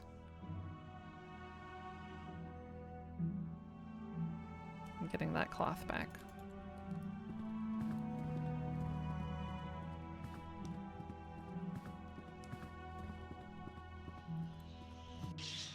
That's really weird. I want to know why. I guess I could technically,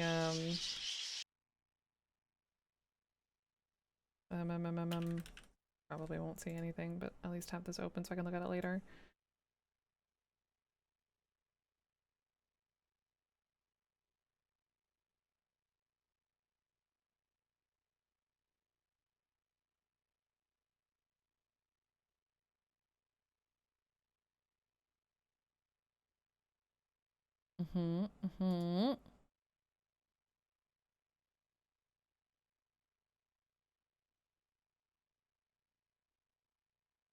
Nope.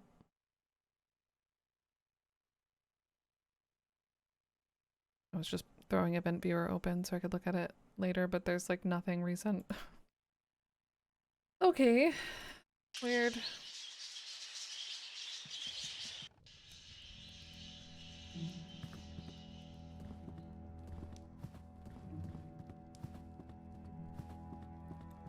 The sea. Is that a primal horror? Should I cover the painting of the sea?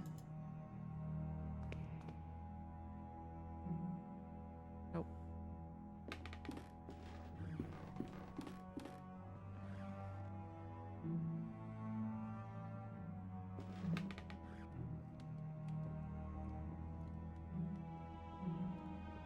Fire.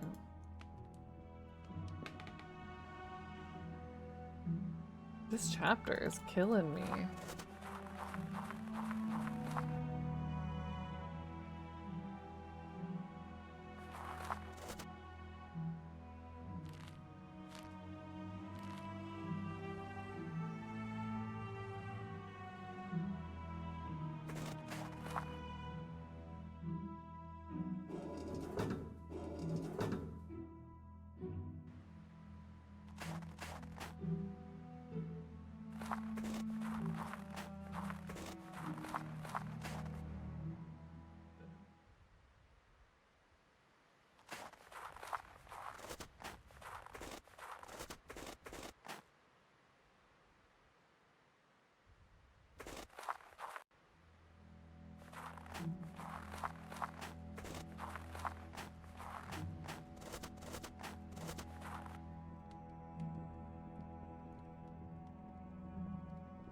Just when I think I've solved something, I get stuck again.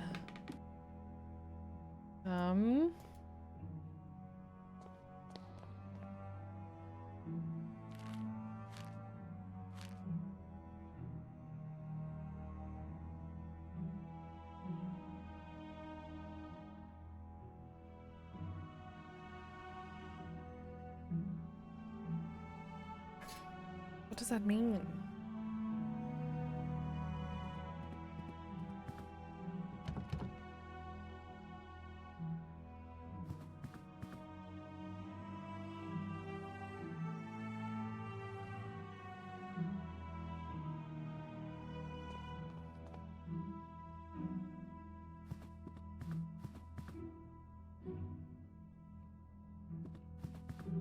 I'm just gonna use this cloth on like literally everything at this point.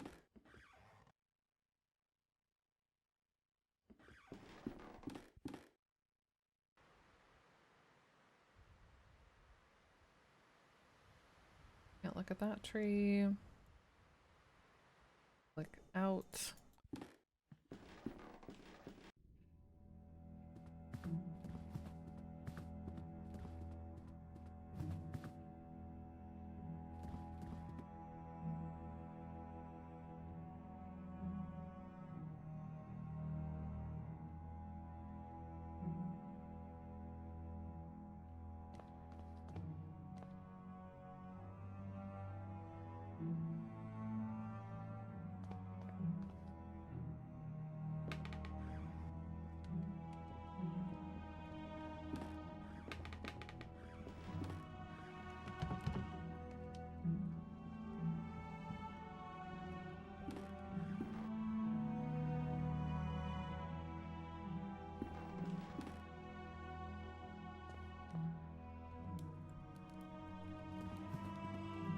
don't think I could do anything with the birds on their own other than look at them, look at what their technical name is.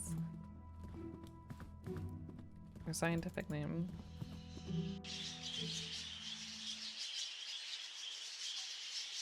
Gotta be something in here.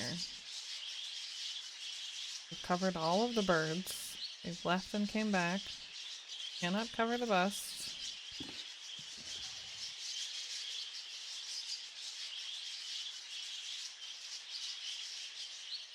Cannot cover ourselves.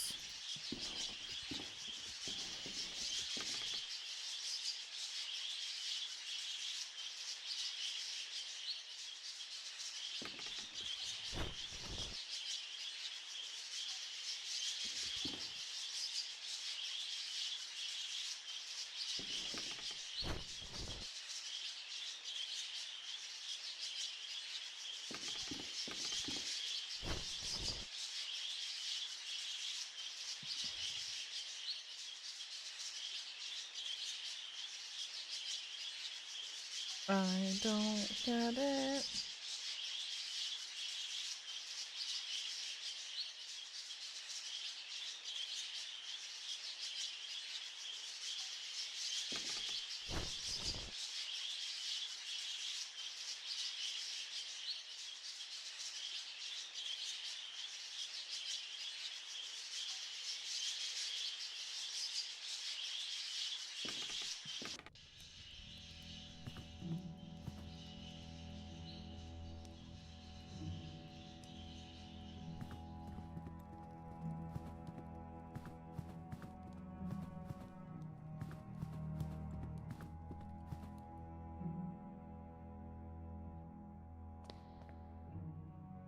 It's not like a tapestry or a big blanket I can get to cover multiple birds, or the other half of this one hiding somewhere. Like I've looked everywhere.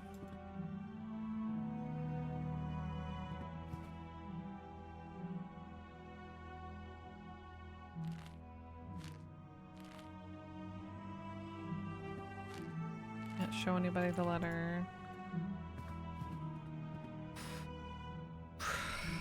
Alright. I'm gonna look unless somebody knows. Tired of the cyclical nature of this manor. Who knows? Okay. Can give hint.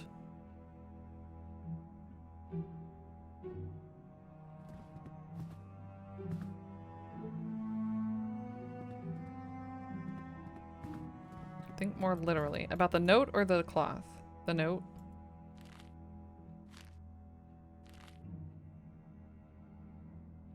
Yeah, okay. That only by entering, just gnashing jaws to Bunny of primal horror. Jaws, a mouth, a shark, entrance. Death is what it makes me think of, or something. Entering the gnashing jaws. Primal horror. Nothing is like opening and closing.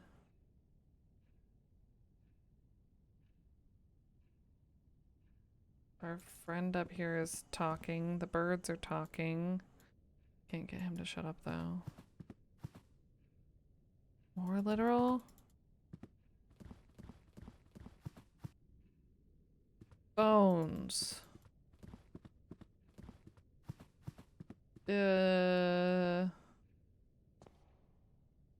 Grinding bones, making bread.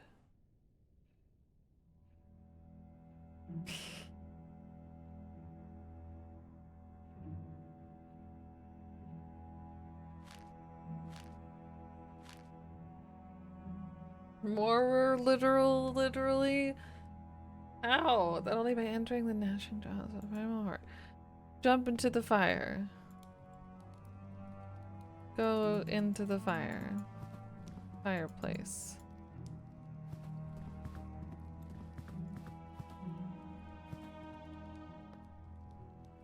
Is there a giant mouth somewhere? There kind of was at that stage, but that was the last chapter.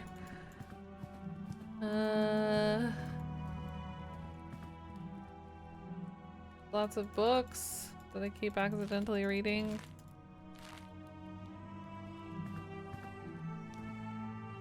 That's not a mouth.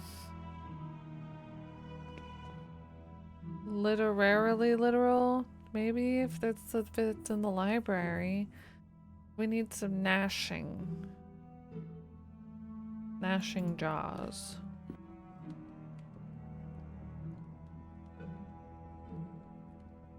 Who's gnashing that bread?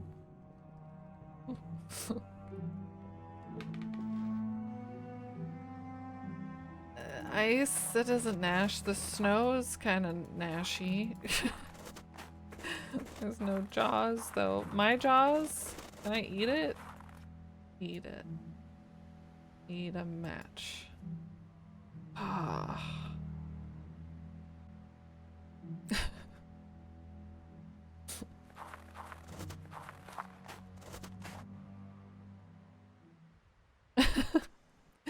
No, none.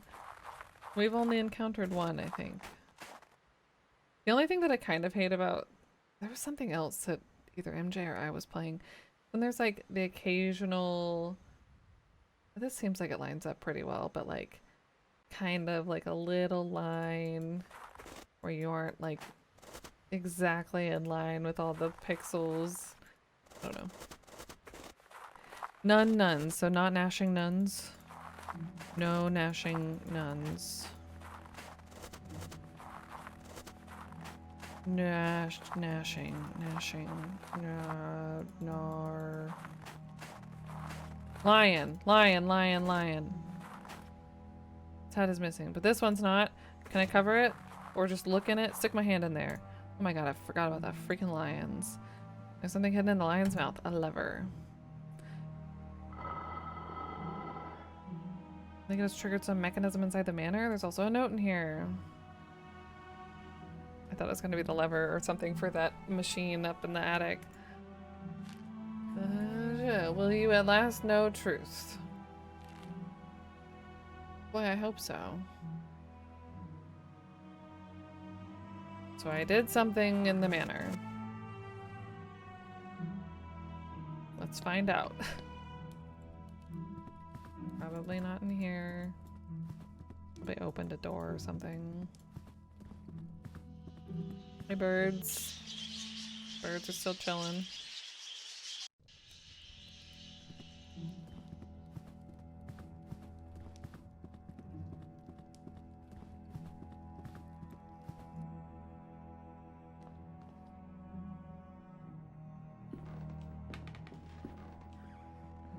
Nope.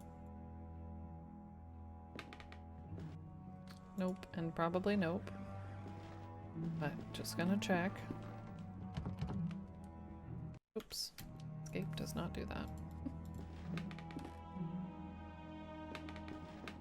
It would be so cool. I definitely someday want like at least one secret passage. When I was a little kid, I wanted a secret garden in our backyard. And I was like convinced I was gonna do it. And then I like heard my, oh, a secret passage. Heard my mom like telling my dad or one of my brothers about it. And I was like crushed. And then shortly after I was kind of like, how was I gonna keep this a secret from my family at the very least? Because we live in a house in a neighborhood in a city, like they can't really hide it from anyone. You know that some nuns are mathematicians and some are not.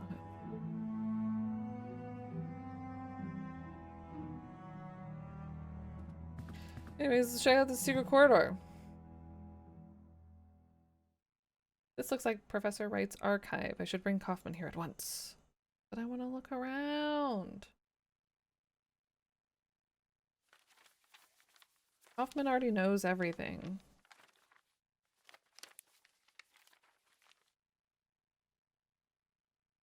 Experiments, 1885. Have a look at this. Be careful. There's a small key inside of the folder. For me. 1st of August, 1885. Results at last. After many months of tedious observation, something has finally come from the other side. I heard the sound of footsteps exploring the proximity of the stone archway. This would seem to verify my hypothesis. Absolute horror is the key that we seek.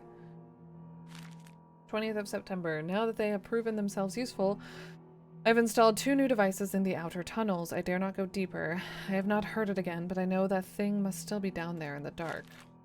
12th of November. Containment in the underground tunnel has been breached. Redacted. Gone. I could imagine this being just one Lovecraftian word, honestly.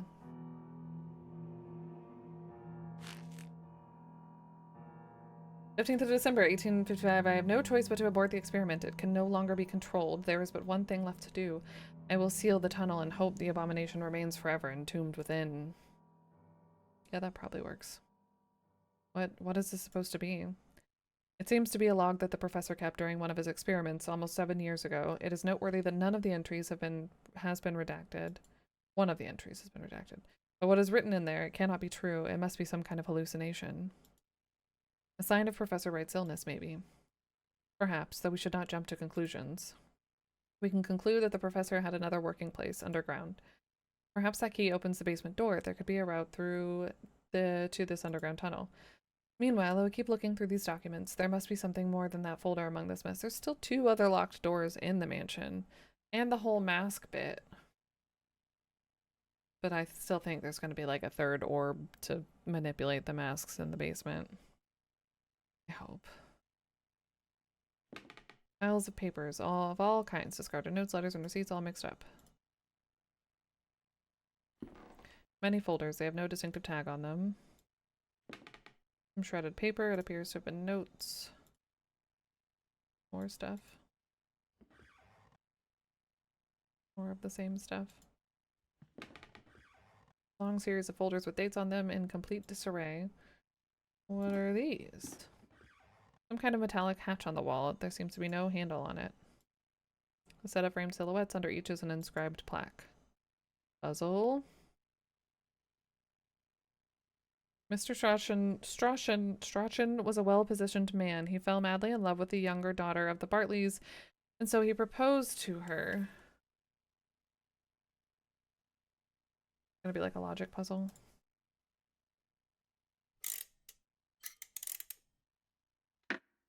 Oh. Oh, wait, what?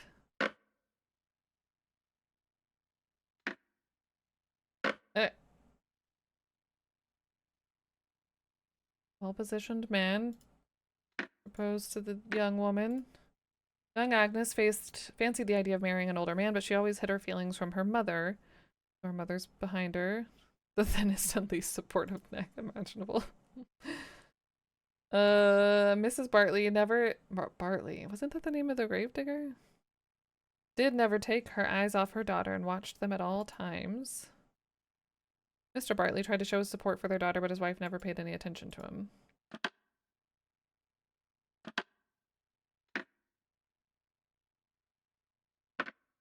Okay. Yeah, the 2 on the right were already right. The compartment is open in the wall. I think. There's the other. Oh, great. Maybe there's gonna be 4. Okay, so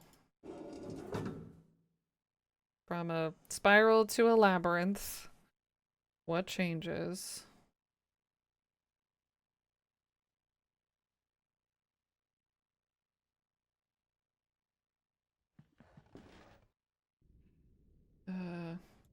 At least we're close to looking out the window.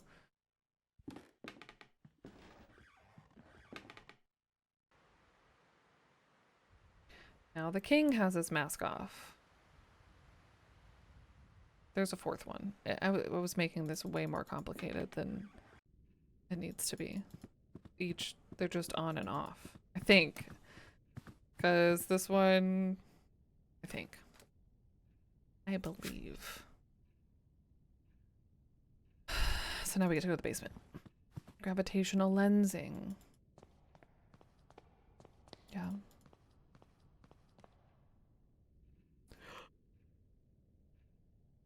Excuse me.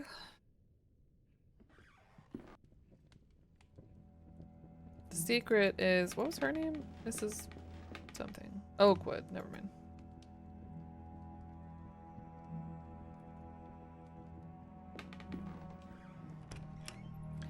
Basement.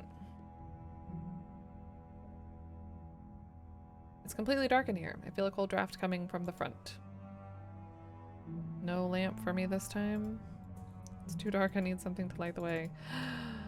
Like a cloth? Oh, matches. I have matches. I have matches. Swoop. Looks like a Minecraft torch. Damn it. Oh, I'm just lighting them. Oh my god, am I gonna run out?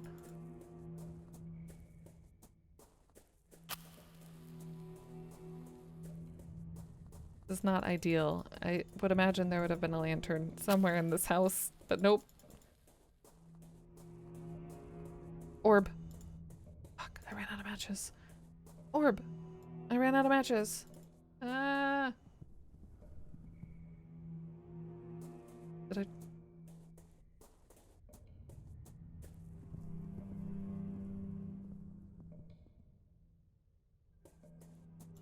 Don't know if we're actually making progress, right? I'm surprised we didn't really get a jump scare in the first one. Or at least they weren't as like... Haha, gotcha.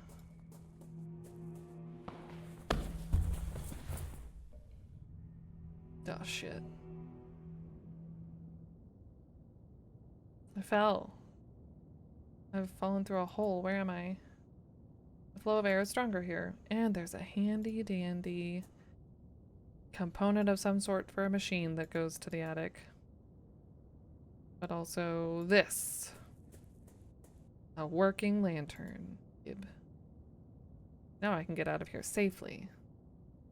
Part of the tunnel is blocked by a cave-in. The underground tunnel is not accessible for me. Oh, the cave-in. That was at the beginning. I always forget the little beginning bit. Thank goodness, a ladder. That must have been him down here.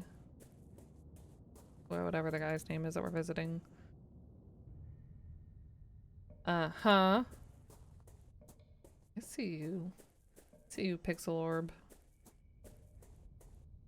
It's a mechanism of some sort. Let's spin it. Boop. The door is open. Uh-oh. Oh no.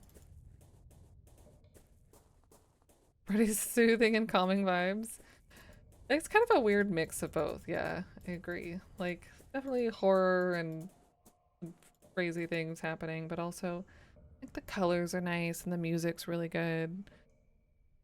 This old furniture has been left here to rot. Sorry, furniture. If we cannot access the tunnel mentioned in Professor Wright's log, how can we find the missing parts of his research? I must talk to Kaufman. No, we don't have to always check in with Kaufman. We know how we're going to get down there. I was able to use the key to explore the basement. There's a large hole in the floor. On one side of the hole may lead to the other, some sort of tunnel, but it was completely covered in rocks and debris, so I could not tell for sure. Covered in debris, it sounds as if the professor succeeded in blocking the entrance to this underground area. It is unfortunate for us. Why do we want to open it? I've made some progress of my own, mind front. I think this could help us elucidate the next step in our search. Have a look.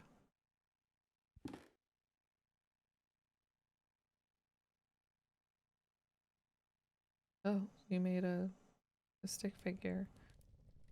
Today a meeting finally took place. You see, Mr. Wright, our organization is keenly interested in your research. We could reach an agreement to fund this project, but first we need to know the details. I understand. The main factor is the condition of the test subject, how open he is to suggestion. As you know, only the human mind can open a physical passage to the other side. So a complete absolute darkness will be required for the experience to result. A secluded place, completely isolated. A place that can only bring thoughts of what may be hiding in the dark. I have the perfect location in mind. But in total darkness and seclusion, how could the results of the experiment be studied or confirmed? That is precisely where your organization can provide help. I have designed a special device that would allow me to listen from a safe distance, but I lack the means to manufacture it myself. That we could arrange. But there is one last thing I would like to know. How would the experience be triggered? By means of a chemical compound of some kind? Do you mean a serum? Not at all. That would be of no elegance whatsoever. The trigger is the mind itself, the emotion known as terror. The primal fear that still survives in the depths of our mind from the times humans were mere beasts. That which allows us to open a physical passage beyond the veil of rational thought. Primal terror is the key that we will use to open the last door.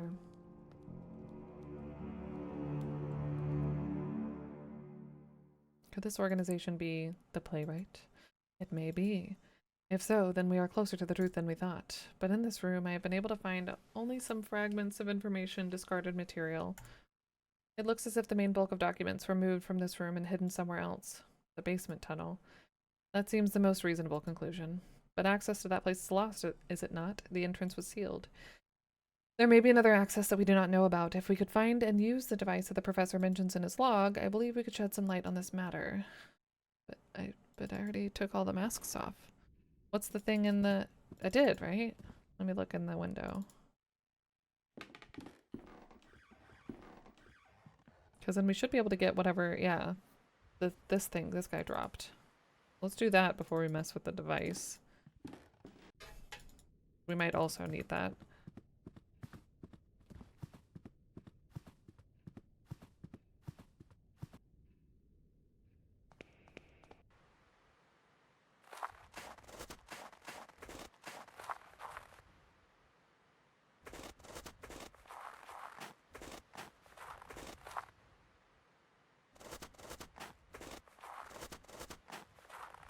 The clay vessel held by the statue is now broken into many pieces. There's an object among them.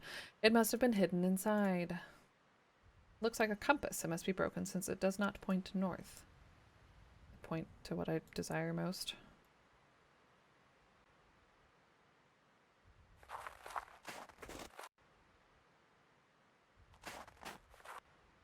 Seemingly random directions.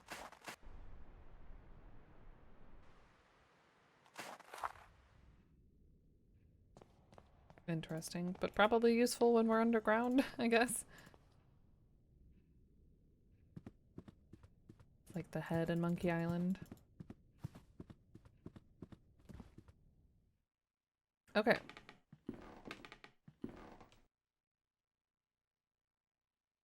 Whoops. This goes here. I think it will work now.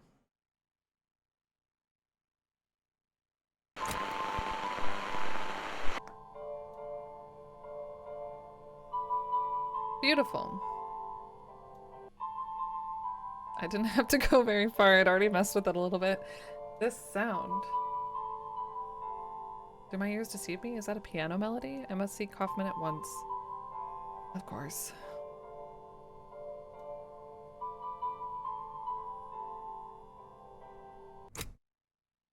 Not to state the obvious, but it sounds as if someone is still down there, playing the piano of all things. But how is that even remotely possible? It's a stage. Well, the girl killed the dad with the piano. Not with the piano, but he played the piano. I do not know, but this means something important to us. It means there is another entrance to the underground tunnel, and that we must find it. But we have run out of leads. You did not find anything of use in the archive, and Professor Wright continues to mutter incoherently about childhood memories. You must hypnotize. I really wanted that to be hypothesize. You must hypnotize the professor, mein lieber Freund. We are running out of options. This might be the only way to find the answers we seek. Put a blanket over his face. Look at this candle. Fix your eyes upon it. Oh yeah, because we're the doctor. We did this to our patient. It is in Looney Tunes in particular, I feel like, yeah.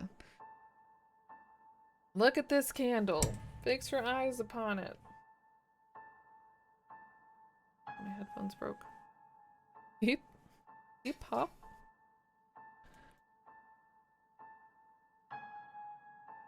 Your body is as light as a feather. Stiff as a board. Everything around you fades. You're entering a dark, endless void.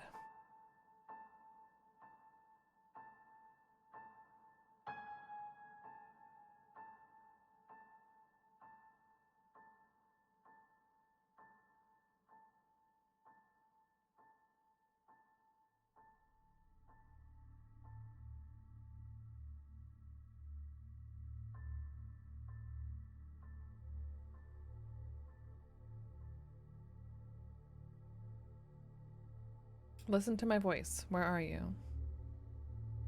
Yeah, at least before the end of this chapter, surely.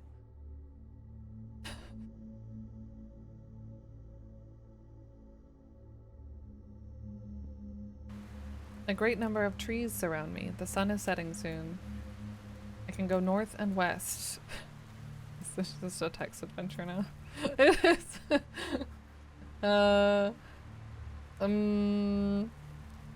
Go elsewhere. Go north. Boo! Ah! No! Oh, too scary. I stand beside a waterfall. It is not water that falls, but mud and rock from a great height. They fall and fall into a bottomless abyss. Behind the waterfall to the east lies a tunnel. To the west I see the edge of the forest. I went north. I want to go behind the waterfall.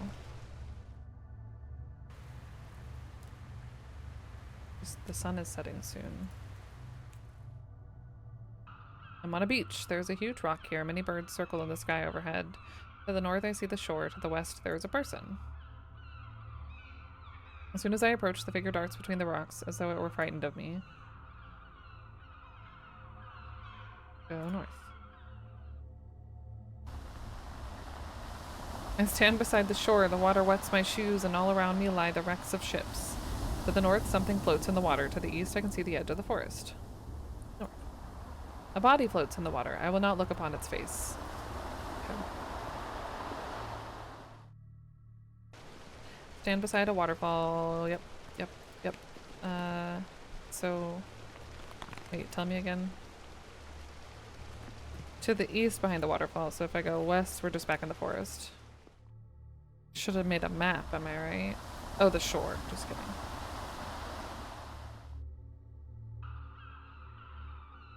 No, not Fantoon. Is it gonna be slow fast? What is elsewhere? Just random. I stand among tall trees. They stare at me silently. They have found me guilty. I do not wish to stay here. Okay. North. East. I'm in a dark tunnel. Oscar is here as well. He is upset. He yells at me. He begs me to stop. The tunnel divides into many passages. I can go north, south, and west. West is probably out. Yeah. Who's Oscar? The guy that he was working with?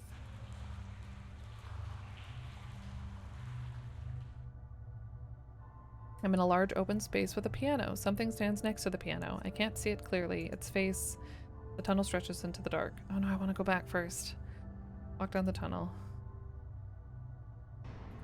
It is a very small room. In the center lies a deep pit. A ladder goes down. It is so dark.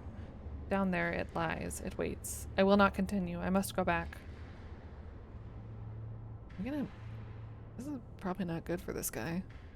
I cannot. I can hear it with me. Its breath. Dear God, I must flee. It waits for me. It waits down there. Kind of looks like him. Minus the... not Oscar's hair. I have gone down the ladder. I cannot see. It is pitch dark. I can feel its breath. It's here. It is with me.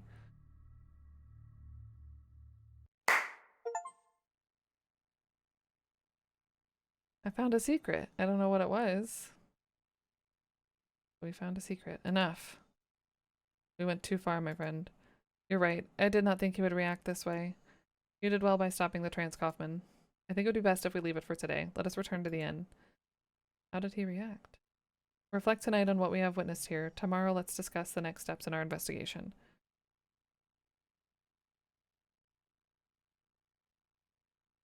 January 21st.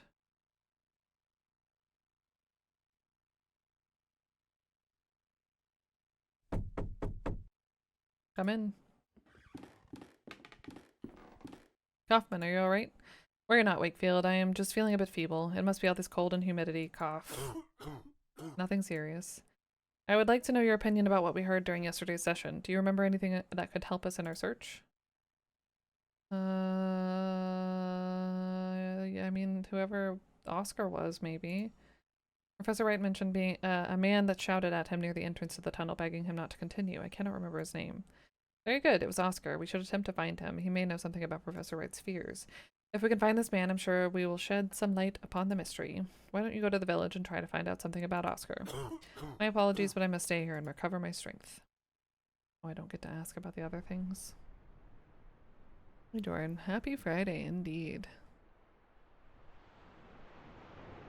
Oh. Town Square. The Fisherman's Lodge.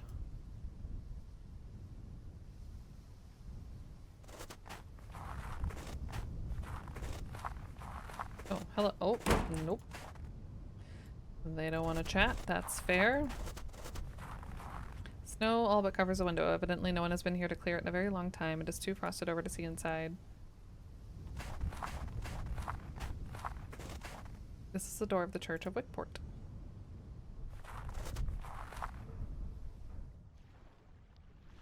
Boat. An old rotting boat rests on the shore. The name Providence is written on the side. Can't take the oar or the rope. Nope.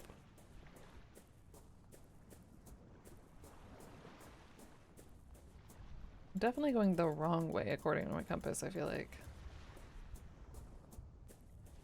An old rusty bronze bell, typical of a seafaring vessel. It's engraved with the name Augustine. Sure, I'll just take that. This old ship is completely wrecked. Far in the distance, I can see a lonely tree bent by the sea wind.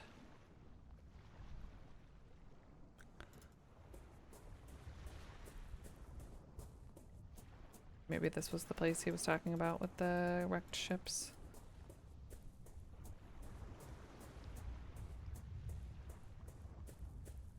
Some abandoned wooden planks. Perhaps they're here to repair local fishing boats. Not for me.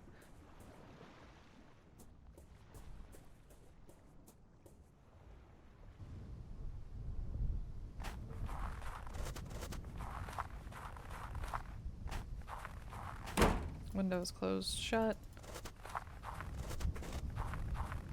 Pointing that way.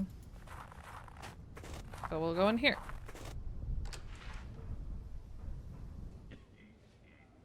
Like it's pointing at the exits.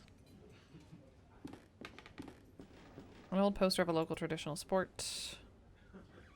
Old pictures of the village's inhabitants. A wheel taken from the helm of a ship, perhaps a trinket from the owners as a day's ship's helmsman. You, sir. Good morning. Let me drink in peace. Are you a ship captain? Why was it to you? Does I look like a captain?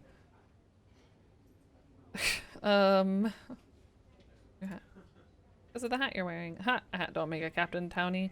You can buy a hat like this in any flea market in England. Because of your coarse skin. My, what coarse skin you have. You met many folk in Wickport, yet it's common enough around these parts. Because of your hands, calloused by years of knotting rope and reeling in line.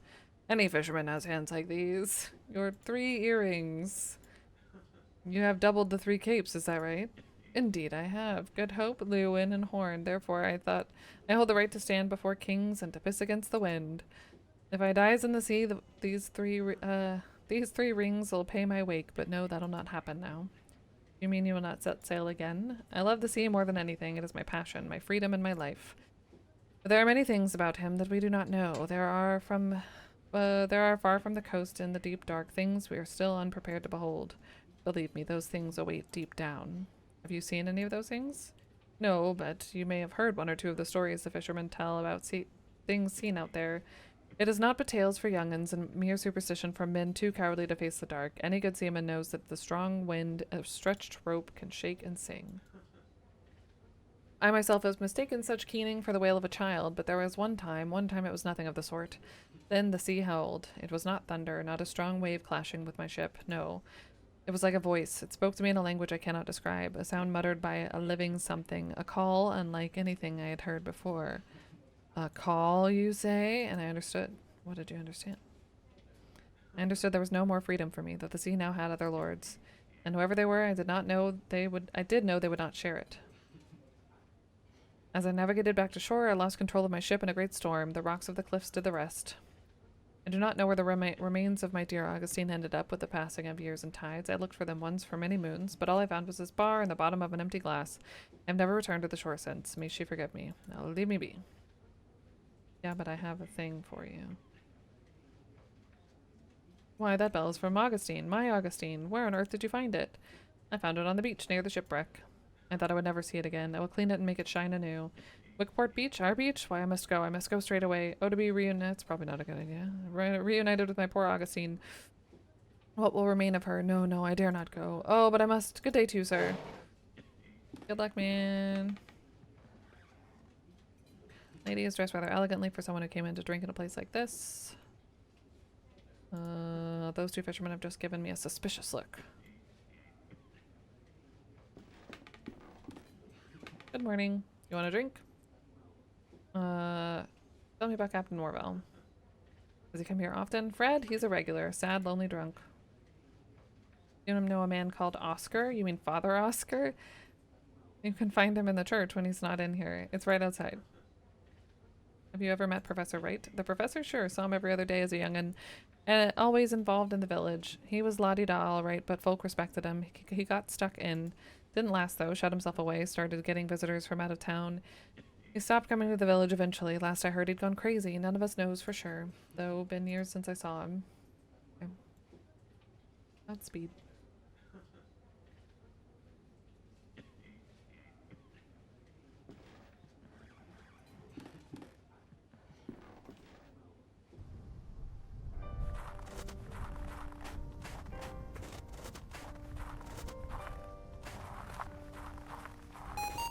Thank you for the follow. Welcome, welcome.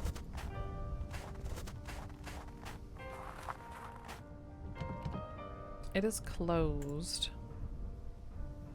Well, shit. Hey, Kim. Greetings.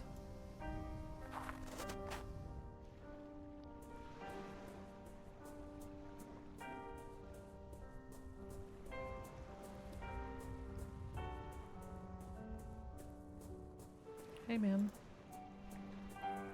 Neither the cracks in your hull nor your flaking paint, none of it matters. You're as beautiful as ever, Augustine. Today we will watch the sunset together. Good sir, I cannot put into words what a great service you have rendered this drunken knave. Just as you, a stranger, have brought me to my lost treasure, may this old sailor's spyglass, in whatever way it can, help light the way to yours. Take it. It is a gift from the heart. Yeah, happy Friday the 13th. Okay, we have a telescope. We have a telescope? Thank you. We have a telescope.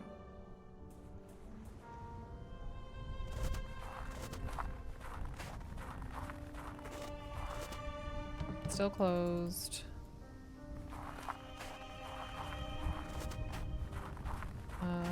Can I creep on this person? Nope. Why won't you talk to me? Can't do this door at all. So we learned at least something about Oscar, but the church is closed and doesn't seem like it's gonna open. So maybe I should go back and check in with Kaufman like we have every 5 minutes. Hey man. How are you feeling? I'm feeling alright. Just a bit tired. I have discovered the identity of the man we seek. Oscar is a priest of Wicksport Parish. The church door is closed. My dear Wakefield, what advice can I offer? A church would not remain closed all day. If you must wait, then do so, and in the meantime talk to the villagers. Perhaps they will reveal something useful about the professor. I did, but okay. You want a cool telescope? Okay. I should respect his privacy. Alright. If I must.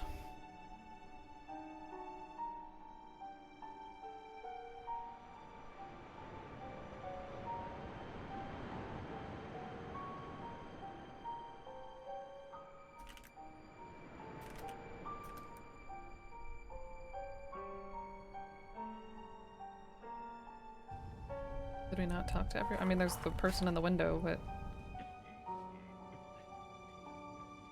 Look, talk. When will the church open? I wonder if you know when the church will open. I knocked on the door, but there was no answer. Church, let me give you some advice. Barmaids ain't the people to ask about church opening hours. This here bar is my church. Most of the village have come to see things my way too. We praise here these days. The whole village has forsaken the church, but why? The town is forsaken. No work on the coast these days, see? Few can make a living. Most of the fishers and sailors have up and left. Half the cottages lie abandoned. Those who stayed, they barely leave their homes, except to come here, of course. But surely there must be more than just this. Many coastal towns face the same struggle, but none lie abandoned. Well, there's rumors, silly stories if you ask me, but some take 'em real serious. Fishers, big dependable guys, they'll tell you they've seen stuff out there on the water, apparitions, shapes among the rocks. I say it's the booze talking, and I should know. Who could see anything in all that mist anyways? But fishers, they're superstitious. Folk believed the tales, and one by one they just didn't come home no more. Oh, whoops. I guess that's that. I'm liking it a lot. Yeah, the art's really, really nice. I think this one's definitely longer and more difficult than the first season. But it's been interesting. I won't complain with more story.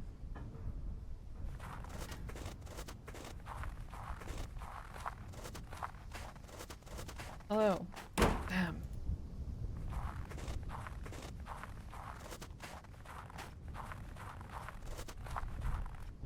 No one. Alright.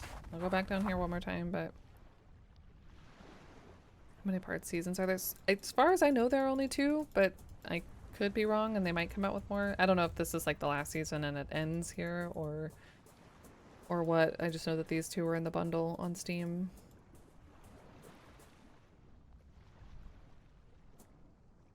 Nope. Okay.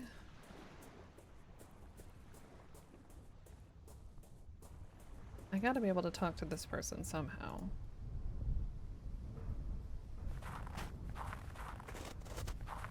Sneak up on them. Haha, excuse me, are you spying on me? I'm sorry, I did not mean to. You're not from these parts, are you? No, I'm just passing through. Are you alright? Yes. Could you do me a favor? For a long time I've wanted to visit the tomb of my lover, but I cannot leave the house due to my illness. Could you please leave these flowers there? No one in this village will do the service for me. Alright. Where's that place? Oh, you could not know how grateful I am. You are a good, kind person. You can go to the graveyard through that path right there. The name you need to look for is Carter. Yeah, Parker. Or Parker. Graveyard. And now a house? Why were you spying on me? Oh, do not put it like that. It sounds so terrible. I just watch folk passing by. I cannot leave the house, so I spend my days at the window. It is awful interesting. You learn a lot about people this way, you know. Really, what can you tell me about myself? I've only observed you for a while, but I can tell you are on an important mission, looking for someone dear. There's a worry over your shoulders and a long way ahead of you. Well, that was remarkable. I am frankly astonished. Oh ho. What can you tell me about the barmaid? Eva is a woman with a strong character. Once I saw her kick out a group of drunk sailors from the pub without a doubt. She's in a bad mood lately because business is not what it used to be. She will not leave the village, though, as did the others. Let's see, what can you tell me about Captain Morville? Poor Fred is always drunk. In the old times, when he was not sailing, he had long walks on the beach and looked happy. But now rare is the occasion when he gives a quick glance at the coast. He has lost all hope. Not so much anymore. Father Oscar. He is a man who has lost his purpose. I see him walking aimlessly in the morning and evening, nervous and doubtful. Okay. Maybe he'll be where we're going, in the graveyard.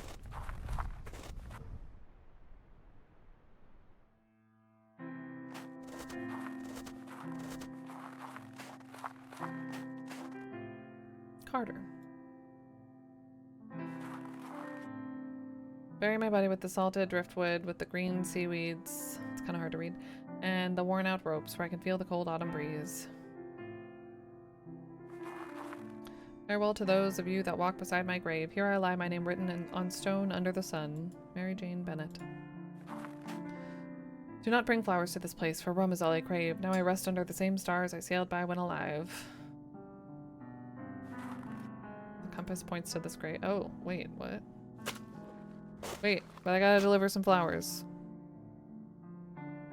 I didn't even notice the compass was still going. I was so convinced it was going to be something at the manor. There's something buried here.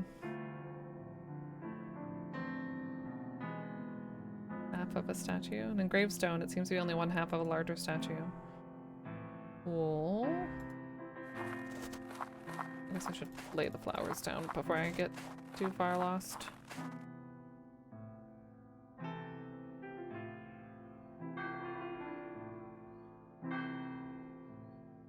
The bells of the church. It seems the priest is calling mass.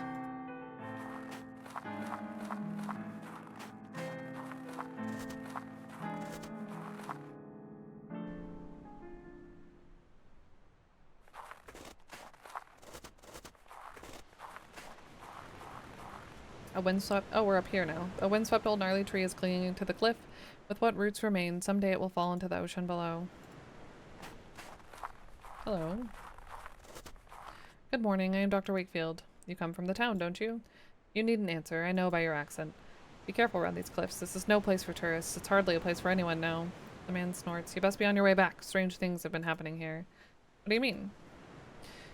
Seamen and fishermen alike swear to have heard voices in the rising tide, inhuman screams, some of them say. And there are some who claim to have witnessed ungodly things in the dead of night. I once saw a ghastly thing crawling out there amongst the rocks. That thing, that one you saw on the rocks, can you tell me more about it? Late night it was, me on my boat. Fishing, that's when I gets the best catch. Then I saw it, not under the water as others say. It was on a rock, perched there, like it was smelling for something. This is no place for a horse. The shape of it, like nothing I ever saw before, not walking on the earth nor swimming in the sea. The thing was big and hunched over like a crouching man. The way it moved, it made my flesh crawl. Whatever it was, the mist itself was its ally, hiding it from my bare eyes and in the end disappearing away together.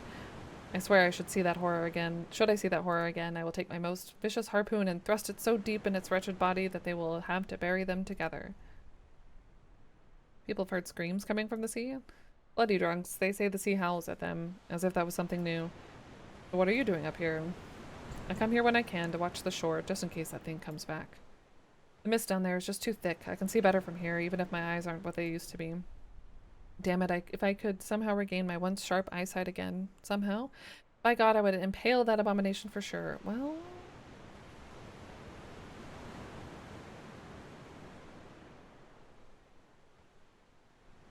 Here, would this help you watch the shore? Why, it is old to be sure, but this telescope has been patched up to a rare beauty. You have my thanks, stranger. I am indebted. Oh, what is that? On the cliff there, well below me, but if it isn't the Wright's old summer house. I thought it entirely destroyed. It looks like you can get there using the old cliff path. Excuse me, did you say the Wright's summer house? I wonder if that connects to the tunnel. Is there a waterfall? I bet there is. Well, yes, I never saw it myself. I was too young at the time, but everyone around here knows the story well. It was a terrible tragedy, you see. One night there was a landslide just beneath the house. Most of the building fell sheer into the sea, leaving only yonder ruins. Many died, though by a miracle young Master Wright was spared. You can see it from here. Look, right there on the other side of the beach. Do you see it? Cliff. Clifford? Yeah, it's really good so far. Sharp rocks peek out from beneath the waves. These must be treacherous waters to sail. I will not waver in my determination to destroy that thing, not while this old body of mine endures.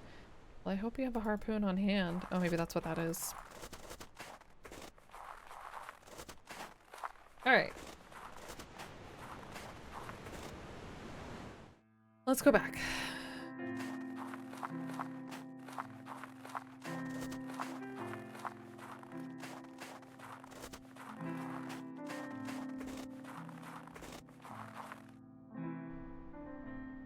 First things first, we're gonna tell what's her name about their beloved, whoever. I've left flowers on your lover's grave as you asked. Thank you so much. I am in your debt. Okay. Thanks for everything and have a good day. Can you tell me about... Nope. Okay. Okay. Okay. We are not going to finish this game today. I don't even think we're going to finish this chapter today. Okay. I feel like I've read as much as I can read. We're at a semi good. I don't know how much is left in this chapter, but it feels like a lot. Like we still have like that summer house to go to, the underground somehow, which I think will be connected there. Um, so we're gonna come back to this on Tuesday. Oops.